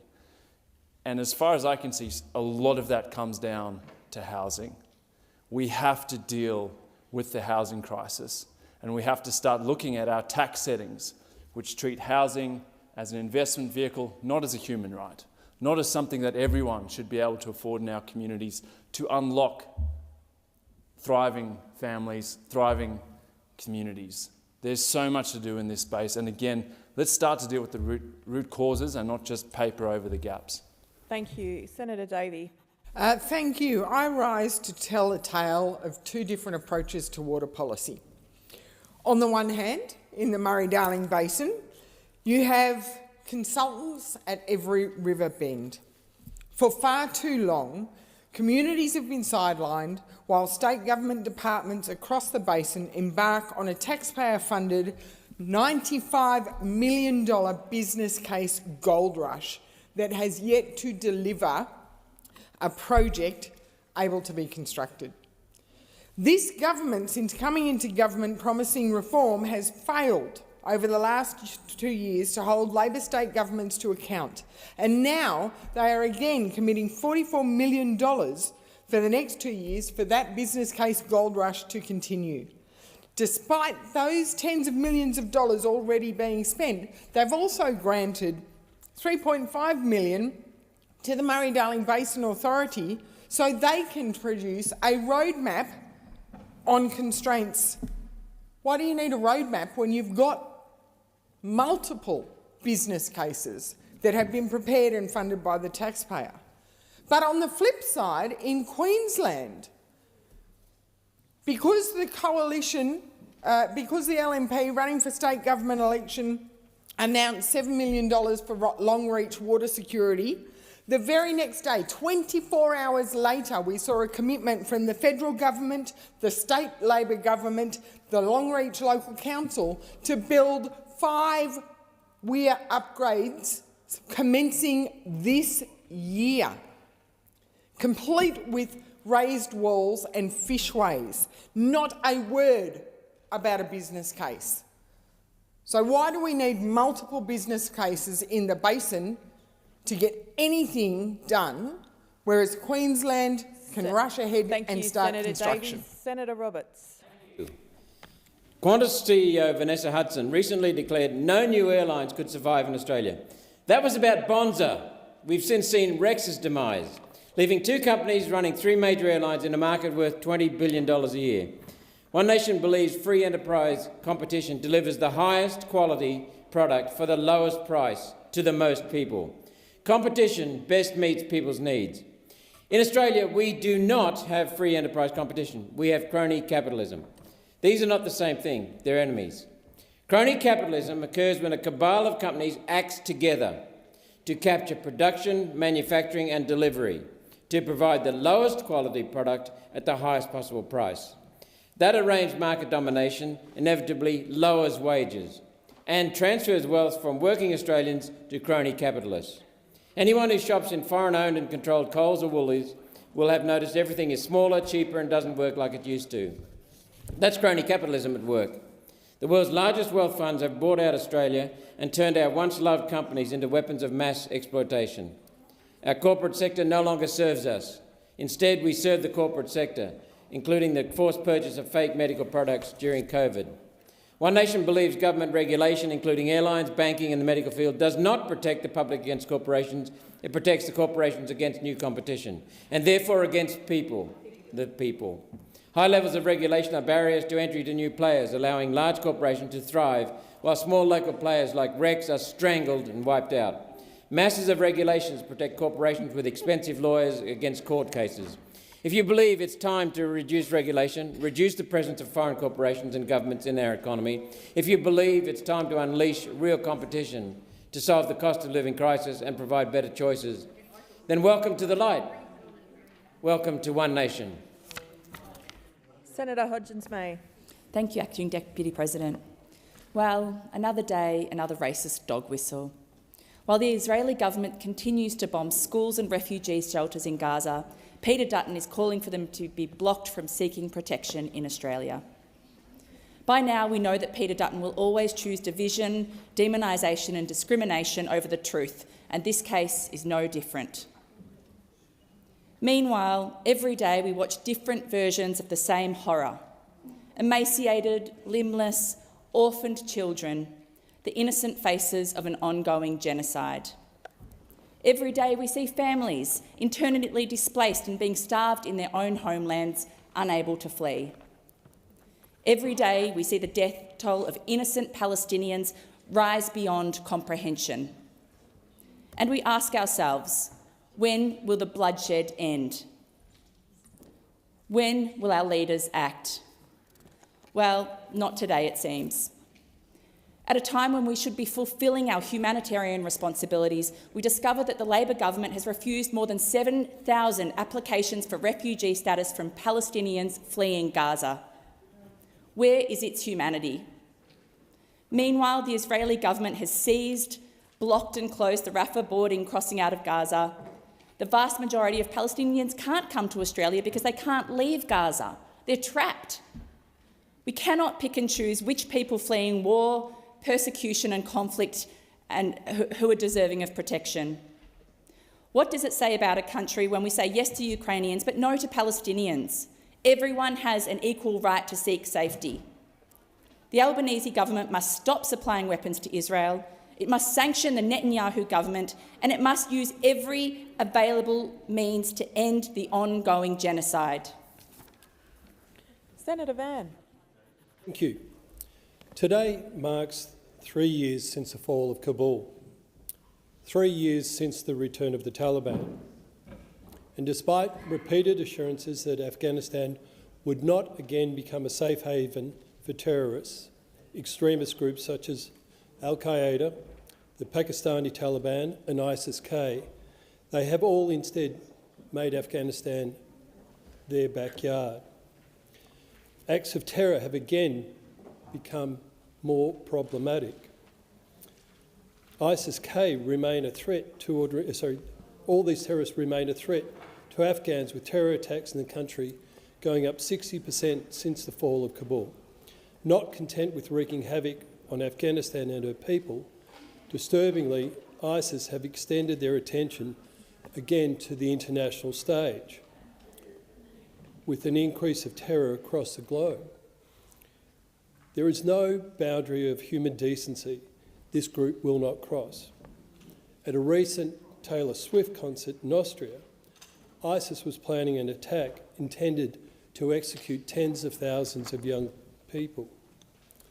The Taliban's refusal to curtail violent extremism in Afghanistan means that Australia must be ready for a potential attack from these groups. Al-Qaeda, ISIS-K and the Pakistani Taliban, which have all found a new life in Afghanistan, have reformed with the implicit blessing of the Taliban regime. With the ASIO boss recently raising the terror threat level to probable, now more than ever, Australia must remain vigilant for looming new terror threats. Thank you. Senator Wong. I rise today to pay tribute to a pioneer of family and domestic violence services in our state and a truly great South Australian, Helen Oxenham, who passed away in July. Helen was of a generation of women who built on the progress of early feminists by working tirelessly to improve women's lives. Helen grew up in a violent household in Ireland and later in Adelaide, and for her this meant supporting those who had experienced violence in the home. Her early experiences shaped her work and drove her dedication for a life advocating for and supporting victims and survivors. In the early 1970s, in the back room of her shop in Christie's Beach, Helen created an informal safe space for women with nowhere else to go. In 1977, she joined with a group of dedicated local women to establish South Australia's first official shelter for women experiencing violence.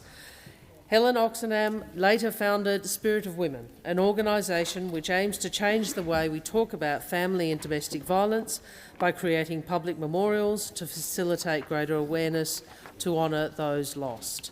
Her daughter, Heather, continues this important work. For her lifetime of advocacy, Helen was rightly honoured in 2020 with a Medal of the Order of Australia. May her memory steel our collective resolve to eliminate domestic and family violence. Helen Oxenham was a South Australian of whom we can be truly proud, and I express my sympathy to her family and friends. Thank you, Senator Wong. It being 2 p.m, we'll move to question time, and I call Senator Duniam. Thank you, President. My question is to the Minister representing the Prime Minister, Senator Wong. Minister, I refer to data released yesterday by the Commonwealth Bank, which shows Australians are now spending 20% or more of their pre-tax income servicing their mortgage, a figure not seen since the GFC and double what they were paying in the late 1990s.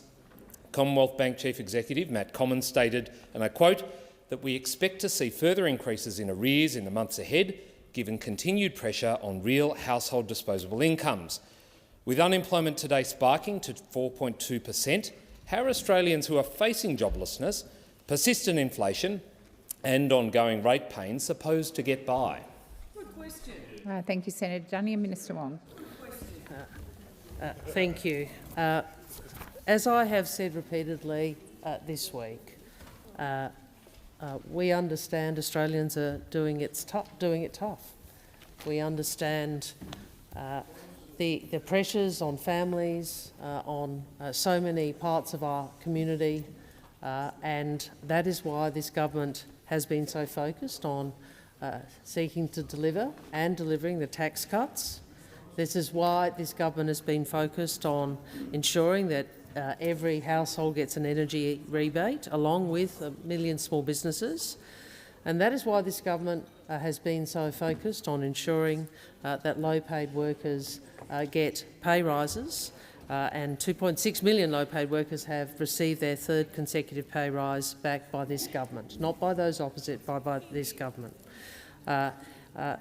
We understand the extent to which people are finding making ends meet difficult, and that is why the budget delivered the cost of living measures that it did. That is why the government reframed the stage 3 tax cuts in the way that we did, so that we ensured that every Australian got a tax cut, unlike those opposite who only wanted the weight of the tax cuts to be for much higher income levels in Australia. So what I would say to the Senator, we all care about the cost of living pressures Australians face. Some of us actually work at delivering change. Some of us actually work at delivering tax cuts to everybody. Some of us work to deliver energy rebates. Some of us work to deliver cheaper childcare. Some of us work to deliver cheaper medicines, and some of us work to ensure wages are fair and decent. Those people who do so are members of the Albanese Labor government. Those who oppose it are those opposite. Thank you, Minister. Senator Duniam, first supplementary. Thanks, President. Minister, the CBA data also reveals that this ongoing financial strain is leading to an increase in the number of households falling behind on their repayments, with the value of past due home loans increasing from $14.8 billion to $17.6 billion last financial year. A sizable portion of that increase is from households that are so far behind that they're unlikely to recover unless they receive external support. With inflation persisting due to your government's actions, how do you expect these households to actually survive? Thank you, Senator Duniam. Minister Wong. Well, I'll take issue with that assertion, and yet again we see that the true motivation behind the Coalition's questioning about cost of living, their true motivation is not actually to try and ensure Australians get anything more. Their true motivation is simply to try and play politics with cost of living. That's all it is. And you know how you can see that? You see that from the way in which he asked the question, and you see that by the fact that those opposite have opposed so many of the cost of living measures that this government has put in place. So if you want to come in here and you talk to me about people who are struggling, why don't you stand up and tell them all you voted against energy price relief? Why don't you stand up and tell them all you voted for more expensive medicines? Why don't you stand up and tell them you don't support cheaper childcare? Because all of these things are things you oppose, Senator Duniam. Thank you, would Minister. have The time Australians for answering having a has worse... expired. Senator Duniam, second supplementary. Thank you, President. Well, Minister, overnight, data from the United States revealed that inflation has eased in the world's largest economy to 2.9% for the year, the lowest rate in roughly 3 years, and locking in a likely rate cut from the Federal Reserve. Minister, how long will Australians have to wait for a rate cut and an inflation figure below 3%? Thank you, Senator Duniam. Minister Wong. Well, I would make the point, Senator Duniam, that inflation had a 6 in front of it when we came to government. 6 were in front of it when we came to government. And now it has a 3 in front of it. Order across the chamber. I've called order across the chamber. Minister Wong, please continue. Thank you. You know, it had a 6 in front of it when we came to government. It's now got a 3 in front of it, but he's trying to make a political point. At the same time as this bloke and all of them come in here and vote against cost of living relief, then they try to pretend to the Australian people they care about cost of living. We all know, actually, all you care about is a political attack. That is all you care about. On this side, we care about making sure we deliver cost of living relief to Australians because we understand how hard they are doing it. That is what the difference between you and us. We are trying to ensure higher wages, cheaper medicines, cheaper childcare, and give people some relief on energy, all the things you oppose. Has expired. Senator Ciccone. Hello, President, and happy Thursday. Now, my question is to a minister that does care about cost of living, and that is to the Minister for Finance and for the Minister for Women, Senator Gallagher. Now, the focus of the Albanese government, as we know, for the past 2 years has been fighting inflation, getting wages moving again and providing cost of living relief where we can. Providing support for annual wage reviews and addressing the gender pay gap has been a core plank of our wages and economic policy. Now, Minister, can you please update the Senate on the data that was released by the ABS today? Minister Gallagher. Thank you, President. I thank Senator Ciccone for the question and for the big supporter he is of closing the gender pay gap and supporting women at work, which we often see him playing that important role in here with his gorgeous son, who he brings in here from time to time. President, the data today is clear, and it's really important data that we've seen released from the ABS today that shows that we have a record all-time low in the gender pay gap of 10.8%. When we came to government, it was 14.1%. And we know the important reforms that we have put in place to keep driving that gender pay gap lower and lower. In May, when we came to government, it was 14.1%. It dropped down to a 2.6% drop. Today, it's 11.5%, a record low. The Albanese government continues to work to close the gender pay gap through valuing female-dominated sectors and supporting wage increases to those on the minimum wage. And we remember those opposite when they provided a submission to the Fair Work Commission. They had that little chapter that said the importance of low-paid work. It was a pretty important chapter because that supported their wage stagnation policy that they ran for a decade, the importance of low-paid work. We have introduced reforms to the Fair Work Act to make sure that gender equality is considered as part of the Fair Work Commission's work, but also, importantly, providing those significant wage increases to highly feminised industries like aged care and the announcement we did last week on early childhood educators. I don't know what those opposite are muttering about. I would have thought driving the gender pay gap lower and lower and lower, something they weren't able to do, is something we would all welcome. Thank you, Minister. Senator Ciccone, first supplementary. Thanks, Minister. That's great news for many working women. It's also great news for many men, our children and the community. Now, with the cost of living relief being a key priority of this government, it's not just wages that the government is focused on, even though those laugh across the aisle. Can the Minister please outline other measures the Albanese government is taking to support the cost of living pressures that are facing many Australians in our community? Minister Gallagher. Thank you, President, and I can. Importantly, this result today, the new data released by the ABS today, show that that national gender pay gap is the lowest on record. Today, falling to 11.5% from 12% in November 2023 and 14.1% in May 2022. Under the Albanese government, and this number is really important, women's average weekly earnings have increased by $173.80 a week since May 2022. And for those opposite that pretend they care about cost of living, this is a significant increase to women's average weekly earnings and should help. We know women are often in charge of budgets across their households. We know women feel the pinch when cost of living is high. And our work has directly led to an increase of $173.80 per week earnings over the last 2 years. Has expired. Senator Ciccone, second supplementary. Thanks again, President. And it's fair to say there's more to do, but it's also very clear that this government is fighting inflation and delivering vital cost of living relief. This is in stark contrast to those opposite who are all talk and no action on this issue. Now, Minister, please outline what policies, like keeping wages low and the slash and burn approach, would be disastrous for the economy and Australian workers. Minister Gallagher. Thank you, and I thank Senator Ciccone for the supplementary.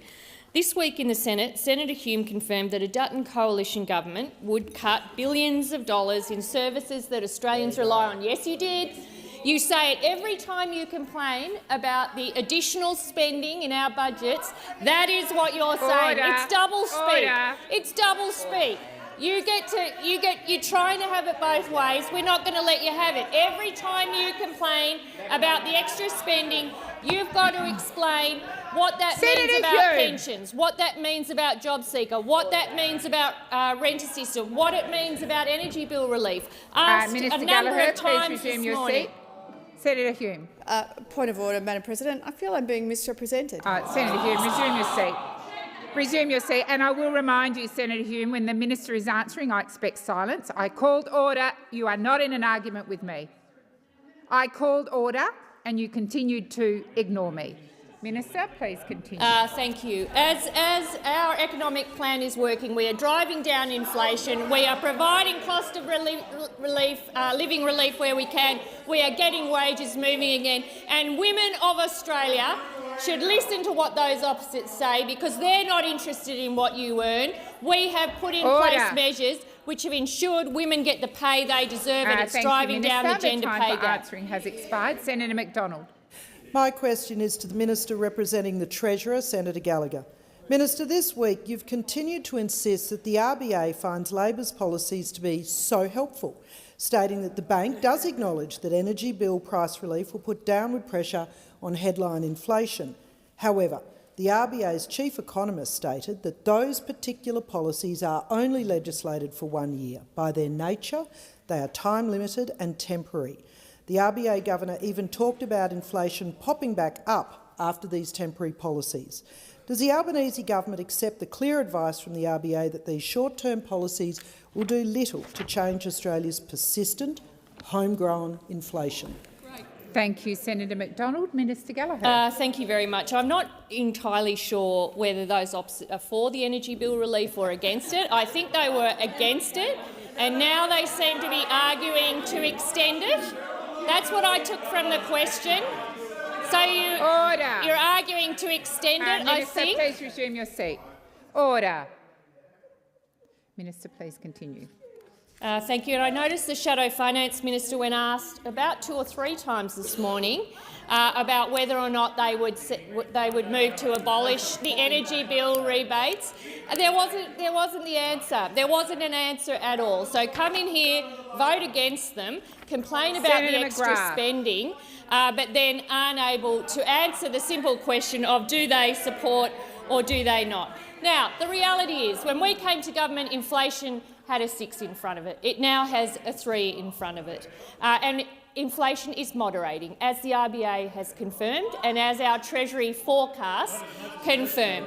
The RBA has made a number of statements, including including that running surplus budgets, something that those opposite were unable to do despite the mugs being sent out and despite them being fundraised over, that surplus budgets are actually supporting the bank's work when they are trying using monetary policy. Now, in addition to that, I think the Governor has pointed out that we are doing the job that we needed to do. Well, the forecast shows, Senator Birmingham, the forecast show that inflation continues to moderate. They might not. Please resume your seat. Minister Wong. I'll ask the Leader of the Opposition perhaps to just cease his interjection against the Minister for Finance for a second. And maybe don't call me. Senator Birmingham. You're going to call me that? Really? I mean, we've let it go. They're very keen to complain if others interject on them.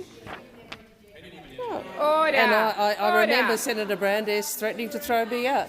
No, I've never said that, Senator, but I said... Senator Wong, I'll address Thank you. the point of order. I have called Senator Birmingham in particular to order, and I have called the Senate in particular to order, and I would remind senators that question time is a time to listen and to respond if your name is against a question. Other than that, there should be silence.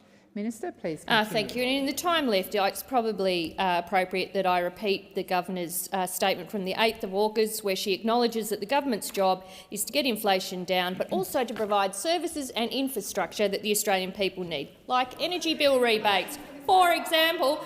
And here we go. Here I finish on this. My personal view is that they're doing what they can. Senator McDonald, first supplementary. That's the best a socialist can do. Minister, why are the central banks of Brazil, Canada, Chile, the United Kingdom, China, Mexico and the EU cutting interest rates when Australia is not? What is it that the rest of the world is getting right that the Albanese Labor government seems to be getting so wrong?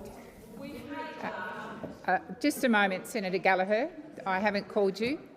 The minute that Senator McDonald finished her question, Senator McKenzie, you immediately interjected. Order, order. That it goes for you too, Senator Ayres. I expect there to be silence. Minister Gallagher. Thank you very much. And Senator McDonald asked about international rates comparison, and facts do matter. And the facts are that inflation peaked here later than most other countries. Rates started rising here later than most other countries, and they rose less here than most other countries. So facts do matter, and they are the facts. And we've seen around the world, and the Governor herself has acknowledged this, that inflation doesn't always come down in a linear way. It zigs and zags and sometimes can be more sticky, and it is in other countries as well. It is in other countries as well. We saw inflation tick up in the most recent data in the euro area and earlier in the year in North America. So the important thing for Australians to understand is that inflation is moderating, government policies are supporting that, and at the same time we're providing important cost of living relief to help them through these times. Thank you, Minister. The time for answering has expired. Senator McDonald, second supplementary. Minister, you often cite that the only reason Australia's central bank is taking longer to cut rates is because, unlike many of the countries listed previously, inflation peaked later, lower than in other parts of the world. Minister, even this logic suggests Australia should now have had at least one rate cut. How is it that Australia is still experiencing a worsening inflation crisis with no rate cut in sight? Thank you, Senator McDonald. Minister Gallagher. Not right to say that, Senator McDonald. Well, it's not right. It's not. No, the way that she ended that question with is not correct. Inflation is moderating. It is moderating in line with the forecasts. It's moderating in line. In fact, it was spot on in terms of the RBA forecasts, who continue to say that they expect inflation to moderate. So those opposite might like to manufacture this crisis for their own political purposes. They were the only ones last week. Order. They were the only ones last week out there trying, hoping desperately for an interest rate increase. hoping desperately for please one. resume your seat. Order. Senator McGrath, I have called you personally a number of times. Minister, please continue. Thank you. But the reality is, President, inflation continues to moderate. Our policies are supporting that. We are providing cost of living relief that puts downward pressure on inflation but helps family budgets at the same time. Our policies are working, they will continue to work, and we will continue to support Australians. Thank you, Minister. Senator Faruqi. Thank you, President. My question is to the Minister representing the Minister for Education. The Prime Minister graduated with a Bachelor of Economics in 1984. He did not pay a single dollar for tuition fees for his degree. A student commencing the same degree in 2025 will be slammed with more than $50,000 in student debt. So will anyone doing an arts degree because of the Morrison government's job-ready graduate fee hikes, which the Albanese government has been all too happy to retain.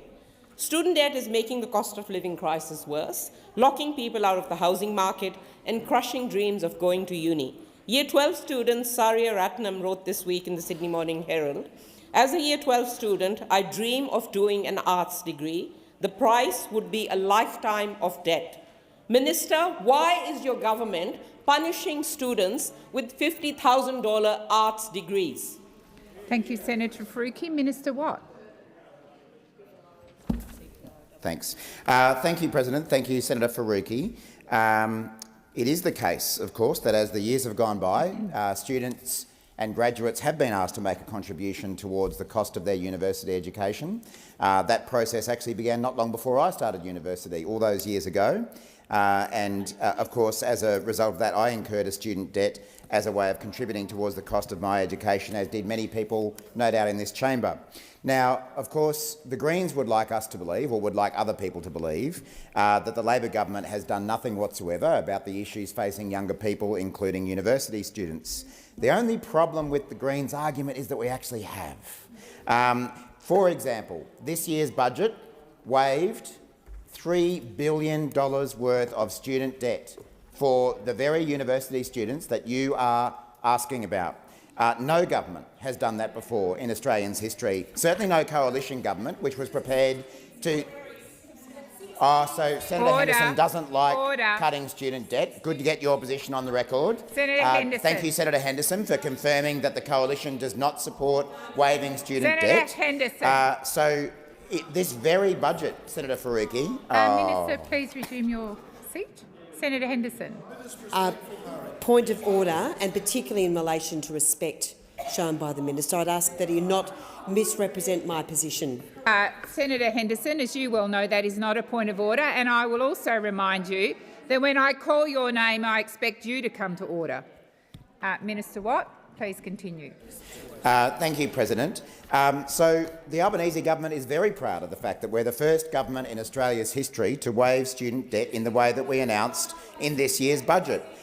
So we have cut $3 billion from HECS Help and other student support loans for more than 3 million people. Geez, they're really grumpy about cutting student debt, aren't they, President? They're really upset about cutting student debt. I'm really surprised that you'd be upset about that. But again, you did vote against cost of living relief for everyone, so I guess you would also dislike making life easier for university students. I guess that's a consistent position. Senator Henderson. We have also provided $350.3 million to fully fund fee-free university-ready courses, $427.4 million to establish a new Commonwealth crack payment. The time for answering has expired. Senator Faruqi, first supplementary. The plan you refer to is your government's tinkering around the edges, Band-Aid plan to address soaring student debt, which will still see student debts rise by 11.5% in your first term and will provide no cost of living relief. So there's nothing to crow about here. Minister, why won't your government do the right thing and wipe all student debt? Thank you, Senator Faruqi. Minister Watt. So, again, we've seen this pattern this week with the Greens. They were really upset that a Labor government delivered a pay rise to early childhood educators. What a terrible thing to do.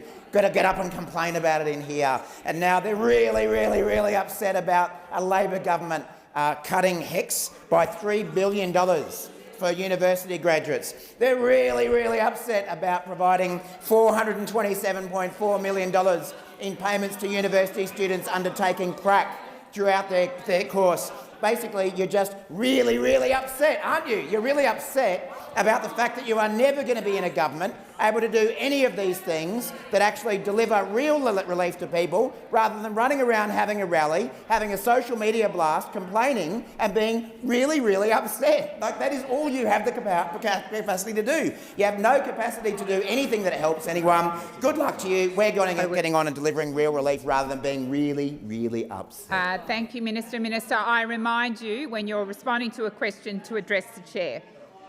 Senator Faruqi, second supplementary. Minister, the students can see right through your PR farce. The Job Ready Graduate Scheme was an unmitigated disaster. Punitive fee hikes that punished students and tried to manipulate their study choices was a disgraceful plan to start off with. And in opposition, Labor said the scheme was beyond repair. And the Uni Accord process has said the scheme needs urgent remediation. So, Minister, with a progressive parliament, you have the numbers to immediately scrap job-ready graduates. Thank Why you, Senator won't you? Faruqi. Your time has expired. Minister Watt. Thank you, President. Well, we know that the Greens' political strategy is always to try to criticise what Labor does and say that we should do more. It doesn't really matter what we do. You'll always complain and say we should do more. It doesn't matter if it's housing that you want to stop happening. It doesn't matter if it's, reducing childcare fees that you don't want to have happening. Everything is never enough, and everything is never good enough to actually vote for, because we know that right now you're working with the coalition to stop investment in housing, as you are across many other ways. I'm proud of the fact that everyone on this side of the chamber is a member of a government that has delivered the real relief to university graduates that they deserve. I'm really proud of the fact that we're making pracs much more affordable for students to be able to undertake, whether they're doing nursing, midwifery, teaching or social work. I'm really proud of the fact that we've changed the indexation of HECS debts for, I think, the first time ever, to make sure that that won't happen again. Oh yeah, we know Senator Henderson's upset about that too. Thank you, Minister. Senator Billick. Thank you. My question is to the Minister representing the Minister for Climate Change and Energy, Senator McAllister. Could the Minister please update the chamber on progress of the government's Reliable Renewables plan in supporting the rollout of reliable and affordable energy for Australian families and businesses? Thank you, Senator Billick. Minister McAllister. Well, thank you for the question, Senator Billick. Well, I'm delighted to report the news from AEMO, the market operator, today, and their CEO, Daniel Westerman, has said this: electricity generated from the sun, wind and water is already meeting 40% of our energy needs throughout the year, peaking at world-leading records above 72% on the East Coast and 84% on the West Coast. South Australia and Tasmania already regularly meet more than 100% of their operational electricity demand from renewables. And for a 30-minute interval last December, rooftop solar alone provided more than 100% of South Australia's entire underlying demand. And that is reliable renewables at work, powering the grid. Now, we know about the record. There's a lot of calls to talk a bit about the record, but the record is this. Under your government, 24 coal-fired power plants announced their closure dates. And Labor has a plan. You did nothing about it. But our plan is to replace that capacity, that exiting capacity, with the cheapest form of energy, and that is firmed renewables. And we're delivering. So under Labor, we have seen a 25% increase in renewables in the national grid. We've greenlit more than 50 renewable projects, and there have been over 330,000 rooftop solar installations in the last year alone. We are maximising affordable, clean energy, getting our grid to 82% renewables by 2030, and investing in battery and storage and transmission to ensure reliable power everywhere. Thank you, Minister McAllister. Senator Billick, first supplementary. Minister, Thank you for sharing that encouraging news about the rollout of renewable generation. At the risk of overexciting those on the other side, could the minister please update the chamber on the progress in the rollout of storage technologies such as large-scale batteries in supporting the rollout of reliable, affordable and renewable energy? Just a moment, Minister McAllister. Order on my left. Order on my left. Minister McAllister. Thank you, President, and thank you, Minister. Senator, I'm pleased to have very good news on this front as well, because more storage is coming onto the grid. More of the cheapest form of energy is great news for Australians, for families and for businesses. And it is also great news for the Leader of the Opposition. Now, Mr Dutton said this about batteries back in March. He said, "Hopefully the battery technology is about to be discovered, but not yet." Now, it is my happy duty to inform him that not only have batteries been discovered, they are already firming our grid. In fact, last year, 4.1 gigawatts of big batteries commenced construction, more than 4 times the previous record set in 2021. And this year, we have already had 2.8 gigawatts begin construction in Australia. The plan for reliable renewables is Thank you, rolling Minister. out. The time for answering has expired. Senator Bilyk, second supplementary. Thank you for that answer, Minister. Could the minister explain— Senator Bilyk, I'm sorry. Resume your seat. I'll wait for silence. Senator Bilyk, please continue. Thank you again, Minister. Could the minister explain why the government has taken this approach to ensure that Australians have access to reliable and affordable energy? Minister McAllister. Thank you, President, and thank you, Senator Bilyk. We take the approach we are taking because it is backed by the best advice from experts at both CSIRO and the market operator. There is, of course, another approach. There's another approach, isn't there, Senators? And it's the one taken by those over there to implement the most expensive form of energy known. That is the policy that is being pursued by those opposite. An analysis by the Smart Energy Council predicts that the 7 nuclear reactors proposed by the coalition would provide 3.7% of Australia's energy mix in 2050 and would cost around $600 billion. We have both the CSIRO and the chief scientists that they appointed saying that the earliest deployment would be in 2050. And it is no wonder it took them so long to get this out the door, because this policy Thank you, Minister. does not The stack time up. for answering has expired. Senator Tyrrell. Thank you, President. My question is for the Minister representing the Minister for Regional Development, Local Government and Territories, Senator McCarthy. A project for a $20 million cadet facility in Launceston is still at a standstill. 6 months ago, I asked in this chamber if a February 29th deadline for the critical land transfer was going to be met. Spoiler alert, it wasn't. Launceston residents have been left completely in the dark about what's happening with this cadet facility and if the project is even still on the table. Minister, can you tell me where the Northern Cadet Facility is at and if the land transfer has finally been completed? Thank you, Senator Tyrrell. Minister McCarthy. Thank you, President, and thank you, Senator Tyrrell, for your question.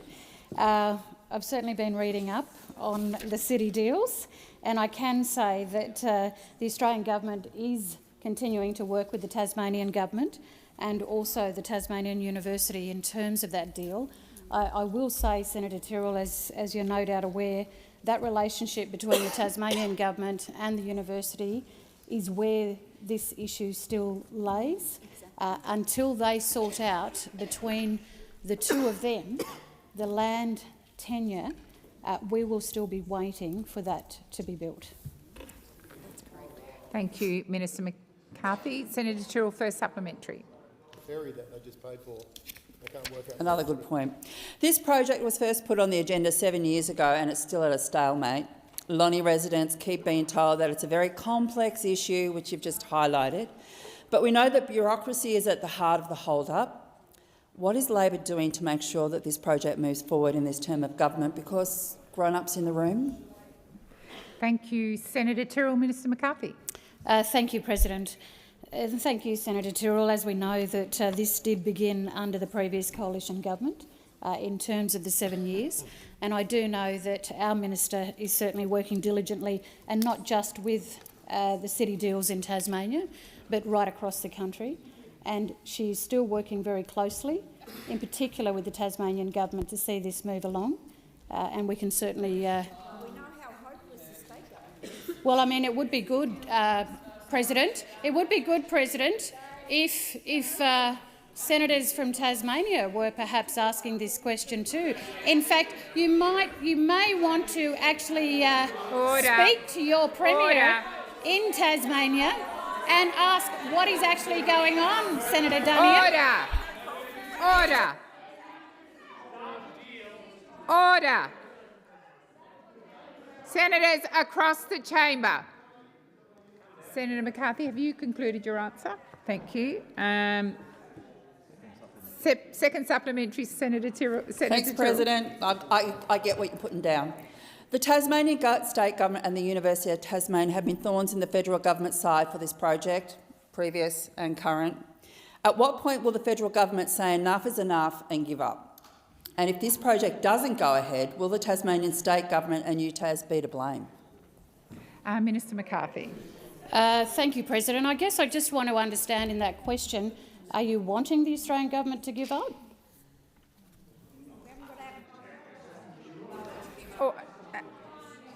Senator Tyrrell. Senator Tyrrell.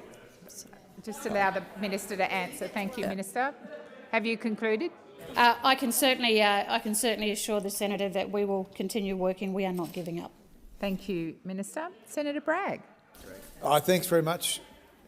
My question is to the Minister representing the Housing Minister, Senator Farrell. What steps is the government taking to protect taxpayer funds held by the Housing Australia Future Fund from being used by the CFMEU via the super fund CBUS? Minister Farrell.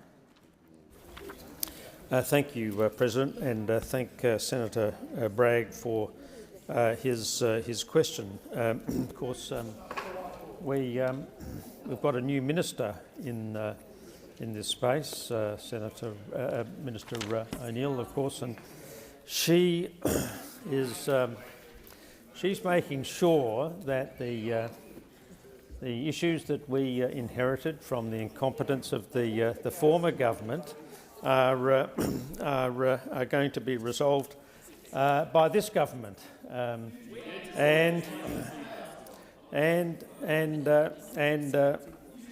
of course she well. Order. Well, if you want to do something, if you're serious about wanting to do something about the activities of the CFMEU, well then you can do one thing. You can do one thing this afternoon. You can do one thing this afternoon, and that is to vote for this legislation. Minister Farrell, this legislation. Please resume your seat. Senator Bragg. Point of order, President, on relevance. The question was quite specific about the Housing Australia Future Fund. Thank you. Order. Order across. Senator Ayres. Order. Order. I will draw the minister back to the question, but I'll also remind all senators, order, that if you make interjections, the minister is entitled to respond to those as well. Minister Farrell. Thank you, President, and thank you for that direction, because there is a way that the opposition can assist dealing with the issues that we face in this space, and Senator Senator Cash, you're a key player in this. Senator Cash, it's within your capability of starting to resolve these issues, and you have to understand, Senator Cash, you have to understand that there is obligations on you to responsibly deal with this issue, and if you can intervene as much as you like, but the reality is, Senator Cash, you have an obligation. You have an obligation. Thank you, Senator Farrell. Order. Order. The time's elapsed, Senator Henderson. So there's no point to make a point of order. Senator Bragg, first supplementary. Thanks very much, President. I think the remarks are supposed to be directed... I'm sorry, Senator Bragg. The chamber was very rowdy. Noisy. I'm going to ask you to begin again. Thank you. Thanks, President. I think the remarks are supposed to be directed through the chair, but in any event, is the minister aware of the statement by the CBUS chair, Mr Wayne Swan, who says, quote, "We believe that investing through the HAF will meet the best financial interests of our members," end quote. But are those interests really those of the CFMEU? Thank you, Senator Bragg. Before I call the minister, I will remind the minister to make his remarks to the chair. I'll also remind senators, particularly those on my left, but not exclusively, that they are to listen in silence. Minister Farrell. President, I'm not sure if I understand that question, to be perfectly honest. Maybe, I don't know whether you wrote it yourself. I'm not sure whether you wrote it yourself, Senator Bragg, but it's a mystifying question for me. But can I say this in general response to your attacks on the Housing Australia Future Fund, that these are good people that are working very hard in the interest of this country to increase the supply of housing. One of the consequences of this Labor government doing so much to boost our economy, of course, is that we have brought in people from overseas. That's created an issue about housing. We are set about to deal with that issue, and the Housing Australia Future Fund, managed by Housing Australia, thank you, Minister. Those people are doing for answering exactly has that. expired. Senator Bragg, second supplementary. All right. Well, this is a very clear question, if the last one was a bit befuddling. Does the government regard CBUS, with 3 CFMEU trustees on its board, as an appropriate organisation for the HAF with which to do business? Minister Farrell. My understanding, Senator Bragg, is that, and this is a much clearer question, and I'm pleased you followed my advice to ask sensible, straightforward questions. My understanding is that that issue is now under review by APRA, and that is obviously an independent, well, you know, there are independent organisations in this country that we have that govern the ruling. I was a member of a superannuation fund, a very fine superannuation fund, Rest Superannuation Fund, for 15 years, and we were always governed by a set of rules which we complied with. Those rules will be applied in this case. The time for answering has expired. Senator Roberts. Thank you, President. My question is to the Minister representing the Treasurer, Senator Gallagher. Minister, overwhelmingly Australians don't believe foreigners should be allowed to own residential property in our country, Australia. I first asked the Senate estimates in November last year how many potential foreign buyers is the ATO detecting through their data matching program. Your government failed to answer. In February, Senator Bragg asked and was given no answer. In June estimates, I asked again and didn't get an answer. Answers to my questions on notice for how many potential foreign buyers are detected are now overdue again. Minister, why is your government hiding from the Australian people the data on potential foreign buyers of residential property? And when will you actually answer the question I've been asking for 9 months? Thank you, Senator Roberts. Minister Gallagher. Thank you, President. And yeah, I recall you asking these questions, Senator Roberts, and I understood they were answered at the time by officials when I was sitting at that desk. Whether there's been follow-up questions that you've asked on notice that haven't been answered, I can certainly follow that up. But I think the evidence that we gave during Senate estimates was that foreign investment plays an important role in bolstering Australia's housing stock and creating additional jobs in the construction industry, but it is monitored very closely for good reasons. It's tightly regulated, with foreign persons generally requiring foreign investment approval before acquiring an interest in residential land, regardless of its value, with few exceptions. And foreign investors make up a very small proportion of the total Australian residential property market, accounting for approximately 0.93% of new and established dwelling purchase transactions in 22-23. So, out of 479,257 transactions based on ATO data for 22-23, only 4,463 transactions were by foreign investors. So it is a relatively small or very small component, less than 1% of new and established dwelling purchase transactions in that financial year of 22-23. This is something I think that senators have raised through estimates as being interested in, and certainly raising concerns about foreign investors squeezing out local residents from being able to purchase housing. But certainly the evidence would show that it's a very small component of the residential property market and the transactions that are being monitored, as was explained in estimates by the ATO. The time has expired. Senator Roberts, first supplementary. Thank you. The New South Wales State Government reported more than twice the number of overseas purchases of property as the Foreign Investment Review Board recorded in 2021. The board claims foreigners buy less than 1% of residential property, and you just confirmed that. Yet in the first quarter NAB property survey, real estate agents say they're selling 10% of Australian housing to foreigners. Minister, if you have confidence in the Foreign Investment Review Board, why won't you hand over the data? Thank you, Senator Roberts. Minister Gallagher. Again, I'm not sure which part of the data hasn't been answered, because I was sitting at estimates when you were given figures, Senator Roberts. So I'm not sure which is the data that you're seeking. But certainly the ATO data that I just read out, and again can provide this in writing to you, shows that it is 0.93%.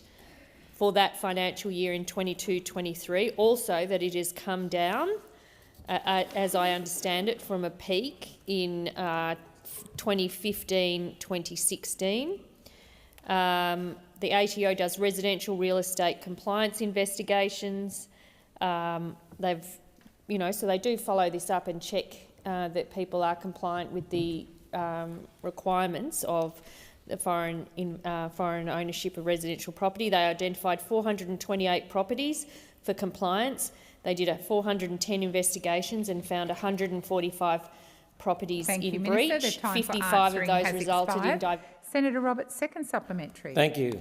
Minister, you want foreign investment, yet foreign ownership is against Australians' interests. Minister, this country is in a housing crisis. When will you ban foreign ownership of residential real estate and put Australians in Australian houses first? Thank you, Senator Roberts. Minister Gallagher.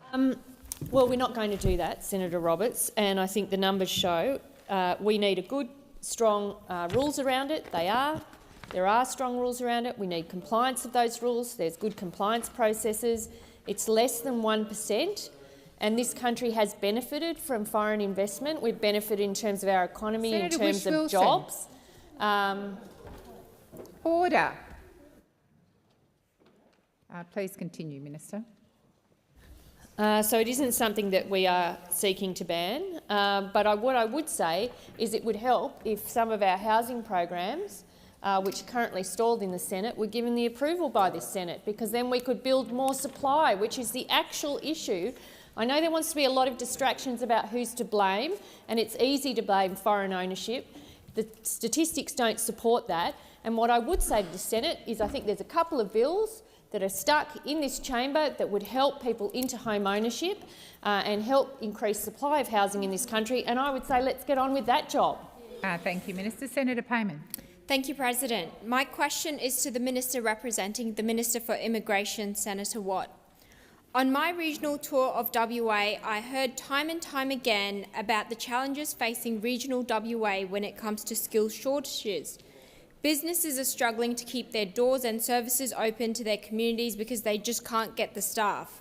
Small businesses and industry in the Midwest and Gascoyne regions were consulted for months on the skills they need to get by.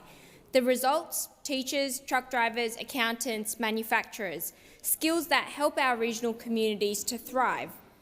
A designated area migration agreement was lodged for the Midwest and Gascoyne regions in November last year, but there has been no response. Minister, when will this DARMA be approved so Western Australians in the Midwest and Gascoyne regions can access the skills they so desperately need?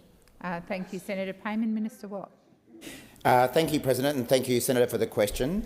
I think everyone understands that there are many parts of regional Australia that are experiencing skill shortages at the moment, particularly as a result of the complete collapse in investment in skills and training that we saw over the last 10 years under the coalition government. I know you don't like being reminded of your record, but it is your record. You can't run away from it. You cut funding for skills and training, and now we're paying the price of it. I'm sorry, but it's true. Now, and I acknowledge that Western Australia is one of the states, including in regional Western Australia, that is seeking more skilled workers. Of course, the government's primary vehicle for dealing with that issue is our investment in fee-free TAFE, because we do want to make sure that Australians do have the skills and training required to take up the jobs that are on offer, whether it be in regional Australia or more broadly. Of course, we can't meet all of our labour needs, workforce needs, through domestic workers, and that's why the government does enter into, through the Department of Home Affairs, designated area migration agreements. And as I'm sure Senator Payman's aware, the way they operate is they're a formal agreement between the Department of Home Affairs and a regional, state or territory authority.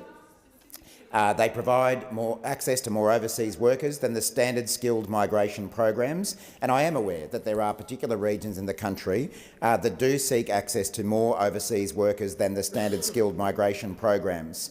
Now, in terms of this specific request, I'm advised that there is a long-standing practice of the government of the day to not comment or disclose details of groups, individuals or companies that have ongoing visa matters before the Department of Home Affairs, but I will take the Senator's question on notice and provide an update in due course.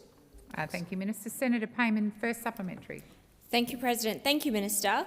These delays are severely impacting the Midwest and Gascoyne regions, with lost output of over $800 million. This DARMA affects 20 local governments in Western Australia, from Exmouth to Three Springs, and these delays are taking a toll. With this in mind, will the Minister now consider the Midwest and Gascoyne DARMA as a matter of urgency? Thank you, Senator Payman. Minister Watt. Thank you, President, and thank you, Senator, for the question. As I've indicated, I'm happy to take the question on notice and provide an update to the Senator in due course. But in the meantime, I can provide a little bit more information about the work that is going on through our fee-free TAFE program to meet some of the needs of both Western Australian employers and employees. In fact, in Western Australia, the most enrolled in fee-free TAFE courses to the 31st of March this year include the Certificate 3 in Early Childhood Education and Care, with 2,740 enrolments, Certificate 3 in Individual Support with 1,896 enrolments, and Diploma of Nursing with 1,527 enrolments. And I think, obviously, in many other areas, technology and digital and a range of other areas. But I think it is important to note that the types of skills that are often being sought in regional areas aren't necessarily in mining or some of the major industries there. They're in the services sector and the care sector, and that's what that fee-free TAFE program is helping deliver. Senator Payman, second supplementary. Thank you, President. Thank you, Minister, and I look forward to receiving the extensive question on notice response. Will the Minister join me in meeting with impacted industries and small businesses of the Midwest and Gascoyne regions when Cabinet visits WA in September? Thank you, Senator Payman. Minister Watt. Thank you, President. Thank you, Senator Payman. Of course, I'm not going to commit another minister to a particular meeting. That probably wouldn't be a very well-received thing to do, but I'm sure Minister Burke will consider your request. I know that he's very deeply engaged in his portfolio since taking it on a couple of weeks ago, and I know, like all of us, all of the Cabinet and all of the ministry, he's very much looking forward to going to Western Australia, a state that we know expressed a lot of support for the Labor government at the last federal election, and that we have maintained regular contact with, either because we live there in some cases or because we visit there regularly. So I'm sure Minister Burke, like all of us, will be very keen to be at that Cabinet meeting, and I'm sure he'll take up your request and consider that. Thank you, Minister. Senator Wong. Thank you. I seek leave to move a motion concerning the consideration of the Fair Work Registered Organisations Amendment Administration Bill. Order. Order. No, we're not. No, we're not. Is leave granted? I move the motion as circulated. Order. Oh, no, it was not granted. Order. Pursuant to contingent notice, I move that so much of the standing orders be suspended as would prevent me moving a motion to provide for the consideration of a matter, namely a motion to allow motion concerning the consideration of the Fair Work Registered Organisations Amendment Administrations Bill 2024 to be moved and determined immediately. And can I indicate to the opposition that if they are so keen on their last question, when the bill is finished we will come back for question time and give Senator Birmingham his last question. We're very happy to do that. But, you know, Senator Cash said in question time today, that the CFMEU was infiltrated by organised crime. Well, what I'd say to Senator Cash is it's time to stop being John Setka's friend. It's time to stop being John Setka's friend, because the only people who don't want to pass this bill. Order. Order. Senator McKenzie, order. Senator McGrath. Senator Henderson. Order. Order.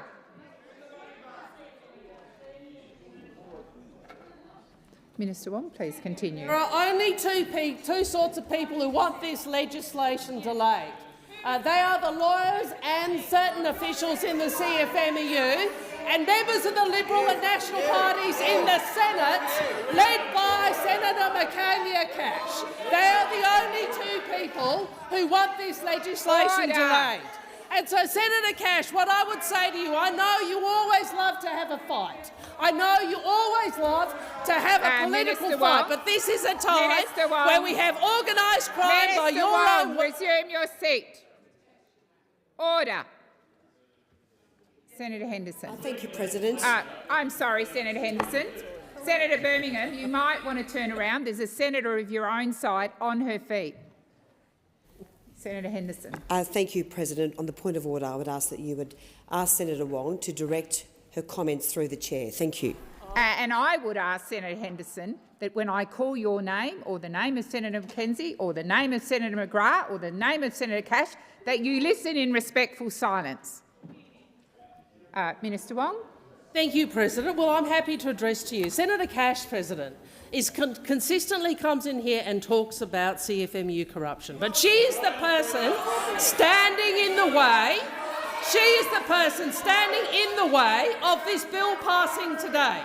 And if she votes, if she tells the coalition to vote against this legislation, then the game she is playing will be clear to everybody in this country and in this parliament. It will be clear that she is only interested in positioning politically on this, not actually interested, President, in cleaning up this union, which is what this government is trying to do. So I say to Senator Cash, listen to the master builders when they say, and I quote, listen to this, this is the master builders of Australia. Minister Wong. Shall I quiet? Just wait for you to stop shouting and you can listen to the quote. Minister Wong, please resume your seat. Order. Order. Seriously. Senator McKim. Order. It is absolutely disrespectful that I've had to call order about 10 times. I'm the President of the Senate and I demand that you respect the call when I ask for silence and not try and outbid each other in shouting across the chamber. It's disgraceful. Minister Wong, please continue. Thank you, President. I'd ask the Coalition to listen to this statement from the Master Builders of Australia. 15th of August 2024, first paragraph. Parliament must pass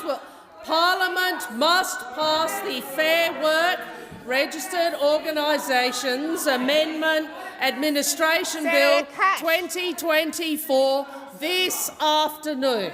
I'm going to say it again because they're shouting at me because they don't want to listen. They don't want to listen. Parliament must pass the Fair Work Registered Organisations Amendment Administration Bill. Minister Wong, please resume your seat. Senator Cash, I just asked for you in particular to be silent. I also asked in particular for you to be silent, Senator McGrath. Both of you are treating what I'm asking the Senate to do with absolute disrespect. Minister Wong, please continue. I'll start again. The Master Builders of Australia. Parliament must pass. Parliament must... Order. You really don't want to hear it, do you? You don't want to hear it. You're trying to pretend the employers are... I'll say it again, Mr. President, because they don't want to hear Order. it. Parliament must pass the Fair Work Registered Organisations Amendment Administration Bill 2024 this afternoon. Just so all the backbench understand, what the Shadow Minister is asking you to do is to oppose what the Master Builders want. The Australian Constructors Association. The Australian Constructors Association. The industry cannot afford continued uncertainty. We call on all parties to finalise and pass the bill without further delay. Without further delay. Now, you can tell when we've hit a nerve, President. You can tell when we've hit a nerve when they can't stop shouting while I'm on my feet, because they know what I'm saying is true, that they are playing politics with this issue.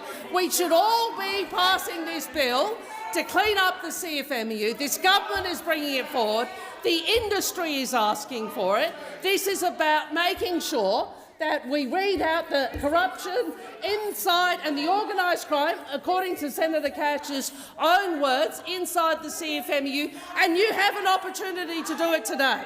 You have an opportunity to do it today, and if you do not, your political hypocrisy will be on display. Your political hypocrisy will be on display. You should listen to the Master Builders, you should listen to the Australian Contractors Association, and you should pass this bill without delay. You have not drawn breath during this contribution because you know you are wrong. And what Senator Cash is asking the Coalition to do is the wrong thing to do. This bill should be passed today without further delay. We know what is happening in the CFMEU. It's time to ditch the politics and do what the employers are asking for. Thank you. Just a moment, Senator Birmingham.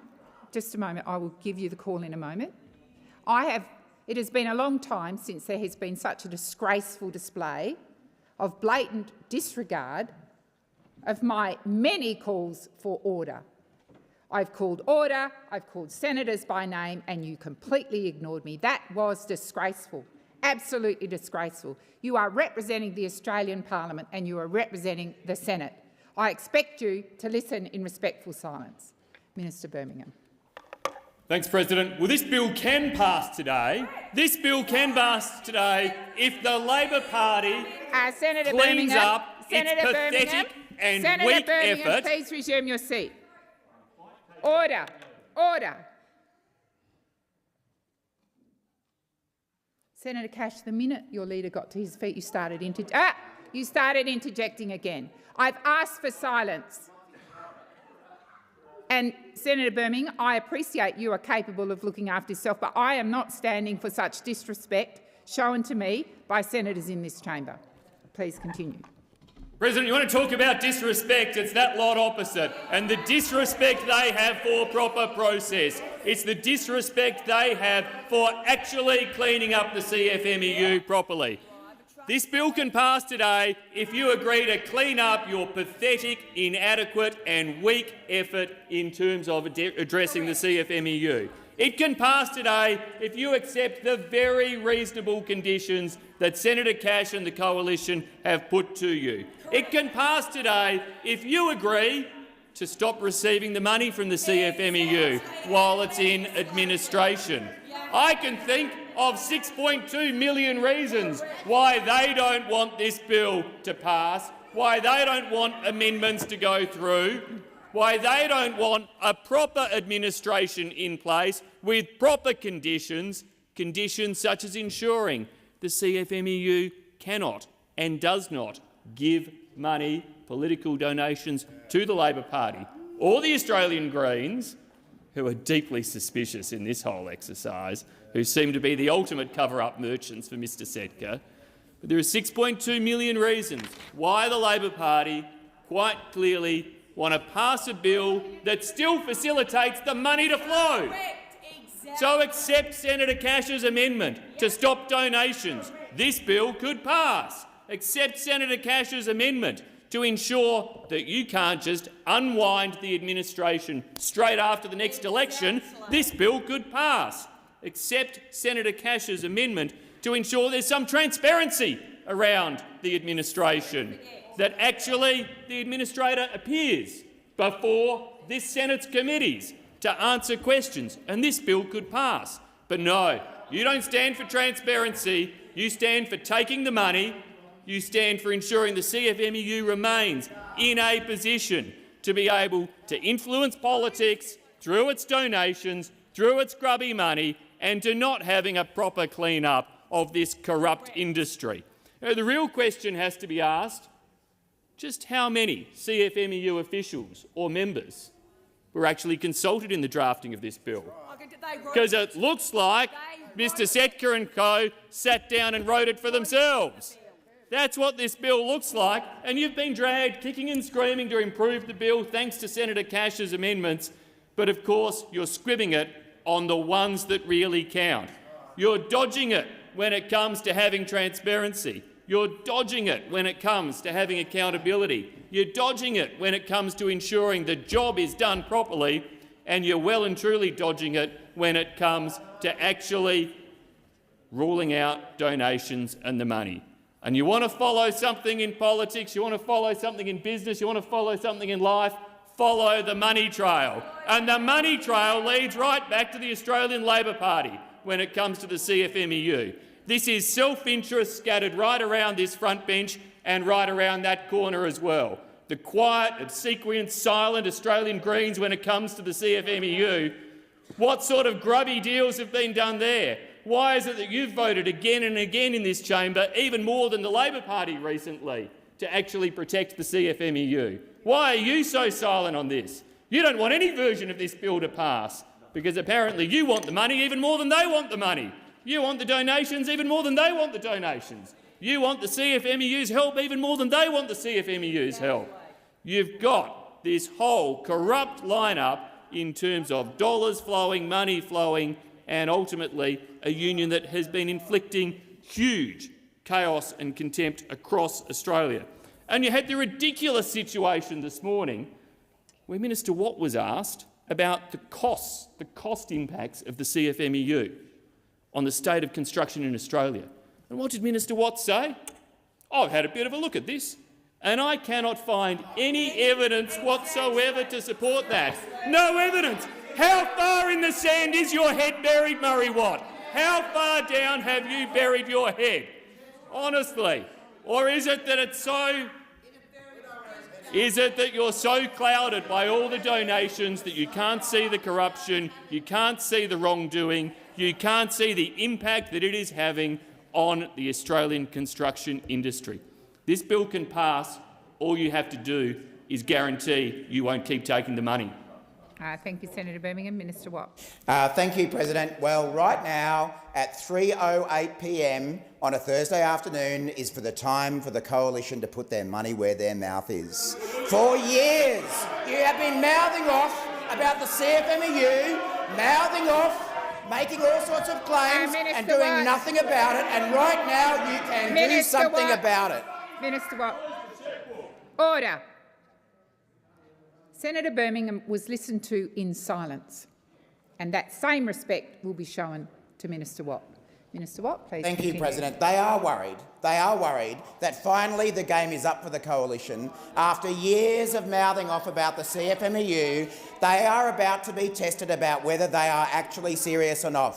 It's very easy to get out there and make all sorts of claims about unions, as you have been for years, but you never once sought to put... Minister Watt, please resume your seat. I do not intend to keep repeating that you are to listen in silence. If you can't do that, leave the chamber. Minister Watt. For years, you had the chance to do something about the corruption and criminality that we now know is in the CFMEU under your watch, under your ABCC, and did you ever do anything actually concrete about it? No, you did not. You never once sought to introduce a bill of the kind that we are seeking to introduce and pass right here today. You never did it, and now, on a Thursday afternoon, you're still squeamish about it because you just want to run around and make... Minister Watt, please resume your seat. Minister Wong. President, the opposition completely ignored your ruling there. I'm not protecting you. I'm observing your discourtesy. The President asked for something. Order. I remind senators once again I have asked for silence. Minister Watt, please continue. For years we have seen Senator Cash and the coalition run around demanding that action be taken about the CFMEU. Even yesterday, Senator Cash was in the media agreeing that we should pass this bill this week. But the moment it comes, oh no, can't possibly do something about it, because they'd prefer to throw political sledges rather than actually do something about it. Now, Minister Watt, please resume your seat. Please continue. Now, Senator Birmingham, on Senator Cash's behalf, has tried to make this point that there are three really important things that the government won't agree to. We saw this ridiculous list of requests from Senator Cash the other day, seriously. most of which were already dealt with in the bill. So let's go very quickly through the three things that they say are unresolved.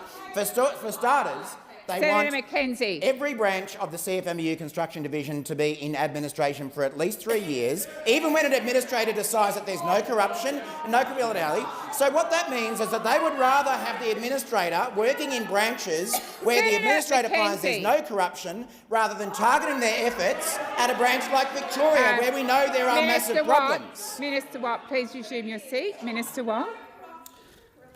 President, I think what we are seeing today is persistent disorderly conduct. I would ask you to remind senators of Standing Order 203. I would ask you to remind them of that, because you have asked. I understand this is a robust debate, and I, during my contribution, accepted quite a lot of interjections.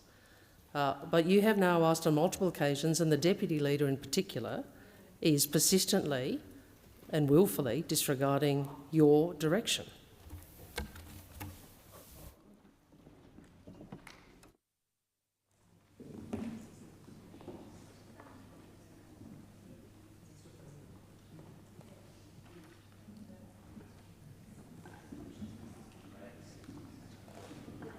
I do remind senators I don't particularly want to have to use that Standing Order 203, which I'm sure you're all aware of.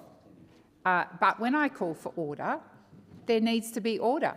You need to respect the direction of the chair. I appreciate it's a robust debate, but it needs to be done respectfully and in silence. Please continue. Minister Watt. Thank you, President. Now, the second matter that the opposition says is still unresolved is the issue of political donations. And you know what? We have already agreed in a letter to Senator Cash Minister Watt, please resume your seat. Senator Cash, which part of what I just explained to the Senate under 203 that you failed to acknowledge or respect? As I said to senators, particularly those on my left, if you can't remain silent during the debate, leave the chamber. That's your choice. Leave the chamber. But if you're going to sit in this chamber, then you need to respect and acknowledge and follow the direction that I give. Minister Wong. So we've already agreed to Senator Cash that the scheme of administration that would be applied under this legislation would ban donations to any political party for the period of the administration. So we've already agreed to that. We've agreed to that. It's in a letter to Senator Cash saying it'll be in the scheme of administration, which is part of the legislation. But that's not good enough for Senator Cash because she wants to run political games. Now, the third point is that Senator Cash, and this is actually the real deal breaker for Senator Cash, she wants the ability to haul the administrator, an independent administrator of a union, she wants the ability to haul them into committee rooms in a Senate estimates hearing and play political football. What this is actually about is Senator Cash's desperate desire to get her face on TV going after people in the way that she always does. Now, it's important, it is vital that this administrator is independent of political interference. It doesn't benefit the government, the opposition, the union or its members to have the administrator brought into estimates hearings and treated like a political football, and that's what Senator Cash wants. The reality is the government's legislation is the strongest action ever taken by any government against any union or any employer group in Australia's history. And it's not just us saying that. That is why the Master Builders Association of Australia, not exactly friends of the Labor Party, have said that Parliament must pass this bill this afternoon. It's why the Australian Constructors Association say now is the time to act. They are demanding action. These are employer groups. The ACTU National Executive has also passed a resolution saying that the CFMEU Construction Division should be in administration. So the government agrees. Unions agree. Employer groups agree. Who doesn't agree? The coalition, and of course let's not forget those little people over there, those friends of John Setka as well, who are going to back him this afternoon rather than back the Australian people. Let's not forget about them in the process as well. I really didn't expect, after all the claims, after all the years from Senator Cash and the Coalition, that John Setka would be the Coalition's best friend. That is not something I had on my bingo card for 2024. But that is the point we have got to with their refusal to back legislation that is supported by the government, that is supported by the peak union movement of Australia, and that is supported by the employer groups in the building and construction industry. It's time for the games to stop. It's time for the politics to stop. It's time to take strong action against the CFMEU Construction Division. It is time to pass this bill. Thank you, Minister. Senator Lambie. Thank you, Madam President. Well, right now, John Setka is sitting out there with his new tattoo on his beanbag and he's got his popcorn out and he's got a whole new cheer squad. They're called the Liberal Party, yeah? Yeah, that's what's going on. Yeah, that's what's going on. I have to say, you know, this is the trouble with you people. You had 9 years.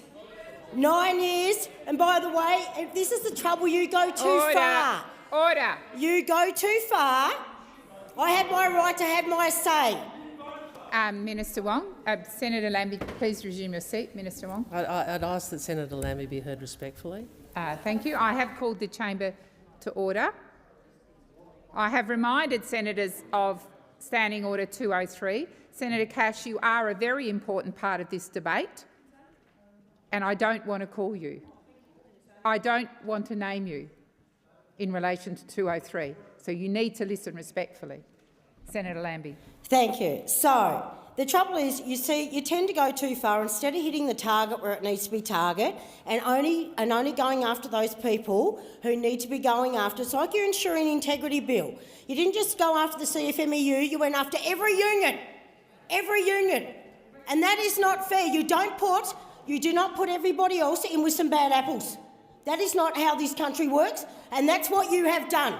But you also had 9 years, and under your 9 years, they continue to get worse. Your fines did not help. Your ABCC was rubbish. It did not work. Senator it did Chandler. not work. You had your opportunity because you have to go after the big picture instead of just those people that are involved. You cannot help yourselves, and it's all over making a political statement. All over making a political statement. Well, while you're making your political statements over the weekend and not supporting of this, you are putting lives at risk. You are putting lives at risk. You have done that and you are doing that and you are disgraceful. And let me tell you something. These people have come to an agreement with those 20 points that you wanted. But this administrator, having him during estimates, how stupid are you? You're going to bring an administrator that's doing an investigation over the next 3 years and getting to come in and ask questions and probably put people's lives at risk. You seriously can't. I mean, really, you must get that. That's how policing works. That is how investigations work. You've got to be serious. You cannot put an administrator in that is hearing all this stuff and asking questions. Oh, please, stop the rubbish. You had 9 years and you let your own people down. That is enough. Enough. Now do the right thing this afternoon. Stop playing politics with this and let's get this job done. You people over here, oh my goodness, the party of division. The party of division. Hey, how about them? How about them? Haven't said anything to the way these women were treated. Knows very, very well that most of those union members out there are women, and they are standing up for the behaviour of John Secker and the CFMEU. That is where the Greens have got to. Haven't said a word. I still haven't heard them justifying their reason why they won't vote for this. Haven't heard you get up and give us one good reason why you won't vote for this. You are absolutely shonky as they come. That is not good enough. You haven't come up with one good reason. I don't know what they're getting over here. Senator Lambie, please resume your seat. Senator McAllister. Senator Lambie is really being subjected to some very heavy interjections that are disorderly from the other end of the chamber, and I ask that you call those senators to order. Well, as I'm sure no senator in this place would be immune to the many times I've called for order, mostly halfway through question time and for all of this debate. I expect all senators to listen respectfully, and Senator Lambie, please direct your comments to me. Thank you. Thank you. So the party of hypocrites over here, the Greens, party of hypocrites and the party of division. Senator, you do need to withdraw that. I'll withdraw. Thank you. Okay, you have an opportunity to make a difference, the Greens do, and why they're doing this, it's going to come out in the end, and you know what, I don't feel sorry for you, but I need your voters to know you are really doing a shonky thing in here today. You should be onto these people. The CFMEU needs to be taken down and the investigations need to get started. And once again, you're another one. The Greens, carbon, oh my... Order.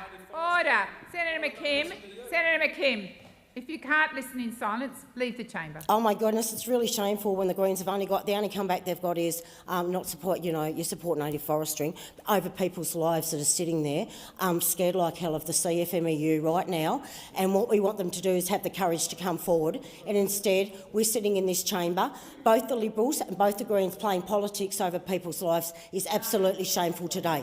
You cannot be serious about this. I suggest you have a really good think about this. I would have thought, through the chair, Senator Cash, it is enough. It is enough. All right, we're not going to get to the bottom of it, and more things will come out in this, and the sooner they come out, the sooner we can rein them in. That's where we want to be, and that's where we should be. That is where we should be, and when your own donors out there, hey, you donors out there, that give to the Liberal Party, don't give to them this time round, because they're not doing the right thing with you. That's the problem. Stop giving them and make them pay the price. Right, make them pay the price. Senator Cash. Thank you, President. Well,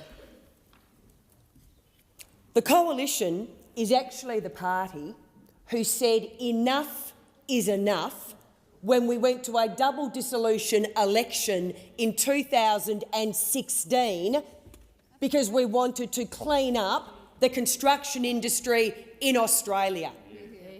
The Coalition is the party that said enough is enough when we went to a double dissolution election in 2016 to restore and put in place the Registered Organisations Commission.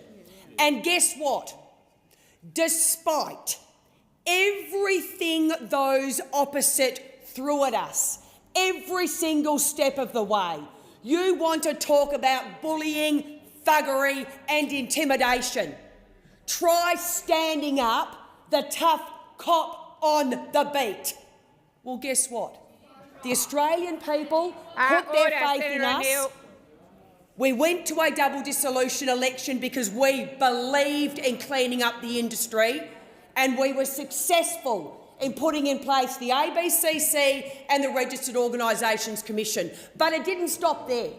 We said as a government enough is enough when we sought to bring in the Ensuring Integrity Bill that would have held all those years ago, almost going on a decade, union officials who do the wrong thing in this country to account.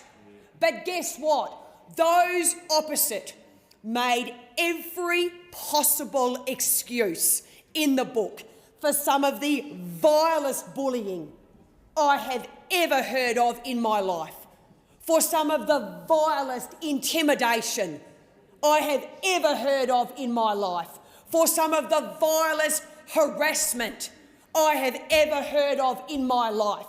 And believe you me, it wasn't just in the last few weeks that Australia woke up to the fact that organised crime is running the CFMEU. This has been known for years and years and years.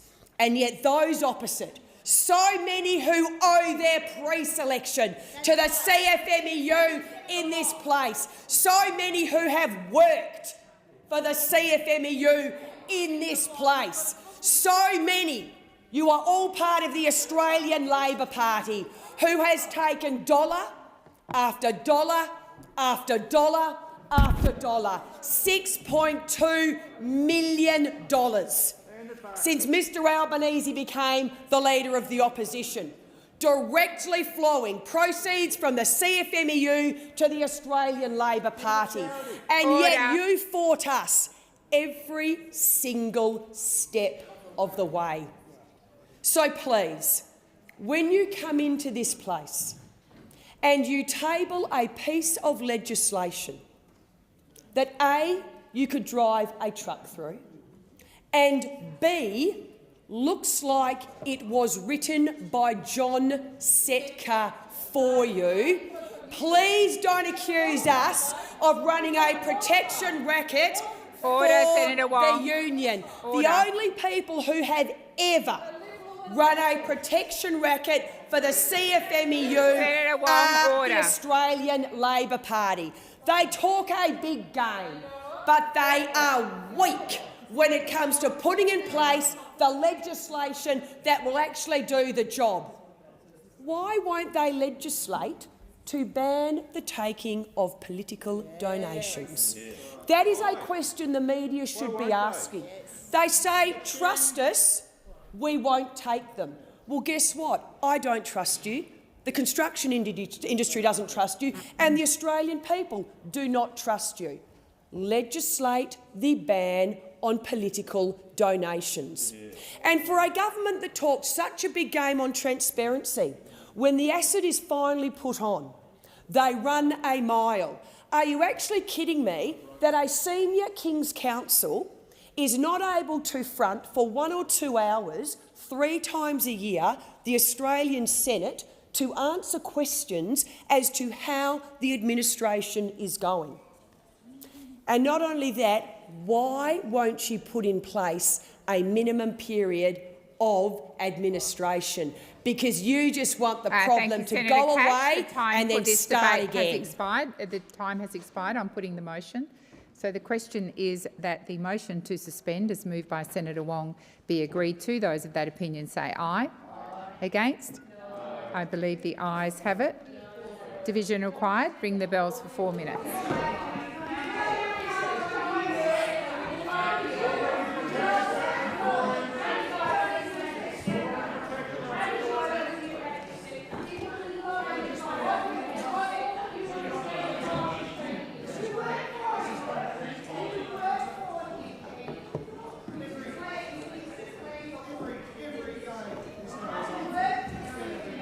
Senator Henderson, order. Order.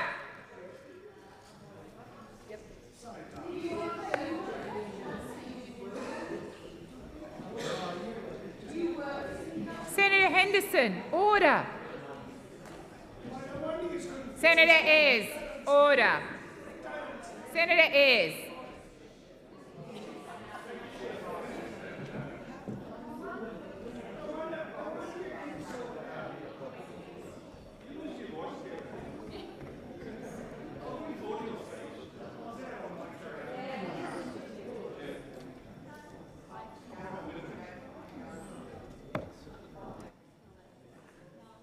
Thank you.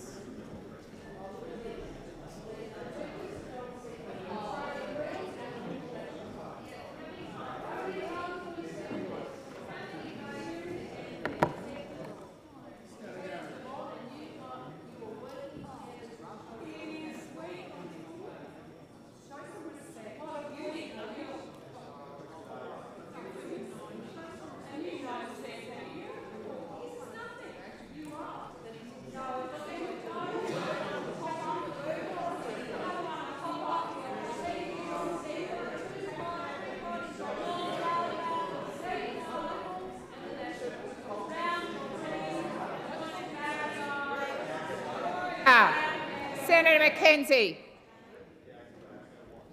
and Senator O'Sullivan.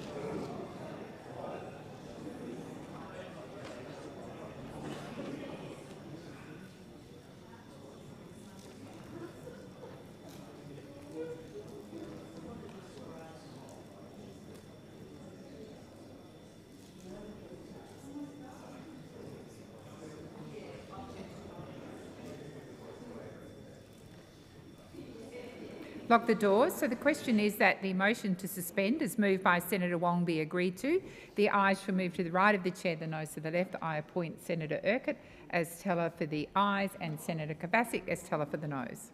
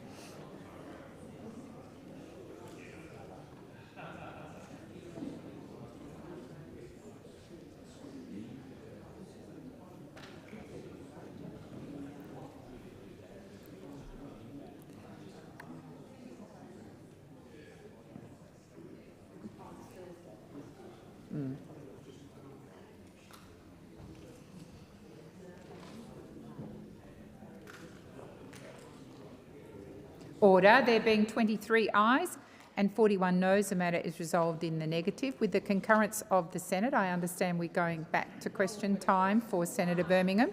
Senator Birmingham. Well, thanks, President. President, my question's to the Minister representing the Prime Minister. And President, I ask the Minister what CFMEU or ACTU officials or members were consulted or involved in the drafting of Labor's weak and inadequate response to CFMEU corruption, organised crime and lawlessness. Who did you consult? Order. Who was involved? Minister What say Gallagher. did John Setka or his mates have in drafting this legislation? Order. Order. Senator Wong, I have not called you. Order. I am not going back to what we had 30 minutes ago. I've warned individual senators about 203. I will name you. We have one more question, and it will be heard. The questions will be heard in silence, as will the answers. Minister Wong. Thank you, President. Well, I am advised that the entities which the Minister consulted in the drafting of the bill were, that hotbed of radicalism, the Master Builders Association, ACCI, COSBOA, AIG, the Business Council of Australia and the ACTU. Because this is a bill which the industry knows is necessary. And what we saw just now, President, was the unholy alliance between those who are only interested in protecting Mr Setka and the corrupt elements inside the CFMEU, and those who are interested in protecting those elements just so they can continue to play politics. Meanwhile, those decent trade union officials who have bravely stood up on this issue, and others— Senator Wong. Senator McKenzie, this is the last time I'm warning you. I will name you.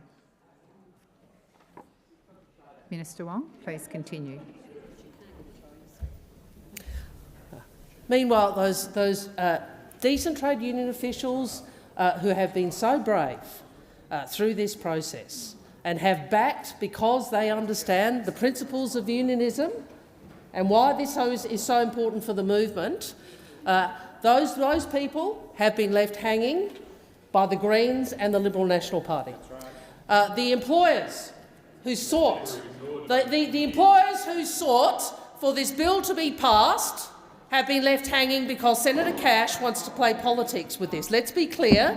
Senator Cash would rather have a fight than a fix. That's the reality. She wants a fight on this issue, and so she has refused to listen to the master builders, the Construction Association and all those organisations who know this legislation matters so.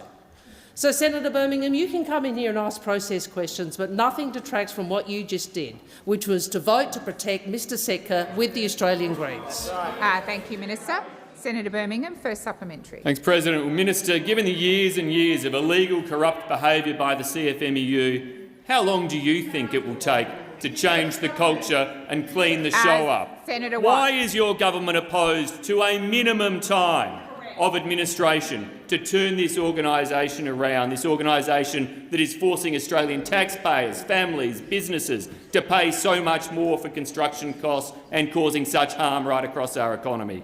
Thank you, Senator Birmingham. Minister Wong, first supplementary. Well, I do wonder what Senator Cash is telling the Shadow Cabinet, if it has in fact met at all, because the Minister advises me that he has agreed to go from 3 to 5 years. That's right. Is that something you knew before you voted with the Greens? Is that something you knew before you voted with the Australian Greens to protect him? Just a moment, Senator Birmingham. I'm just waiting for silence. Senator Watt, I'm waiting for silence. Minister Birmingham. Minister Watt is misleading Minister Wong. The question was about Senator the minimum time required, not whatever is Senator mythical. Birmingham, resume your seat. That is not a point of order. Minister Wong, please continue. President, this is just so pathetic. I mean, everybody knows, everybody saw what you just did. Everybody knows and everybody saw what you just did, that the Australian Greens and the Liberal National Party voted to protect Mr Setka and the corrupt elements of the CFMEU against the legislation that the government is putting forward. That is what occurred. So you come in here and you might ask, who did you talk to, how many years this? But the fundamental truth is Mr Setka did not want this legislation passed, and you voted to ensure it did not pass. Mr Setka and those who support him did not want this legislation passed, and you voted to make sure it did not pass. That is what you have done, and you need to live with that responsibility. Thank you, Minister. Senator Birmingham, second supplementary. Thanks, President. Minister, why are you and the Albanese government holding up your own CFMEU legislation by refusing to put into law a coalition amendment that would ensure union donations are banned during the period of administration? Is it really the case that Mr Albanese, the Labor Party and the Greens are so addicted to union money that you are willing to refuse that amendment to ban those donations? The time for answering has expired. Order on my right. Order. Senator Watt. Senator Watt. Senator Birmingham. Minister Wong. First, the government has indicated we would ban donations to political parties. That's right. That's the first point. The second point is this. The second point is this. The second point is this. Everyone in this country saw the vote which just occurred, President. The vote which just occurred was one that Mr Setka would have been very pleased with. Mr Setka would have been very pleased with. And what that vote will show is the Liberal National Party and the Greens political party voting to stop legislation that Mr Setka and those who support him oppose. That is what you have done in the interest of having a political fight. So whatever Senator Birmingham tries to push up on this issue does not detract from the single truth that we all saw with our own eyes. With our own eyes. Greens, thank Liberal you, Party Minister. voting The time to protect for Johnson. answering has expired.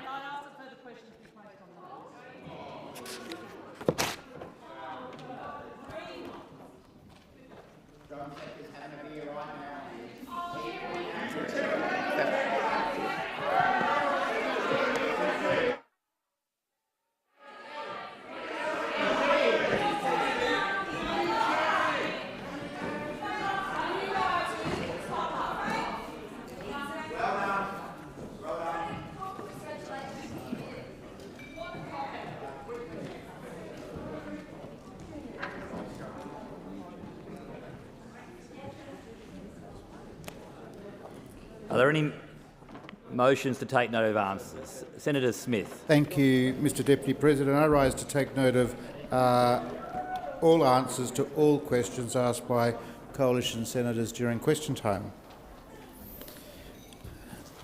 Day by day, month by month, Australian families and businesses are feeling the real pain of Labor's poor economic management. But there are 25 people who do not believe that Australians are feeling the pain and that businesses are having to close their doors. Those 25 people are the 25 Labor Party senators that sit in this Senate chamber. Because today we heard from the government that their economic plan is working. Well, Australian families and Australian businesses don't think the economic plan is working. And in fact, we heard Senator Gallagher, the Minister for Finance, say that the cost of living crisis in our country is manufactured. Manufactured, meaning that it's not real, meaning that it's made up. The data does not lie. The data does not lie. And today we've had it confirmed by the Commonwealth Bank of Australia that Australians are now spending 20% or more of their pre-tax income to pay their mortgage. A figure that we have not seen since the GFC, and double what Australians were forced to pay in the 1990s. The CEO of the CBA, the Commonwealth Bank, went on to say, he says, and I'm quoting him, the CEO of the Commonwealth Bank. He says we expect to see further increases in arrears in the months ahead, given continued pressure on real household disposable incomes. The CEO of the Commonwealth Bank is saying to Australian mortgage holders it's going to get worse. The government, on the other hand, is saying that their economic plan is working, and the Finance Minister is saying that the cost of living crisis is manufactured. But there's more bad news in the figures. The value of past due home loans has increased from $14.8 billion to $17.6 billion, an increase of $2.8 billion, money that people can no longer afford to find, to pay, to meet their mortgage repayments. The data gets worse. Personal loan arrears of more than 90 days have climbed to 1.5%, which is higher than the 1.25% which has been the average for the past 15 years. So when Australian businesses, including in my home state of Western Australia, are being forced to close their doors, insolvency rates are rising. ASIC tells us 11,000 insolvencies in the last 12 months. In the June quarter alone, in Western Australia, 379 insolvencies, one every 7 hours. And the government says the cost of living crisis is manufactured and that their economic plan is working. Australians want to know, why is it in just 2 years, are they feeling significantly poorer as a result of the economic management of Prime Minister Anthony Albanese and the Treasurer Jim Chalmers? Because prior to the election in May 2022, the Prime Minister made the big, bold claim in my hometown of Perth, Western Australia. He said Labor would make life better, Labor would make life easier for people with mortgages. That's not true. Australians have got poorer, living standards are falling, and people are finding it harder and harder to call this country the lucky country. I suspect that many Australians feel now that their luck has now run out. And this government says they've got nothing to worry about because the economic plan is working, apparently. The cost of living crisis is manufactured, is make-believe. That's not what people are feeling. And I challenge Anthony Albanese, when he comes to Western Australia, to walk the streets of Perth and see it for himself. People are hurting and are poorer thanks to him and his Labor government. Senator Pratt.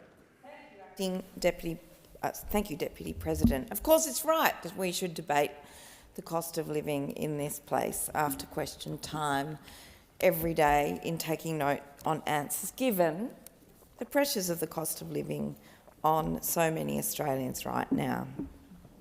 Our number one priority as a government is delivering cost of living relief.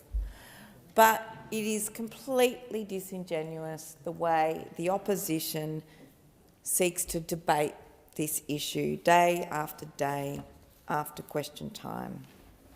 Why? Because demonstrably Australians, had a coalition government continued, would have been demonstrably worse off. So let's take a look at the facts. Under the coalition government, we had a set of income tax thresholds that would have kicked off a month ago with just the very highest of Australian income earners getting a tax cut. Just the very, very highest. They only backflipped on that. And, they didn't say they never really said this is a good idea. They essentially said, look, we can't stand in the way of a big tax cut for Australians just to give it to the very highest income earners. So at that point in time, you know, they didn't oppose the desperate need to change that very mal-apportioned tax cut legislated by the previous government. They just kind of waved it through. But make no mistake, had the coalition been in government, would they have sought to reset our tax thresholds to make them more fair and equitable for the cost of living crisis faced by so many Australians? There is no sign of evidence that says they would have. And every Australian household is getting $300 in energy bill relief. In states like WA, that adds up to about $700 in energy bill relief. But you want to know what? Not only did you oppose that, those opposite opposed that, but the very fundamentals of power increases in Australia over a long time now have been very much driven up by the lack of an energy policy and energy framework under the last government. For a long time now, it has been self-evident through economic modelling, through pricing in the market right now and over the last decade or so, that renewable energy is cheaper than coal. That renewable energy will continue to be cheaper than nuclear.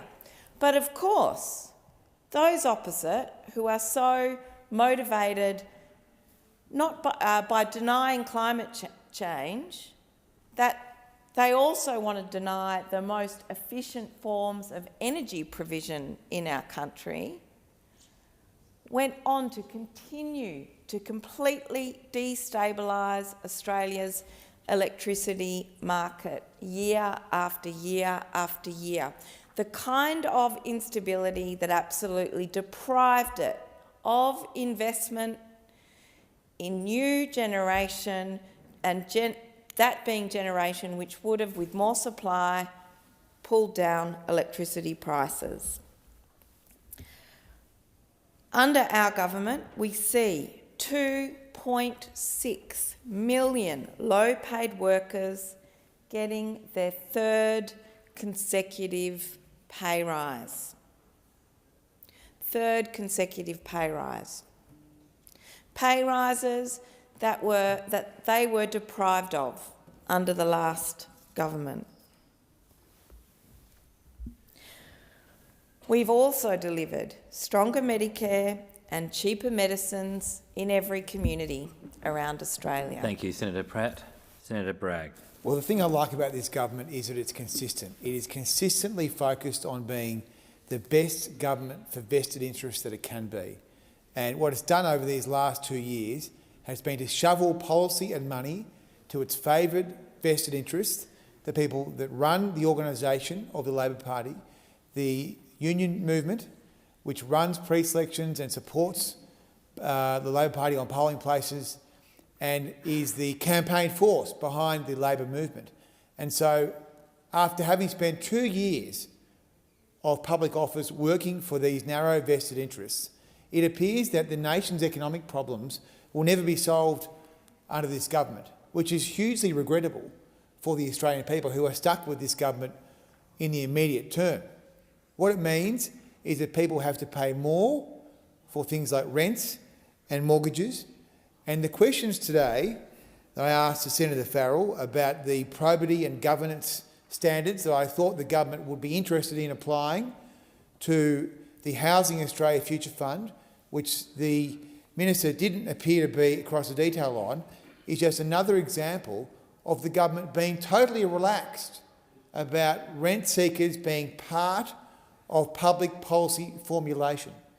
And what is most surprising is that the government seems entirely relaxed about this shocking conflict which threatens the integrity of this Housing Australia Future Fund, where you have the President of the Labor Party, also the Chairman of the CBUS Fund, which has 3 CFMEU trustees on its board, and the government seems totally disinterested in these issues.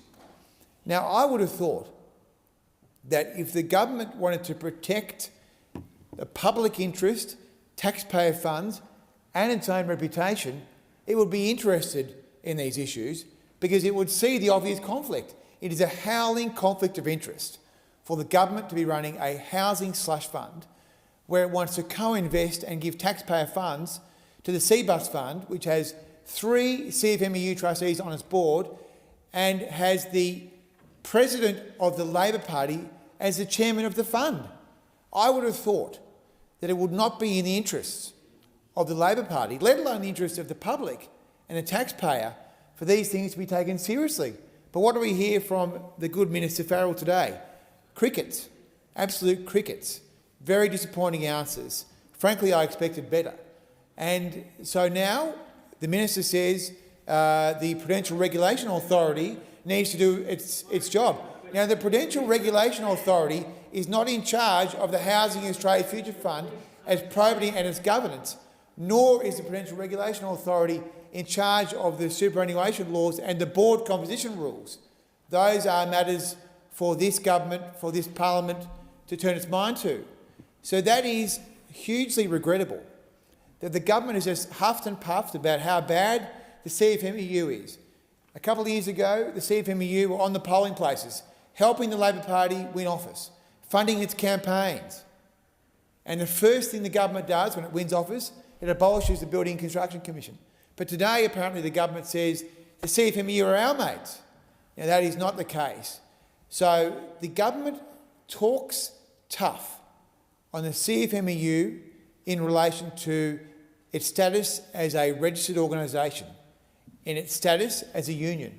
But what does the government do when it comes to protecting compulsory savings in the superannuation scheme? Nothing. And Minister Farrell's answer today is revealing. The government plans to do nothing to protect taxpayer funds invested in the HAF, which could be threatened by corruption in the CFMEU through the CBUS Fund seeking to invest with the Housing Australia Future Fund. And then more broadly, we hear from Minister Watt today, who commits the government to make no changes on superannuation boards. Minister Watt is committed to the 1970s model of equal representation, where employer groups and unions run the superannuation funds in the interests of the IR Club, not in the interests of workers, certainly not in the interests of employers. So this is a corruption at the heart of this government. It is hugely regrettable that the government has taken no steps to clean the HAF, clean the Housing Australia Future Fund and clear away the CFMEU and all its corrupt constituents. Senator Smith. Thank you, Deputy President. I also rise to contribute to this debate relating to questions asked by coalition senators in question time. And Deputy President, in my home state of South Australia, my community is absolutely telling me that they are doing it tough. That is absolutely what we're hearing from people in South Australia. We have had a problem with inflation in this country, and whilst I'm pleased that inflation is moderating, increases in the cost of living, rising cost of living pressures are hurting families in South Australia. And as a government, we have heard that message loudly and clearly. And that's why our number one focus in government has been to do everything we can to take action to put downwards pressure on inflation, because that has an impact ultimately on the cost of living pressures that South Australians are feeling every day. And there is no more significant plank to that work than the 2 surpluses we've delivered, back-to-back surpluses, which have an impact of applying downwards pressure to inflation. We're combining that with targeted cost of living relief, because it's that targeted relief which can provide support for families in my home state of South Australia without adding further to those inflationary pressures, many of which are external to the Australian economy, but in terms of the things that we can control, the things that we can influence, getting on top of inflation, on applying that downwards pressure to inflation is the top of our priority list. And in terms of that cost of living measures, they have been very targeted. Measures include tax relief for every single worker in Australia, not just some, not just those at the top end of the tax bracket.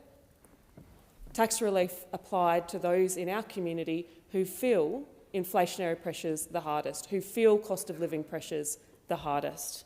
We've frozen the costs of common medicines because we know that is a significant pressure for Australians in our community, and particularly for those Australians who rely on repeat medicines and repeat prescriptions, that measure will make a real difference. Of course, the cost of housing is a significant pressure, and we are working overtime to get reforms through this place, which get opposed time after time, to influence supply, because we know if we increase supply in the housing market, we have an impact on house prices. And we're also doing our darndest to increase rental supply in this country, not to mention supporting Commonwealth Rent Assistance recipients with significant and substantial increases to rent assistance, which will benefit 1 million households.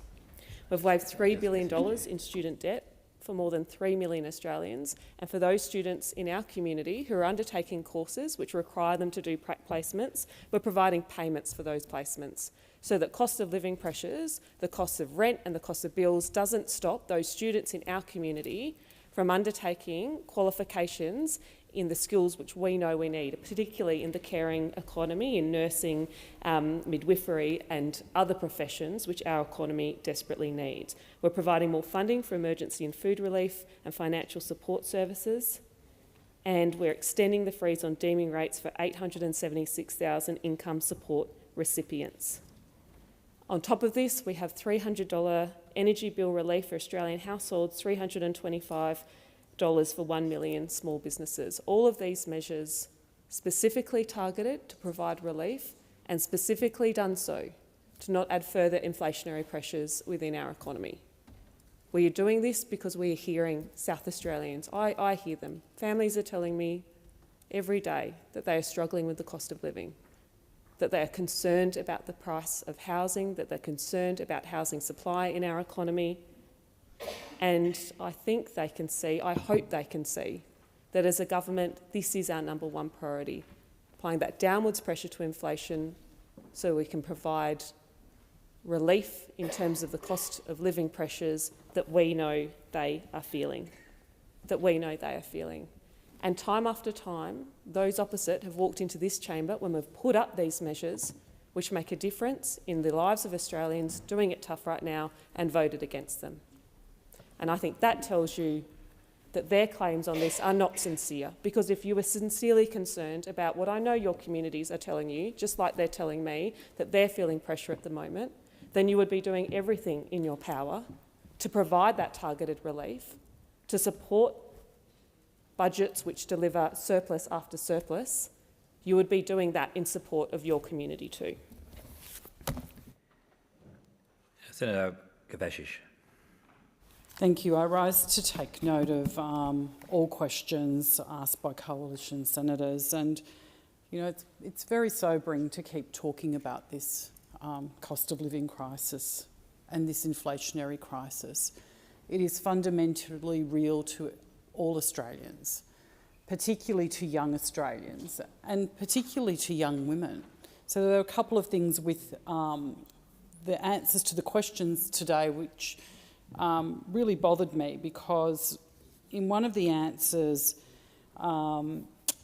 Senator Wong talked about the fact that she took issue with the assertion that inflation was persisting due to the actions of this government. That's a reality. This is homegrown inflation.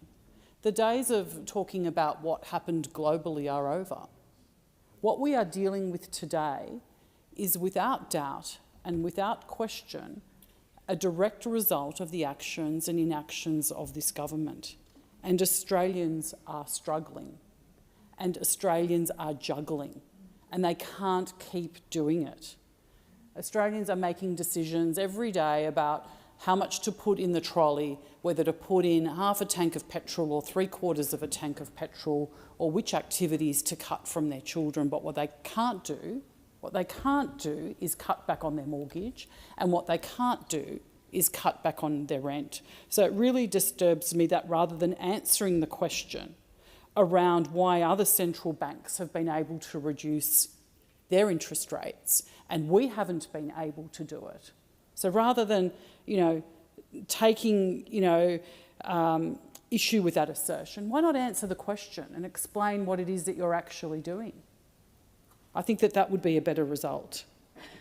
And then in relation to the questions that Senator McDonald asked of Senator Gallagher, the comments around, inflation is moderating. Well, no, it's not. And the RBA, and I note that there were quotes from, the RBA governor and RBA statements and references to, the release on August the 8th. But I'd like to read one thing from the RBA post their meeting. It says, headline inflation is expected to moderate temporarily in the near term. Temporarily. This is the RBA, this isn't the opposition. Owing primarily to one-off measures, including those providing cost of living support to households. However, headline inflation is then expected to increase as energy rebates end as currently legislated, before moving in line with underlying inflation once these temporary effects have passed. So what does that mean? That means that this, hoopla around this energy bill relief is going to have a temporary impact on inflation, and then the inflation will go back up. An absolute false hope.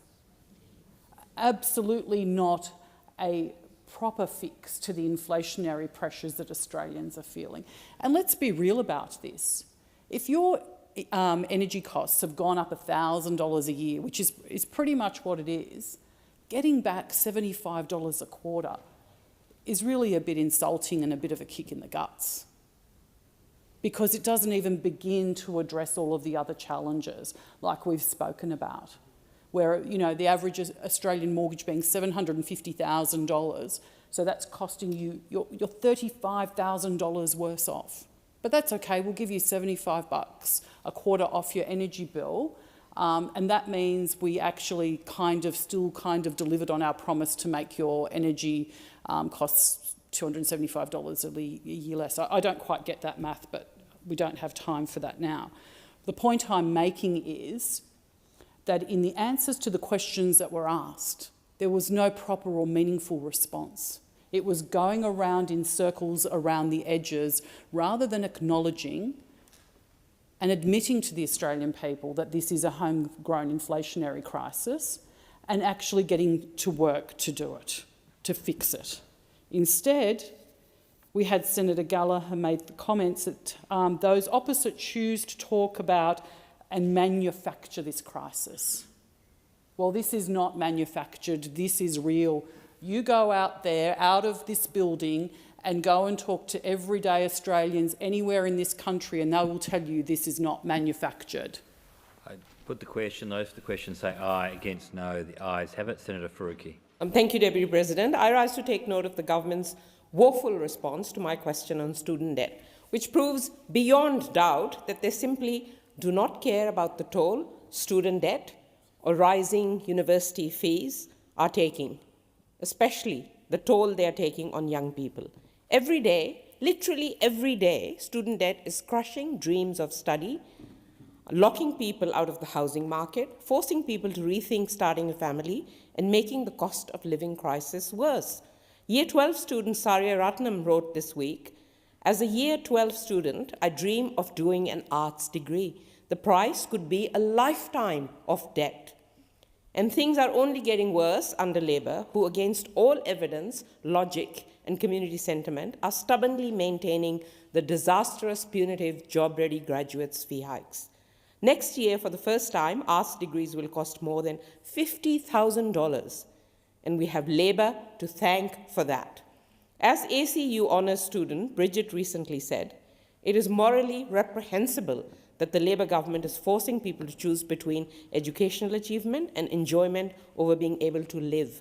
They claim to be better than their predecessors, and yet my HECS debt has nearly doubled. And don't let that gaslighting fool you. Labour say that they are wiping $3 billion of student debt, but all they are doing is shaving a tiny bit of indexation off the top of a giant, swelling pile of student debt. $3 billion of $78 billion, that's peanuts. Setting indexation to the lower of CPI or WPI is really akin to rearranging deck chairs on the Titanic. WPI is usually higher than CPI, so this change will make little difference. Labour's little tweaks to student debt won't provide an ounce of cost of living relief to the millions of people struggling under the weight of ballooning debts in a cost of living crisis. I mean, student debt is still rising faster than people can pay it off, and the root of the student debt crisis remains totally untouched. If this government is serious about easing the student debt crisis, then they need to reckon with the reality that you can't fix a system that shouldn't exist. Student debt simply shouldn't exist. Students are graduating with bigger and bigger debts, in large part due to the Morrison government's disgraceful fee hikes, which Labour is backing against the advice of their own Uni Accords panel, which said the scheme needed urgent remediation. What makes this all even so much more frustrating is that at the helm of this government that's shackling students with tens of thousands of dollars debt is a Prime Minister who went to uni for free. As Harrison Brennan, President of the University of Sydney Student Representative Council says, there's palpable anger among students who feel they've been cheated, forced to pay even more for an education that many in Parliament received for free. Harrison is midway through a politics and philosophy degree and already owes $33,000 in student debt. And it beggars belief that someone like the Prime Minister, who is literally a walking, talking example of the benefits of free higher education, is charging students $50,000 to get an arts degree. But I suppose this is also the same Prime Minister who owes so much to public housing, but refuses to fund it properly. Talk about pulling up the ladder behind you. Student debt should be completely wiped. Young people shouldn't be starting their working lives with tens of thousands of dollars of debt that shackles them for a lifetime. The money taken out of people's paychecks to pay down their student debt is money that is so often desperately needed to buy food, for medicine, to pay rent, and to pay other bills. Wiping student debt would save a person earning an average wage with the average student debt almost $6,000 a year, a massive amount that would make a tangible, real difference to people's lives. Higher education, like education at any level, is an essential public good. It should be free, it should be universal, and it should be provided by the government.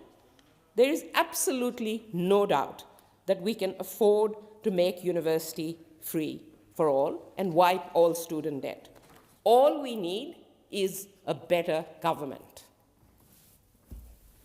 I put the question. Those to the question say aye. Against no. The ayes have it. We come to the tabling and consideration of committee reports. Senator Scarr. Thank you, Mr Deputy President. I present the report of the Legal and Constitutional Affairs References Committee on Missing and Murdered First Nations Women and Children, together with accompanying documents, and I move that the Senate take note of the report. At the outset, I note that this inquiry was established following a motion moved by Senator Cox. This motion was supported by both the government and the opposition. Hence, this issue has only received the scrutiny it has because of that initial motion moved by Senator Cox. Senator Cox's passionate advocacy in relation to this issue should be greatly respected and admired. At the conclusion of its 2-year inquiry, the committee is humbled and indebted to the families who relived their experiences and discussed the abuse, violence and trauma they have suffered and the failure of institutions and systems tasked with protecting them. Their strength and resilience, as well as their fight for justice, in some cases over decades, is inspiring. For many First Nations women and children who have been murdered or disappeared, there's been little, if any, justice. In too many instances, perpetrators have not been held to account for their shocking crime. In the cases considered by the committee, what happened to these women and children is reprehensible. Often, it was predictable and preventable. The committee, following its deliberations, makes the following recommendations. Recommendation 1. The committee recommends that the federal, state and territory governments co-design with First Nations families and communities, and on behalf of all Australians, a culturally appropriate and nationally significant way in which to recognise and remember the First Nations women and children who've been murdered or disappeared. Recommendation 2. The committee recommends that the Attorney-General task the Police Ministers' Council to review existing police practices in each jurisdiction, consider the learnings from each jurisdiction and aim to implement and harmonise best police practices across Australia by no later than 31 December 2025, with the goal of ensuring all interactions with First Nations people are consistent and of a high standard, including standards of cultural awareness and safety. The report lists particular matters which should be considered in this regard. Recommendation 3. The committee recommends that a parliamentary committee or such other appropriate body monitors progress in meeting recommendation 2 and the progress of measures adopted by the government to address discernible data gaps in this area. Recommendation 4. The committee recommends the Australian Government appoints a First Nations person with specific responsibility for advocating on behalf of and addressing violence against First Nations women and children within the Domestic, Family and Sexual Violence Commission. Detailed consideration should be given to the way in which the position is created within the Commission, the powers of such a position and the necessary funding to ensure that such a position maximises effectiveness. The committee recommends that the Australian Government urgently gives effect to the relevant recommendations in the independent review of the National Legal Assistance Partnership 2020 to 2025 and specifically address the need to increase the geographic spread and capacity of family violence prevention legal services. Recommendation 6. The committee recommends that the government develop for implementation a sustainable funding mechanism to provide ongoing support services for First Nations people, including women and children experiencing domestic, family and sexual violence.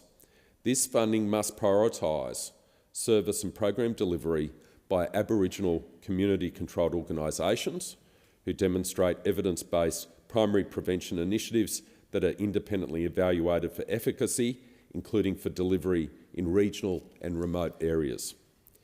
Recommendation 7. The committee recommends that the Australian Government empowers First Nations women to lead the design and implementation of services and supports that address violence in their communities, reflecting the principles contained in the United Nations Declaration of the Rights of Indigenous People. Recommendation 8. The committee recommends that the Australian National Audit Office give serious consideration to auditing the government's give serious consideration to auditing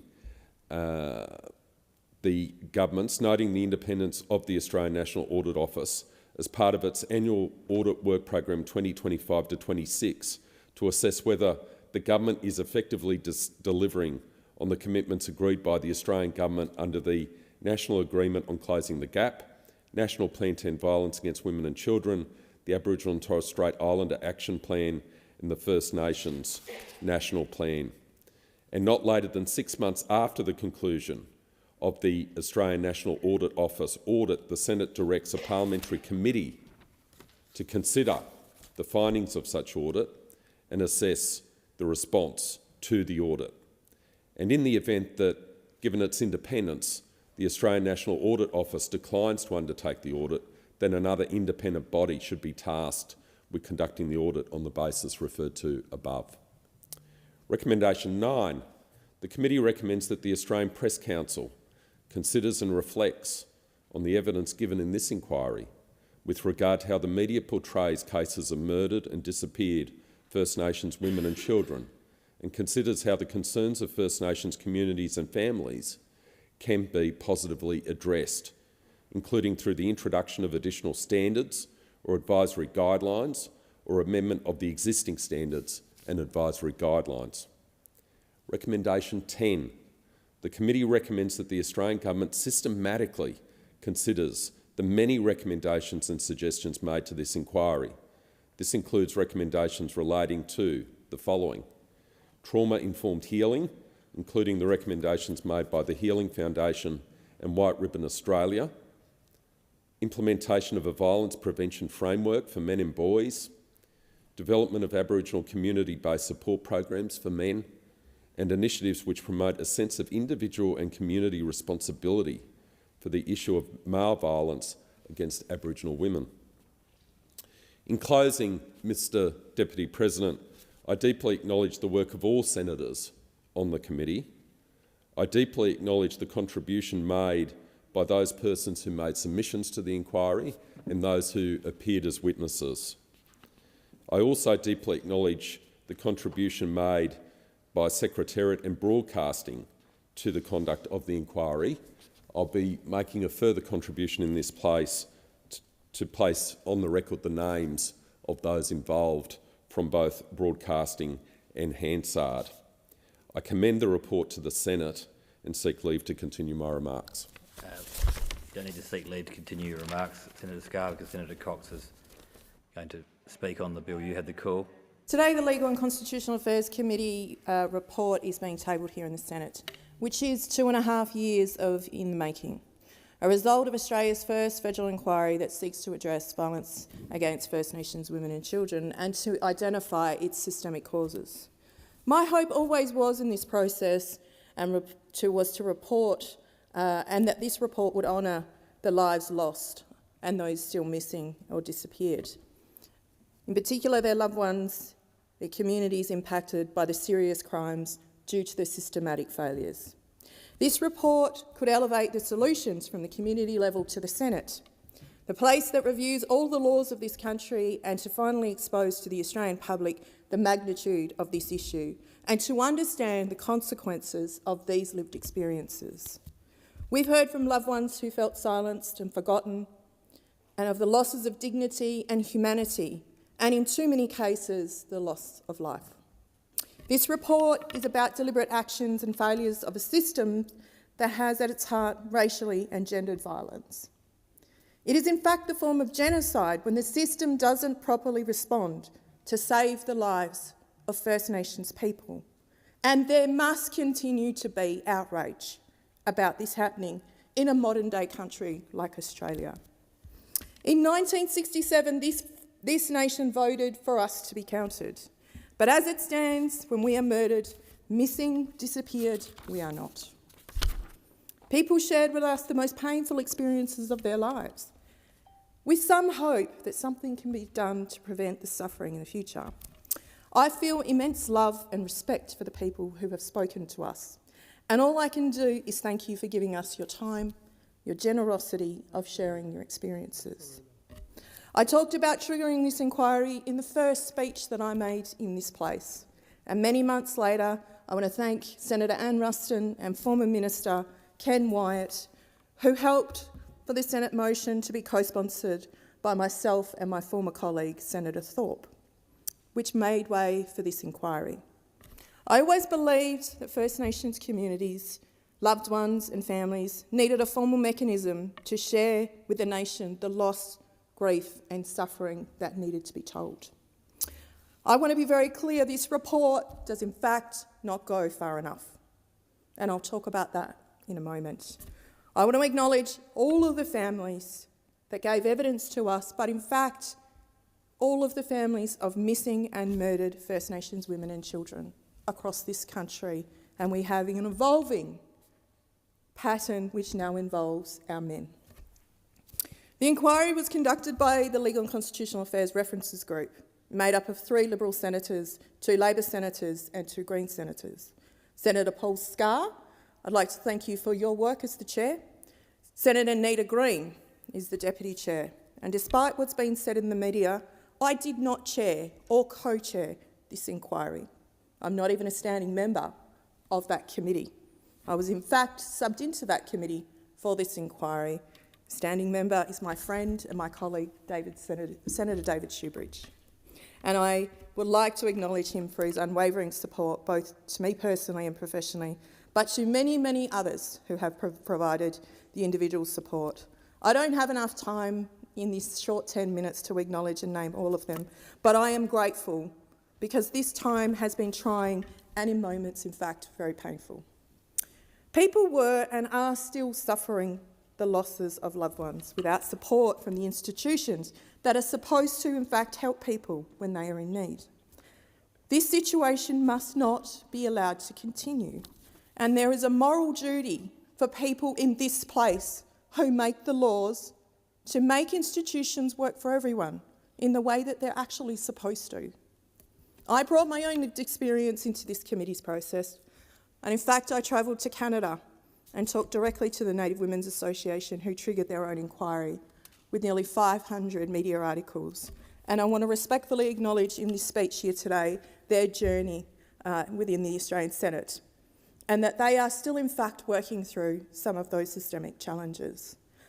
I've also shared during my short speech in the motion that was moved to commence this inquiry, my own cousin who was murdered by a man in her hometown in regional Western Australia. It was the atrocious response from her murder that was in fact by the police and their comments. The department and director, public prosecutions and the justice system that had profound impact on my life and also on that of my family. I know many others within my communities and much broader across Australia that have had and continue to have a lack of response and worse experiences, which we heard both as part of this inquiry that have brought me to tears and still stay with me. At the start of this process, the committee prepared for its work ahead by meeting with some of the Canadian commissioners from their inquiry into missing and murdered Indigenous First Nations women and girls. We also met with many First Nations academics and subject matter experts, and I want to thank them for their guidance. They provided some vital information to us. Acknowledging the work that has been put in the committee, it has to be said at this point, the outcome in the majority of the report is not what I, my team, and in fact the Greens expected. We're extremely concerned that the report's recommendations are not reflective of the urgent change and investment that is actually required. Problems have in fact been identified, but the recommendations don't contain many solutions. Where solutions are presented, they are presented far too broadly and are open to interpretation. And they are in fact not connected to any outcomes. There are no performance indicators to make sure that progress can actually be measured. And speaking of measurement, the glaring omission is the targets for improving data gathering, even though this Labor government had a budget allocation to do this. There is no direction provided in a recommendation to address this. We simply don't know how many First Nations women and children have been murdered or continue to be missing because we don't capture any of that necessary data. The majority of the report does provide some suggestions, but there are and continue to be no targets, no performance indicators to hold anyone to account if this important data cannot be gathered, collated and shared across jurisdictions. I take this opportunity to thank a dear friend of mine, Paul Girrawa House, who provided ceremony for us here in the grounds of Parliament House. And he gave me a very special word, dullabing, to walk straight and talk straight. And at this moment, I want to acknowledge the cultural load that was placed upon myself as a committee member and other First Nations people who have contributed to this process, which has been immense.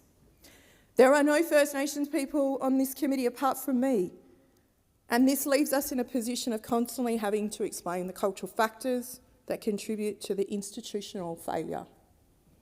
It's possible that this has contributed to some of the omissions in the recommendation, and in fact, today I met with Indigenous Affairs Minister Malarndirri McCarthy and asked to provide some information, if she was provided with any information or in fact sought for any advice. Her response was that she had no idea, which is unacceptable and just damn negligent by this government. The committee received 87 submissions, conducted 10 public hearings over the 2.5-year period. There was no shortage of people willing to contribute and tell their stories. In fact, people were aching to tell their stories because no one wanted to listen. And we heard shocking stories of people being ignored, ridiculed, dismissed, or when they wanted some help and for someone to care about the fate of their family members. Much of this has been written about the harrowing nature of the stories heard during the inquiry, and it's important that we hear about the suffering. It's our job to stop the suffering. It won't happen until we get to frontline government services to care, and sometimes the message that we get is some people don't care. And I'd like to continue to point out that in my own jurisdiction, the WA Police didn't even have the decency to turn up to the inquiry.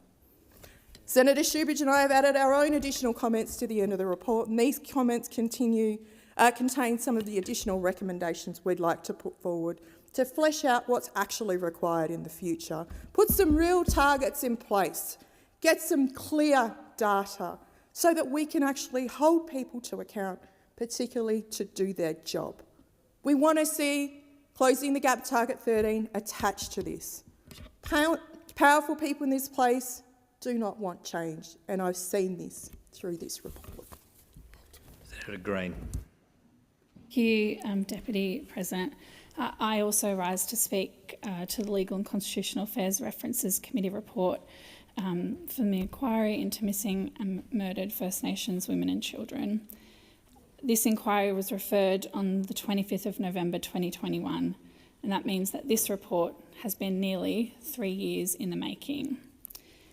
Today is significant, and this report is significant, but in terms of real change that must come in the form of action, well, that has to come after this report is tabled.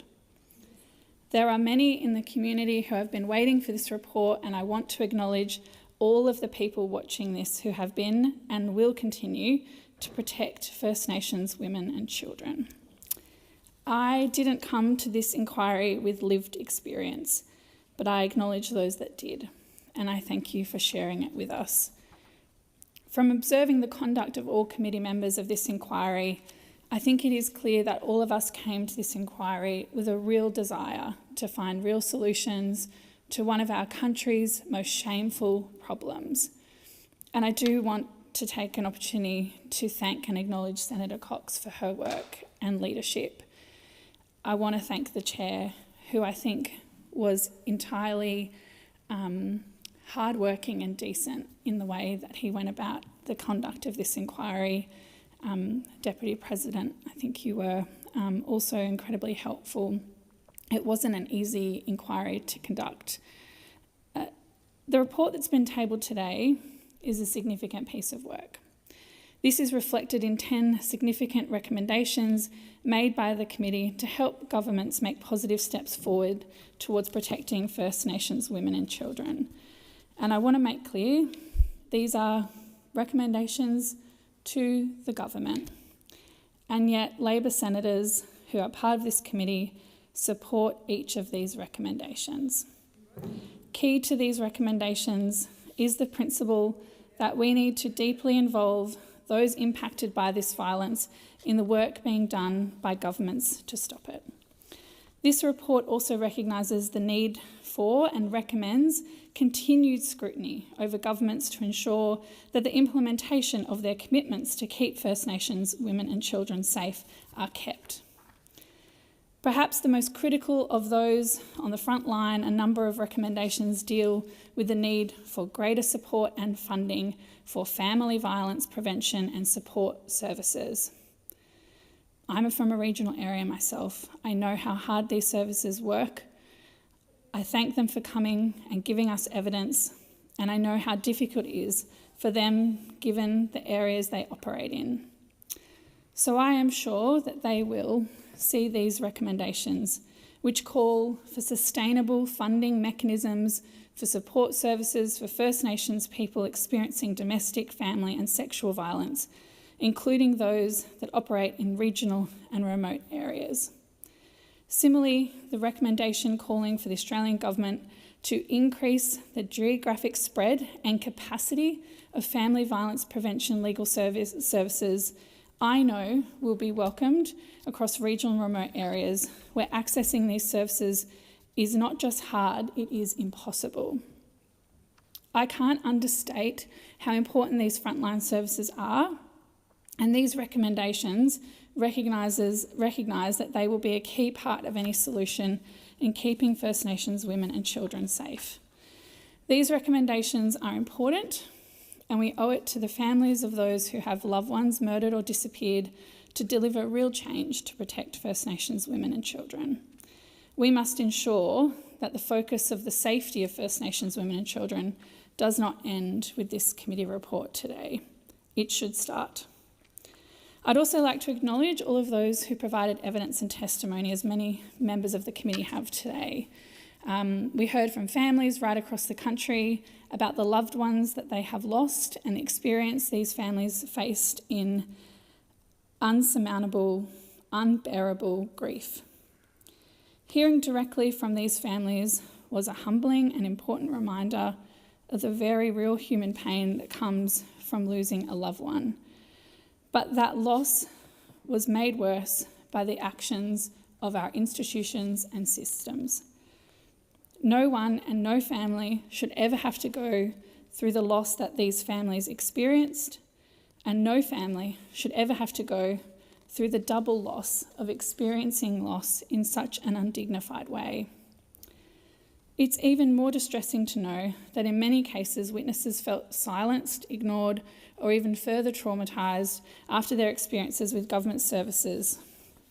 I can only imagine how hard it must be to share your grief with committee members who are strangers, and I am profoundly grateful for the experience that you provided the committee to help us shape this report. The committee received 87 submissions in the course of this inquiry, with many more providing testimony directly to the committee during our numerous hearings. As the committee, we travelled to hear firsthand that 10 public hearings across the Australian Capital Territory, New South Wales, Western Australia, Queensland, the Northern Territory and Victoria. The true scale and number of disappeared First Nations women and children is horrifying. Throughout this inquiry, we were confronted with truly horrific information on the disappeared and murdered First Nations women and children across the country. The gross over-representation of First Nations women and children in the number of people who have disappeared or murdered is an issue that no government can turn away from. The data already suggests that First Nations women are 4 times more likely to be hospitalised due to violence than a non-Indigenous woman, and 6 times more likely to die as a result of family violence. That is a statistic that we should be ashamed of. The picture painted by the data is even more scary when you consider that there are inconsistencies in the collection and underreporting which may be masking just how bad these true statistics really are. These deeply disturbing statistics show exactly how dangerous it is in our country for First Nations women and children. Thankfully, there have been ongoing efforts to improve that collection, and I acknowledge some of the work that's being done to do that now. Look, we can't hide from this issue, nor the issue of gendered violence. Problems like these don't disappear if we keep them hidden in the shadows. If we don't talk about this, if we don't talk about disappeared First Nations women and children, then we give permission for those who have inflicted pain on them to do more harm. The only way that we can really stop this is by making sure that there is as much attention on this issue as possible. Governments, the media, the wider Australian community need to reckon with these statistics and what they mean in terms of actual human loss and suffering. That is exactly why the committee has made its first recommendation, focused on urging federal, state and territory governments to co-design a culturally appropriate and nationally significant way in which to recognise and remember the First Nations women and children who have been murdered or disappeared. All of the women and children that we have heard through this inquiry were loved, and they were sadly countless more who were missing and disappeared that are being mourned and remembered by their loved ones. All of their loved ones deserve an opportunity to have their loss recognised and remembered. It is critical that we continue to push for real solutions to end the violence against women and children, and in particular, First Nations women and children. We need to make sure that this report is not the end of action on this issue, but merely a step towards a future where women and children are not regularly subjected to violence, abuse, and even death. Our work as a government and as a parliament is not over today. We have an obligation to the families who came forward, who shared their trauma, to ensure that this report is not the end of an important inquiry, but the start of important work to make things better. We need to act on the significant recommendations in this report together. And above all, we need to stop the violence against First Nations women and children who deserve better. Thanks. Would the Senate like me to have it held in the list? And yes. Deputy President, would you mind seeking leave? Senator Green, is leave granted, leave is granted. Senator Grogan. Thank you. I present additional information received by the Rural and Regional Affairs and Transport Legislation Committee relating to estimates. On behalf of the Joint Select Committee on Social Media in Australian Society, I present an interim report of the committee. And on behalf of the Joint Standing Committee on Treaties, I present the 218th report of that committee. Thank you. We now come to the consideration of documents. The Senate, which are listed on pages 5 to 7 of the notice paper. Any document to which no senator rises will be taken to be discharged from the notice paper. Senator Whish-Wilson. Deputy President, I rise to take note of item 18 on page 6 and seek leave to continue my remarks. Leave granted. Leave is granted. Senator Stiljohn. Thanks, Deputy President.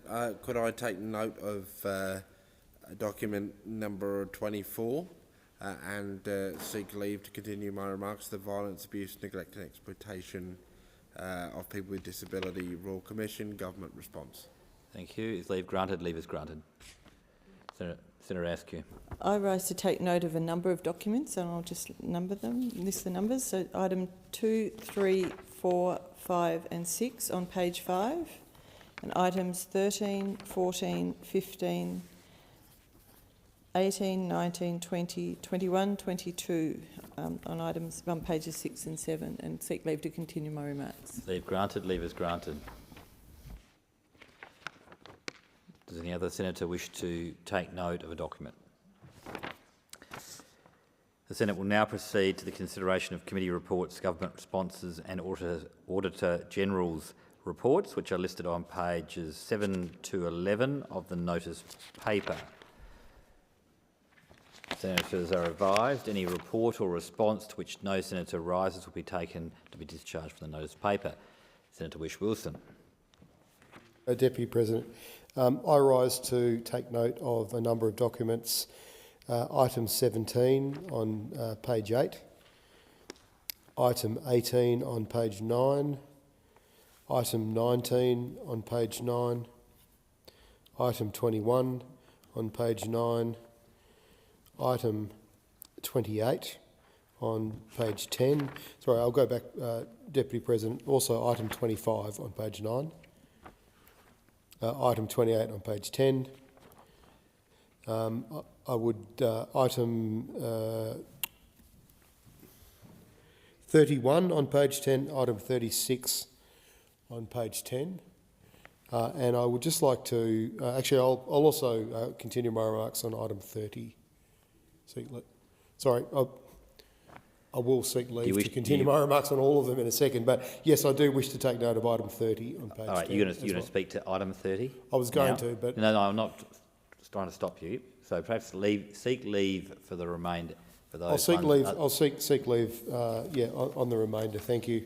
And, is leave granted? Leave is granted, and now I'll give you the call on item 30. Okay. Thank you, Deputy President. I rise to take note of the Environment Communication Reference Committee report into the Australian Antarctic Division and funding at the Australian Antarctic Division. I just wanted to say just what a great Senate inquiry this was, done with, collegiality and respect across all political parties and independents who are involved in this Senate inquiry. It started off as being expected to be a short inquiry in reaction to some leaked reports to the ABC about staff cuts and funding cuts to the Australian Antarctic's operational budget and particularly to their science budget. And it became a lot more than that. In fact, it went for well over 12 months, nearly 15 months in the end, with I think nearly 7 hearings in total.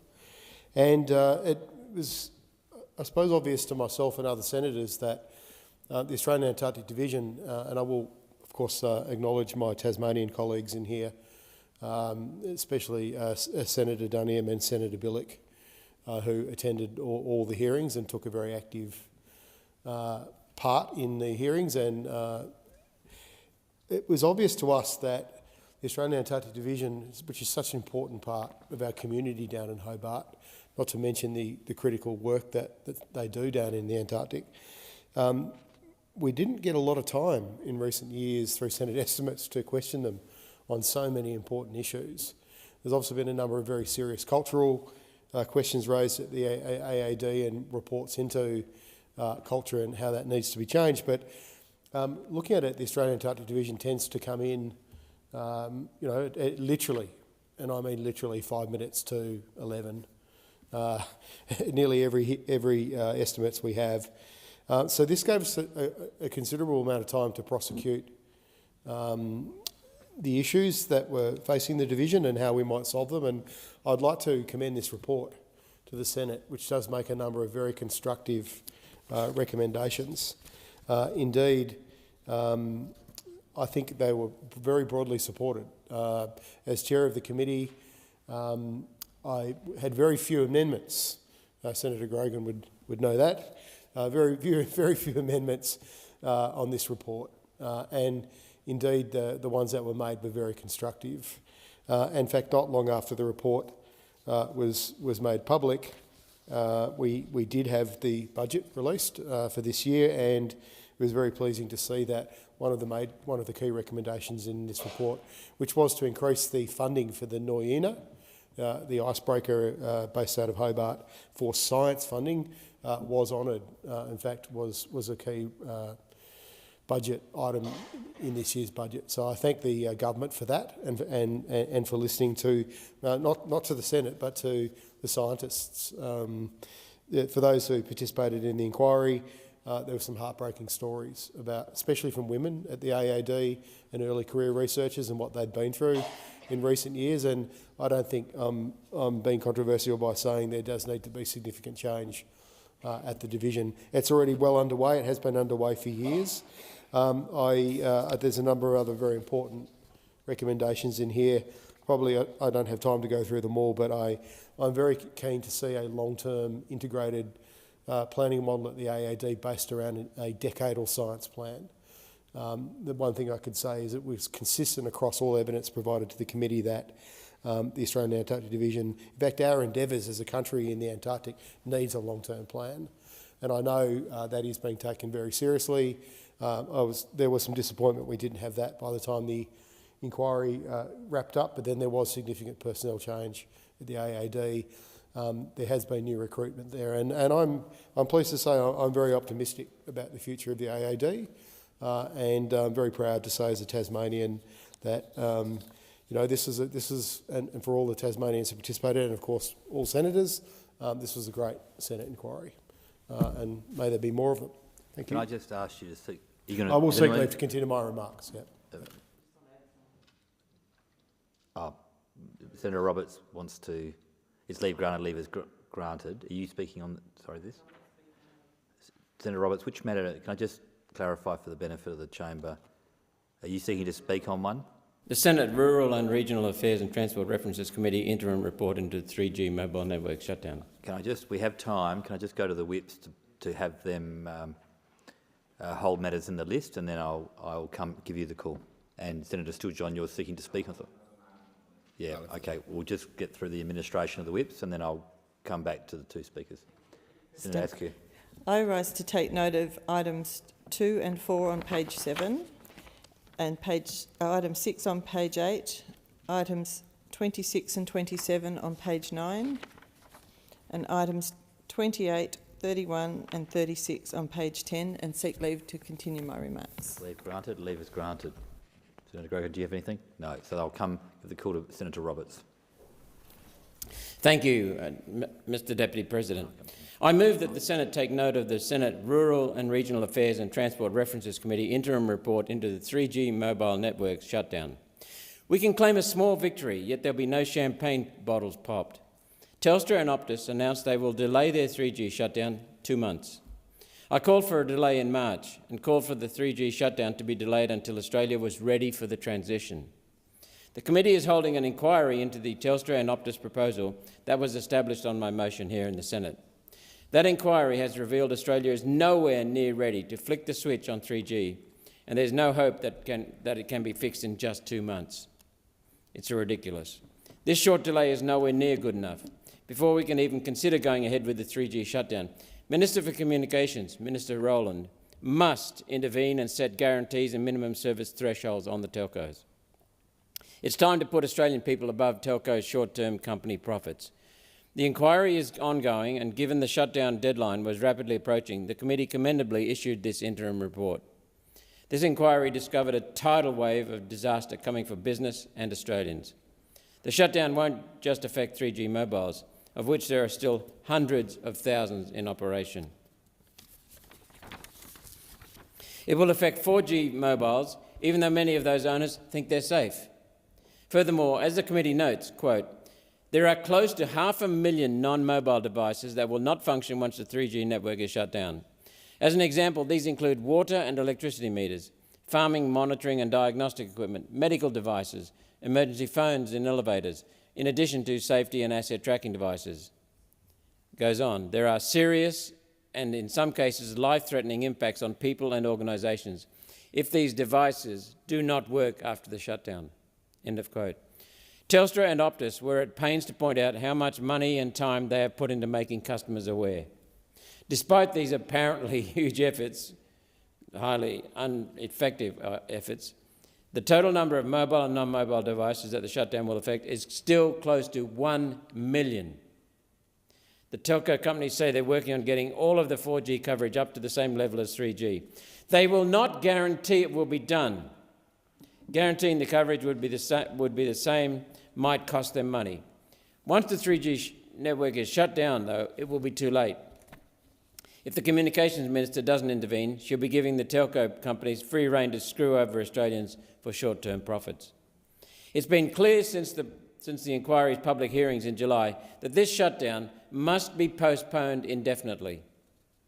The telco companies have made it clear they don't care about the consequences.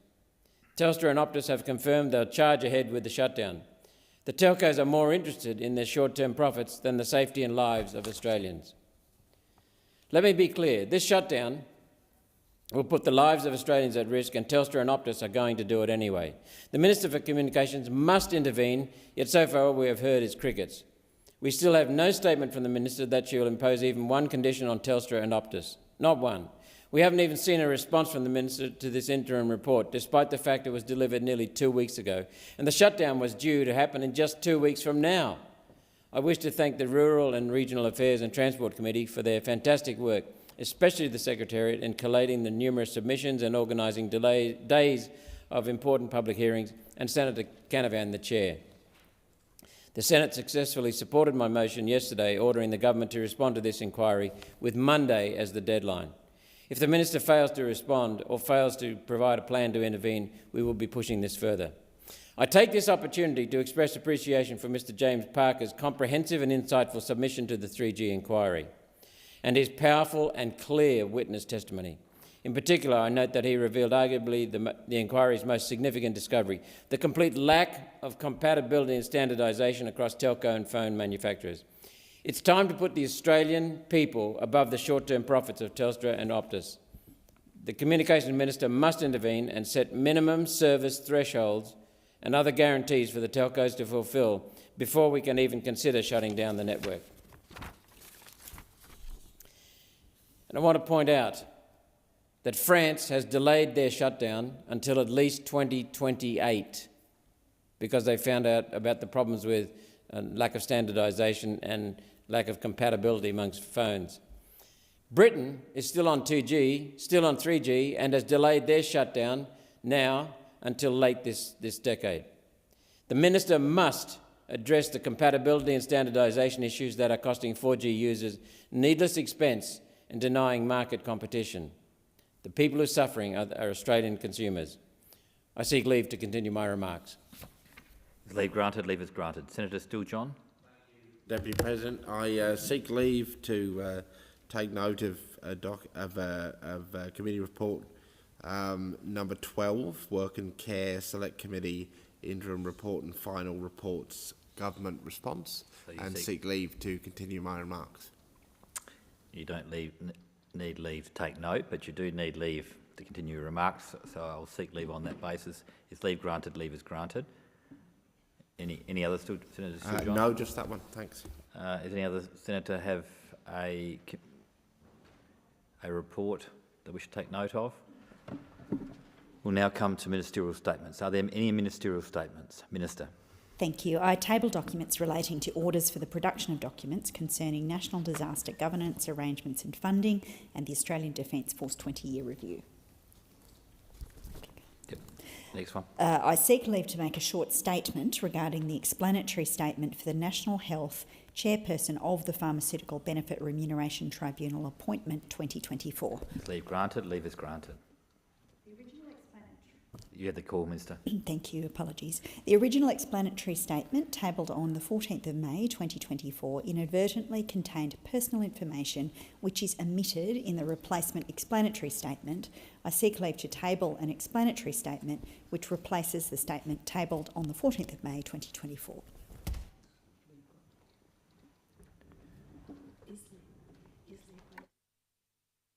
Is leave granted to table the statement? Leave is granted. Minister. I table the statement.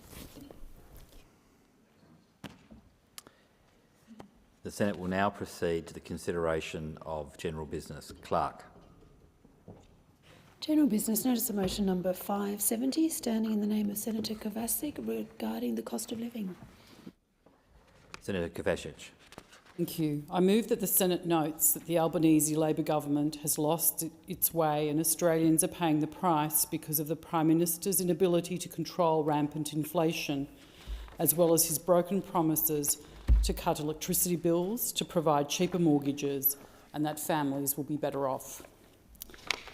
Deputy President, during the 2022 election, many in this place and the broader public will remember a catchy and maybe even sometimes a little bit annoying slogan used by the Liberal Party called "It won't be easy under Albanese." Well, it's been 2.5 years since that time, and I think almost every Australian family will agree. Things are much, much harder under this Labor government, and there is absolutely no sign of relief. And as this motion rightly points out, the Labor government has lost its way because during their time in opposition, they were discussing ways in which they would make life easier for Australians, such as the elusive promise of a $275 reduction in energy prices, It's just interesting to note that now in government, the only thing they want to talk about is the opposition and what the opposition did when they were in government. Perhaps as a bit of irony, the only free rent available in Australia is for the space that the opposition takes up in the mind of government members and the Prime Minister. Now, talking to this $275 reduction in energy price as well, it's elusive because according to members of government, and despite prices going up by more than $1,000 under Labor in terms of energy, they still claim they haven't broken this promise to the Australian people. In fact, they claim that they've kept this promise and even exceeded it with their $300 per household rebate over 4 quarters. That's a special kind of spin. You don't need to be a mathematician to figure out that 1,000 minus 300 is 700, meaning that even on these gross numbers, Australians are, despite the rebate, despite the promises and posturing from the government, still at least $700 a year worse off under this government when it simply comes to their energy bills, just that small part of their expenditure. Perhaps if this were the only broken promise and the only area of the household budget that has taken a hit under this government, then maybe it could be forgiven. However, energy prices are just one of the many areas breaking the budgets of so many Australian households.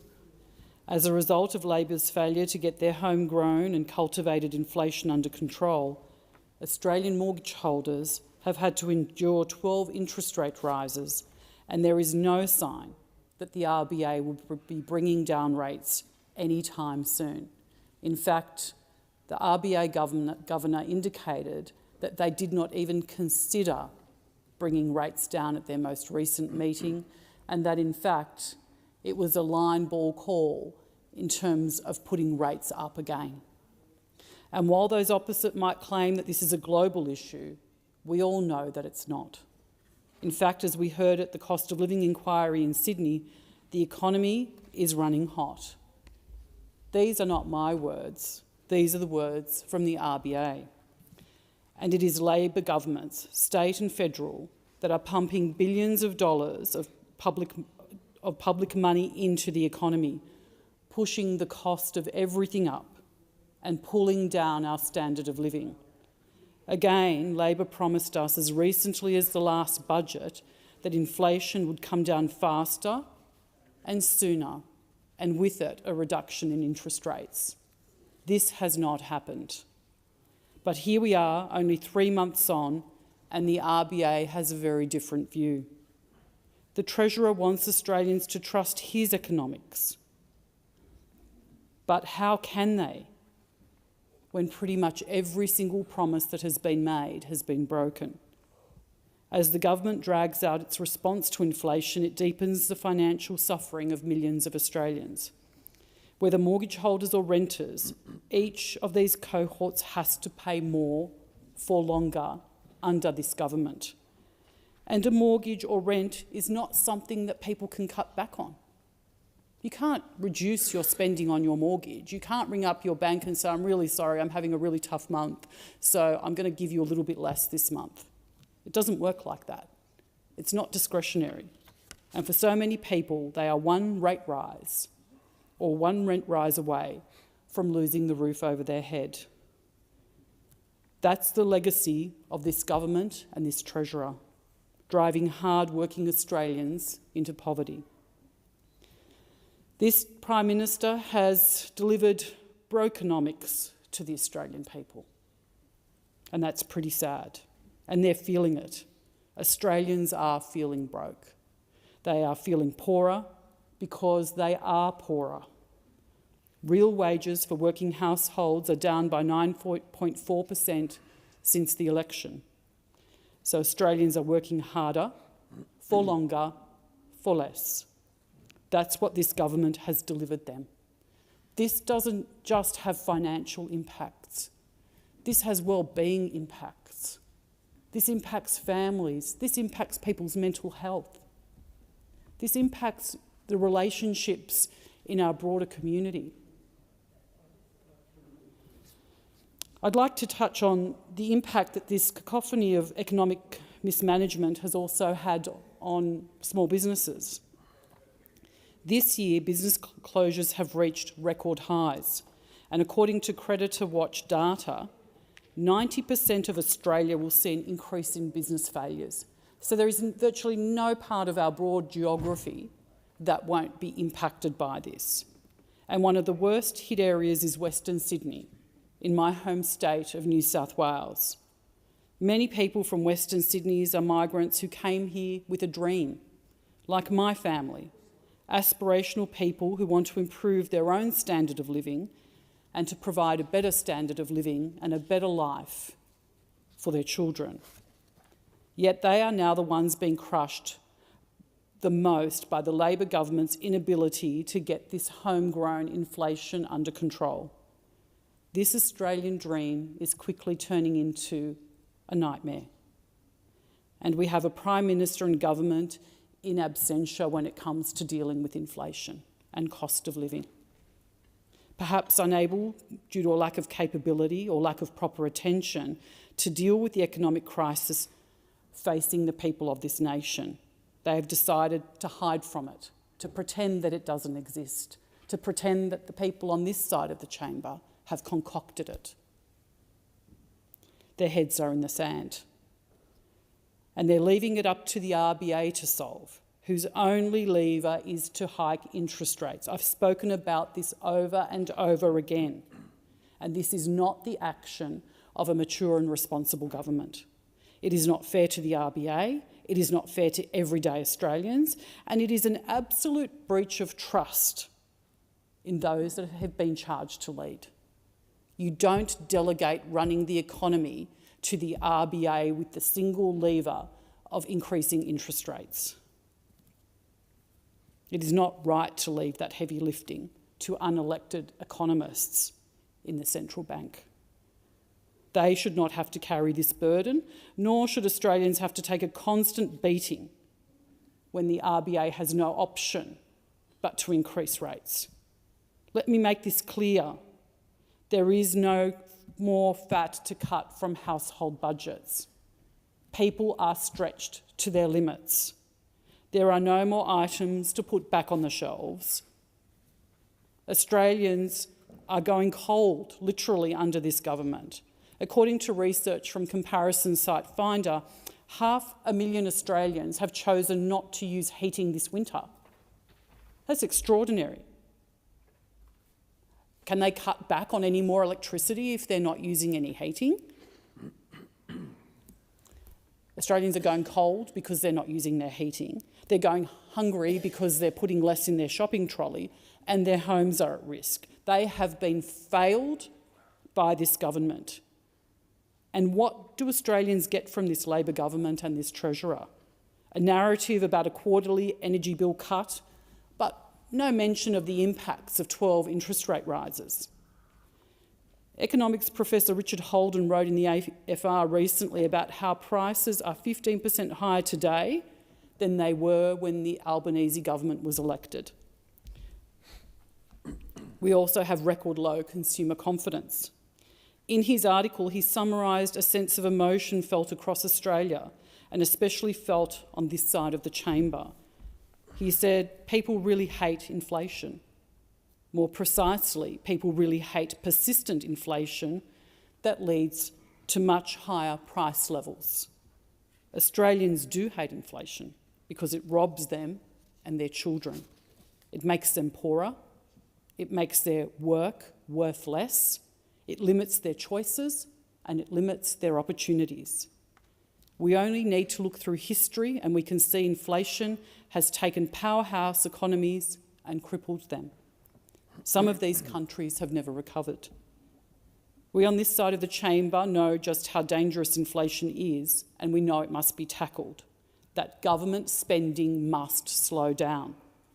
We know if the economy doesn't cool down, we risk baking high inflation into it. The risk of continued and persistent inflation is a scary one. It means Australia could be on a path where the continued degradation of our standard of living becomes a built-in element of our economy. Yet I ask again, Where is the government? Where is the Treasurer? Where is the urgency to get this under control? We've all been asking. It's time to act. The time to act has actually passed. We've been saying it for months. Where are you? What are you doing? Australians are looking to government for a response to inflation and the cost of living. And the Prime Minister and the Treasurer are hiding behind the RBA public servants in Martin Place. A government in absentia is not a government at all. It's a sad analogy, but rather than where's Wally, we have an absent Albo and a great deal of gymflation.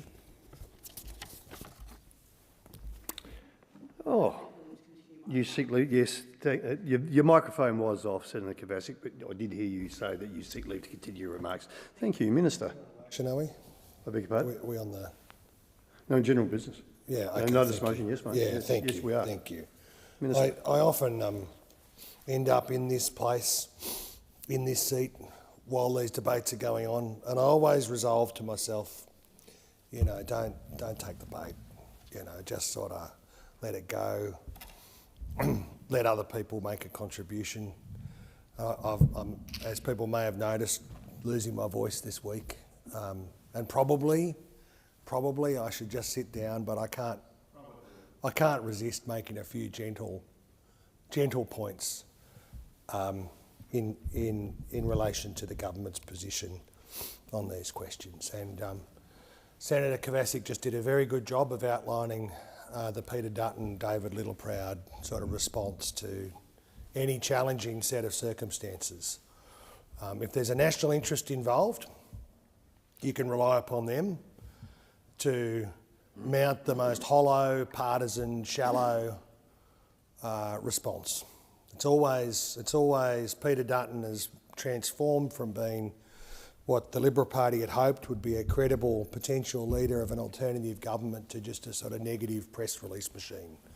All he does is shout no into the void. So if there's a national interest question, you can always rely upon them, like they did this week on Future Made in Australia, to mount the most negative, hyper-partisan, oppositional approach, not in the national interest. If Australians are doing it tough, what are Peter Dutton and David Littleproud and Barnaby Joyce and all these characters they do? They say, well, you know, if we can really mount the most negative proposition and hope for the worst, like what we want is the worst thing to possibly happen, if Australians can lose, maybe we can see a narrow pathway to victory. Maybe that's sort of the political genius that sits behind this negative, bottom of the barrel, shallow, hyper-partisan set of propositions. Negativity defines the federal opposition these days, the Liberal and National parties. Just roaming around the country shouting no at every single constructive proposition. The problem with that position is that Australians don't buy that argument. They don't buy that argument because Australians every day in their families are getting on with it. More Australians participating in work in this quarter, more Australians participating in work. So while the unemployment rate nudged up by a decimal point, more Australians in work in communities. Australians working together. You've got Barnaby Joyce down here talking about bullets and ballots and to ever diminishing groups of sort of maddies outside, you know, holding these demonstrations against wind turbines or whatever other new piece of modern technology he wants to campaign against. He'll be campaigning against phones soon or something, but he's out there talking about bullets and ballots and all of the sort of cooker sort of weirdo stuff that he goes on with. But Australians in these communities want to see industrial development. They want to see investment. They want to see good jobs. They want to see the Australian government fighting for them and fighting for their communities. And so communities are working together on these questions. Workers and businesses, trade unions, our research sector working to build a stronger, better, more resilient, productive economy. And the country's got a government that, rather than complaining about the state of things, is acting on the state of things. And this government introduced tax cuts for every single Australian PAYG taxpayer, every single one. And the result of those tax cuts is that they deliver much bigger cuts for the majority of Australian taxpayers, particularly those at the middle and bottom end of the tax scales. And for regional Australia, it means that 90% of Australian workers get a better deal from the Albanese government's tax cuts than the tax cuts that Scott Morrison and Peter Dutton and Barnaby Joyce and David Littleproud supported. Energy bill relief.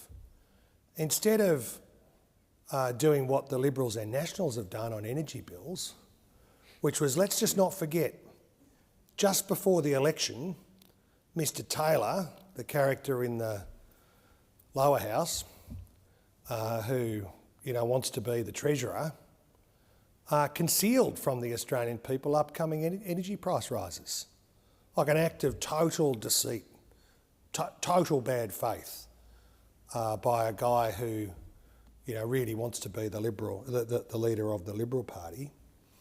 And then ever since then, there isn't an energy bill price rise that hasn't been celebrated by the Liberal and National Party. They love energy bill price rises because it's an opportunity for them to campaign in here.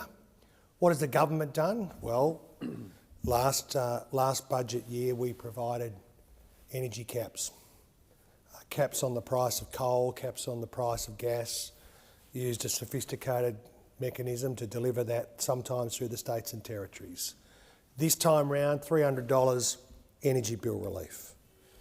Childcare costs decreased by 11%. Childcare workers, 15% wage increase. Costs have gone down for parents by 11%. And there's a cap on future price rises, just over 4%.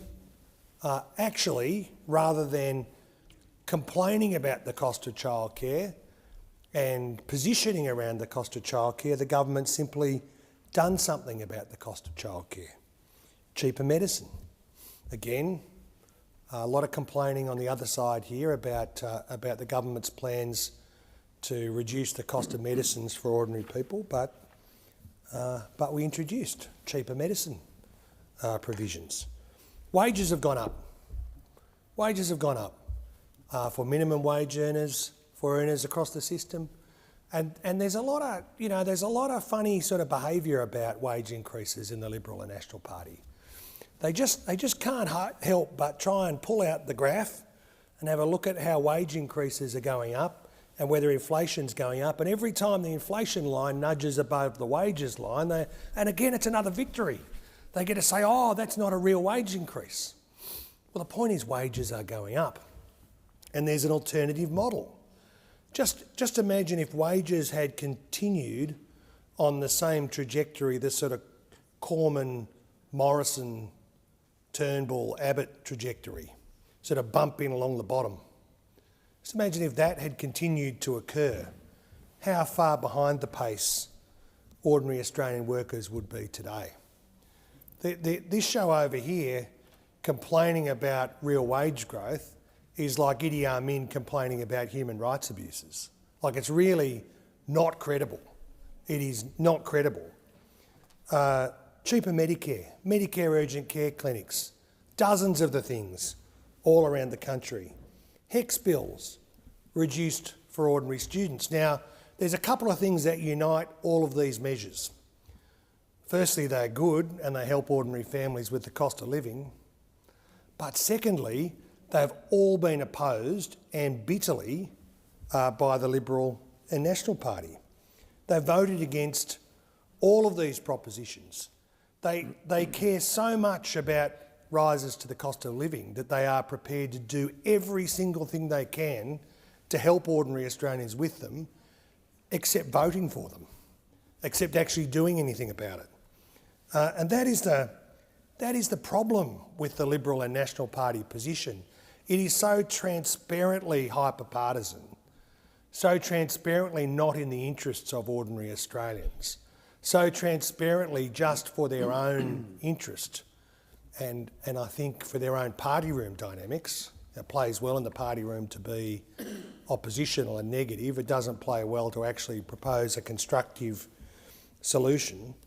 And that's why I think that while ordinary Australians are working hard to get through what is a tough period, they can see through the negativity of the coalition.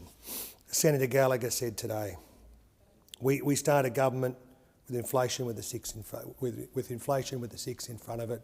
It's now got a 3 in front of it. There is more work to do. The other interesting thing about the coalition's position on this, and Senator Kovacic didn't really take us to this, is their complaint about government spending, their negativity about the government's role in the economy. Well, this government delivered 2 back-to-back surpluses.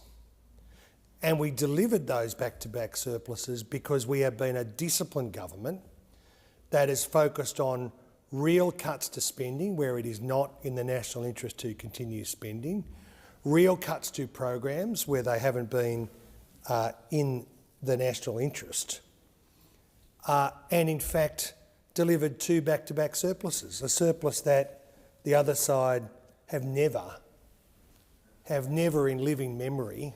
I think 17 years ago was the last time that a government delivered a surplus. And we have delivered it. But the implication that the Dutton-Littleproud show cannot avoid, is that if you really believe that what the government should do is cut spending, then what you have to do is to accept that cutting spending, I know this is a sort of difficult proposition for some on the other side to expect, to believe, but if you advocate cutting spending, you have to find some spending cuts. Like, that's the way it works. You want to reduce spending, you have to identify spending reductions. And we haven't heard very much about that. The bulk of increases in the government share of the economy have, of course, been about indexation for various payments. The largest of those is, of course, the age pension. The Peter Dutton and David Littleproud want to cut the age pension. They want to cut childcare, Medicare, the ABC, regional road funding. Which of these programs, defence spending, which of these programs does Mr Dutton and Mr Littleproud and Mr Taylor, the sort of boys club who run the show over there, what is their target for spending cuts? And whenever you sort of put this position, they set their hair on fire and say, well, that's a terrible thing to say. We would never do such a thing, except they always do it. Like it's their track record. The best predictor of future behaviour is, of course, past behaviour. And their track record of promising not to cut spending and then immediately doing that upon being elected is a very, very strong track record indeed. What we should have been doing here this afternoon, instead of this sort of juvenile motion, hyper-partisan motion about a misunderstanding about how the economy really works, what we should have been doing is passing the government's legislation in relation to tidying up the construction and general branch of the CFMEU. That's what we should have been doing. That's what we should have been doing. We should have done it this week. We should have done it today. A deferral, not dealing with that legislation this afternoon, I know exactly who will be celebrating that outcome. 3 groups. Lawyers, who will spend a lot of taxpayers' money and a lot of CFMEU construction and general members' money trying to frustrate an administration in the courts. It's good for the lawyers. It's good for those elements of the Liberal and National Party who've got control over the show over there, who love the sort of negativity and love the sort of anti-union posturing. And it's good for Mr Setka and his friends. That's the truth. What the construction industry is crying out for is a government that is a parliament that doesn't see its role as a sort of debating society, but sees its role as taking action in the national interest. The construction industry needs that reform. It is the strongest possible reform that any government could mount. And instead what we can look forward to is some of the more sort of self-referential garbage that we saw in the debate earlier today.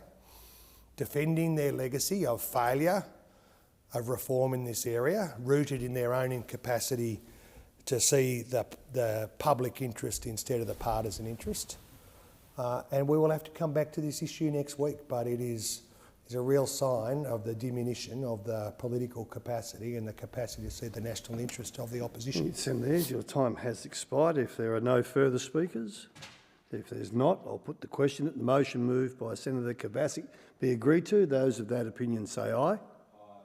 Those against say no. No. I think the noes have it. Okay, division required that we will do next week. Thank you very much. So we'll now, well, it's not quite 5:30, but I'll propose that the Senate now adjourn. Are there any speakers? Senator Kovacic. Thank you. Thank you, Acting Deputy President. Minister Billboard Shorten continuously hides behind the size of his department as to why he is unable to comply with orders for production of documents. But that excuse is not good enough. Given the size of his department, surely there is someone able to do the work to properly comply with the many OPDs asked of his department.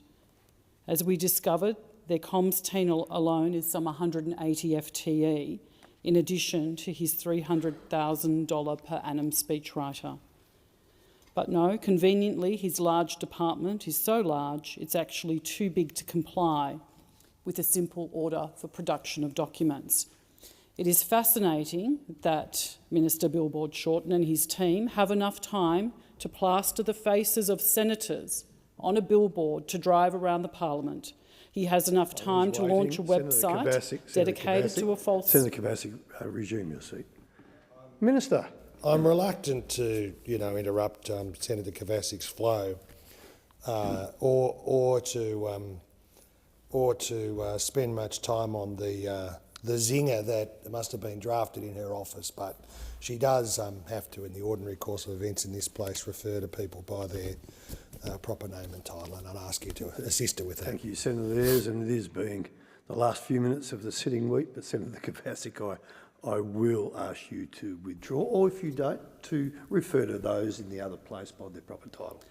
I will, thank you, and I'll reflect on that. Thank you, Senator Kovacic. You have the call. So it's simply fascinating that there is time to plaster the faces of senators on a billboard to drive around the parliament. Enough time to launch a website dedicated to a falsehood about the cost of the Senate doing its job. Enough time to do press conferences about the same, but not enough time to comply with an order for production of documents. I understand that some people don't necessarily understand what goes on here, and it appears that Minister Shorten finds the Senate a confusing place, but we take our job of scrutiny and House of Review very seriously. If he took time to consider the Constitution, he would see that we are one part of two equal chambers, and the work we do here is important. Senator Polly, we're going to play fair in these last 10 minutes of this week. Order. Thank you. Senator Kovacic. That means Minister Shorten can't ignore OPDs when they are passed by a majority in this place. It also means he can't hide behind the size of his department. He must comply, and failure to do so is a contempt of this chamber and its powers. Transparent government is what we were promised. If the arrangements behind the hiring of the speechwriter are all above board, if there is nothing to see here, then prove it. But suspicions are rightly raised when a minister finds every way possible to avoid transparency. It then begs the question of what is being hidden. I don't know why the orders haven't been complied with, and they are a rather simple order for production of documents. Government done differently is what was promised by the Prime Minister. I doubt that voters at the last election expected that what this really meant is a government that hides from accountability, a government that does not respect the powers of Parliament, and ministers who think they are above the basic principles of responsible government. President, another matter that I would like to address before the Senate adjourns is the disturbing news emerging from Bangladesh, particularly the persecution of the Bangladeshi Hindu minority. I found the recent civil unrest to be very concerning, and I know this is particularly troubling for the Bangladeshi Australian community. I've been in contact with many members of this community, and quite rightly they are incredibly worried to see the shocking scenes across the media and social media and reports from their family members in Bangladesh. We often take for granted here in Australia the fundamental rights that we all enjoy. The right to freedom of speech, the right to worship the God of your choice, the right to vote and to stand for election, and the right to live free from government overreach in our personal lives. The news from Bangladesh should serve as a reminder to all of us to cherish these rights and not take them for granted. And in not taking this for granted, we must seek to uphold the rights of others where we can and not sit back in comfort in our own situation in the knowledge that others are not afforded the same rights and freedoms that we are. The Bangladeshi Australian community has contributed much to the success of our multicultural society, and we must stand with them and call out what is occurring in Bangladesh. The persecution of the Hindu minority must cease and order must be restored for the benefit of all Bangladeshis. All efforts for peace and democracy must be supported, and I thank the Senate. Thanks, Senator Kovacic. Senator Hume. I rise today to speak on an issue that's weighing on the hearts and the minds of Australians right across the country, and that, of course, is the cost of living crisis. Since the Albanese government was elected, real wages have fallen by 9%, and living standards have collapsed by almost 8%. There have been 12 mortgage interest rate hikes, and the prices of food and groceries are up more than 11%. So if Australians are feeling poorer, there's good reason for that. They, in fact, are poorer. But the cost of living crisis is not just a matter of numbers and not just a matter of statistics. It's also about real people who are struggling to make ends meet. And as chair of the Cost of Living Committee, I've been right around the country hearing directly from Australians about how this crisis is impacting them. Whether it be in Shepparton or Gladstone, Alice Springs, Port Augusta, Warwick Farm or Western Sydney, or Pinjarra over in the west, this message is clear. Most recently, I went to southeast Queensland and also to regional Victoria to hear firsthand from businesses and support services about how inflation and rising costs are influencing their businesses and their local communities.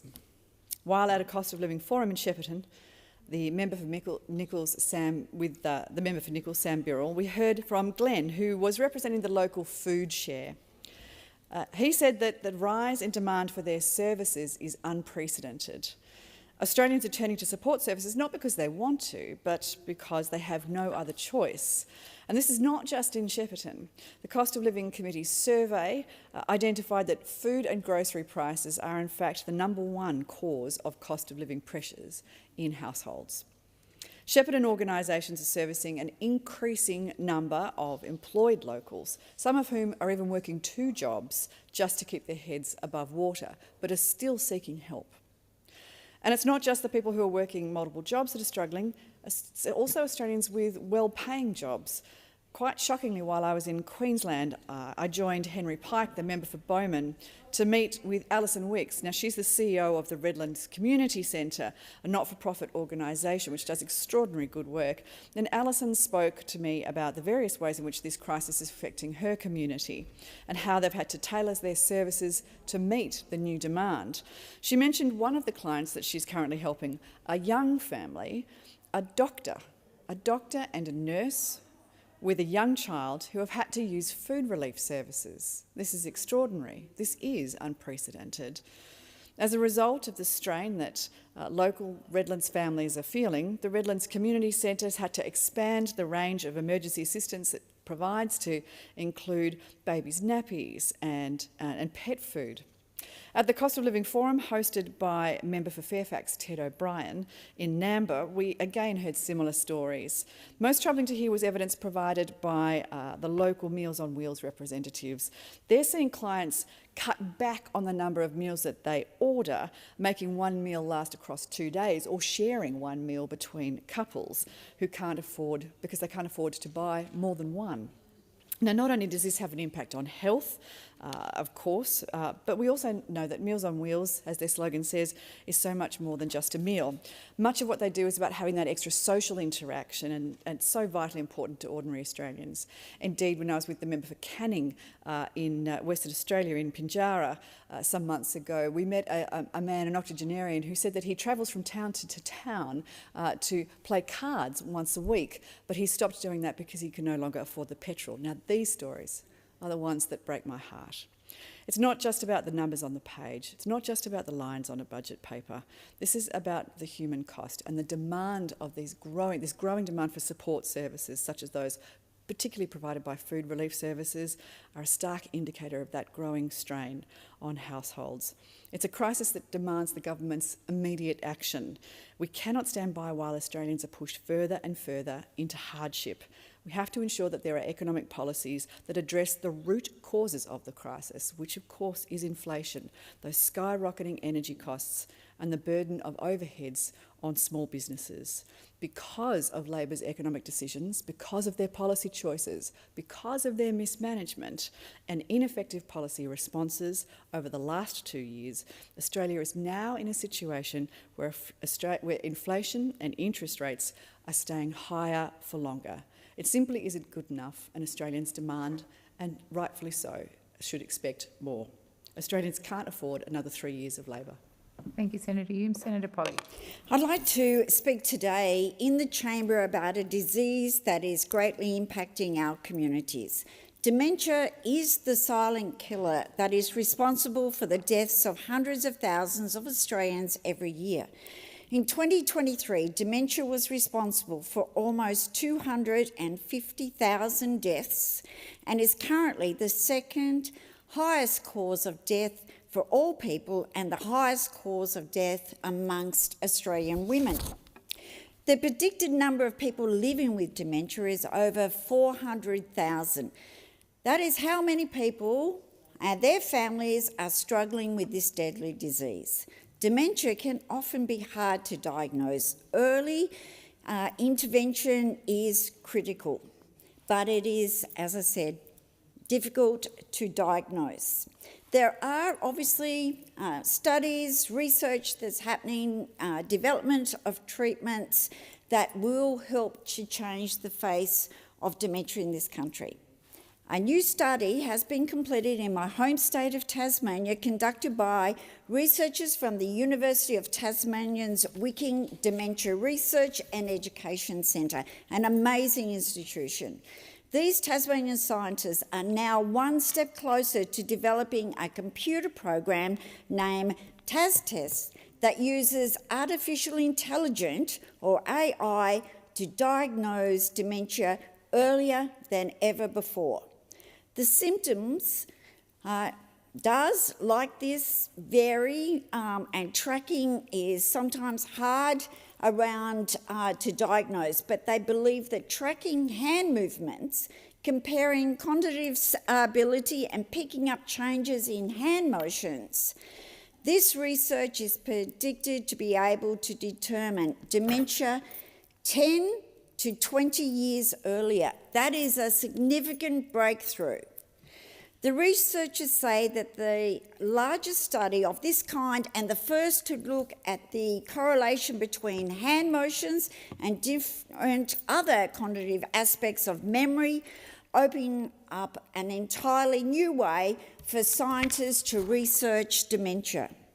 When this newly developed system is completed, it will allow people to be easily tested from home and accurately diagnosed decades earlier than in years gone by. This study is amazing and has the capacity to help not only Australians, but eventually the entire world. And we know there are some countries that are more prone to this disease than others. The most common form of dementia in Australia is Alzheimer's.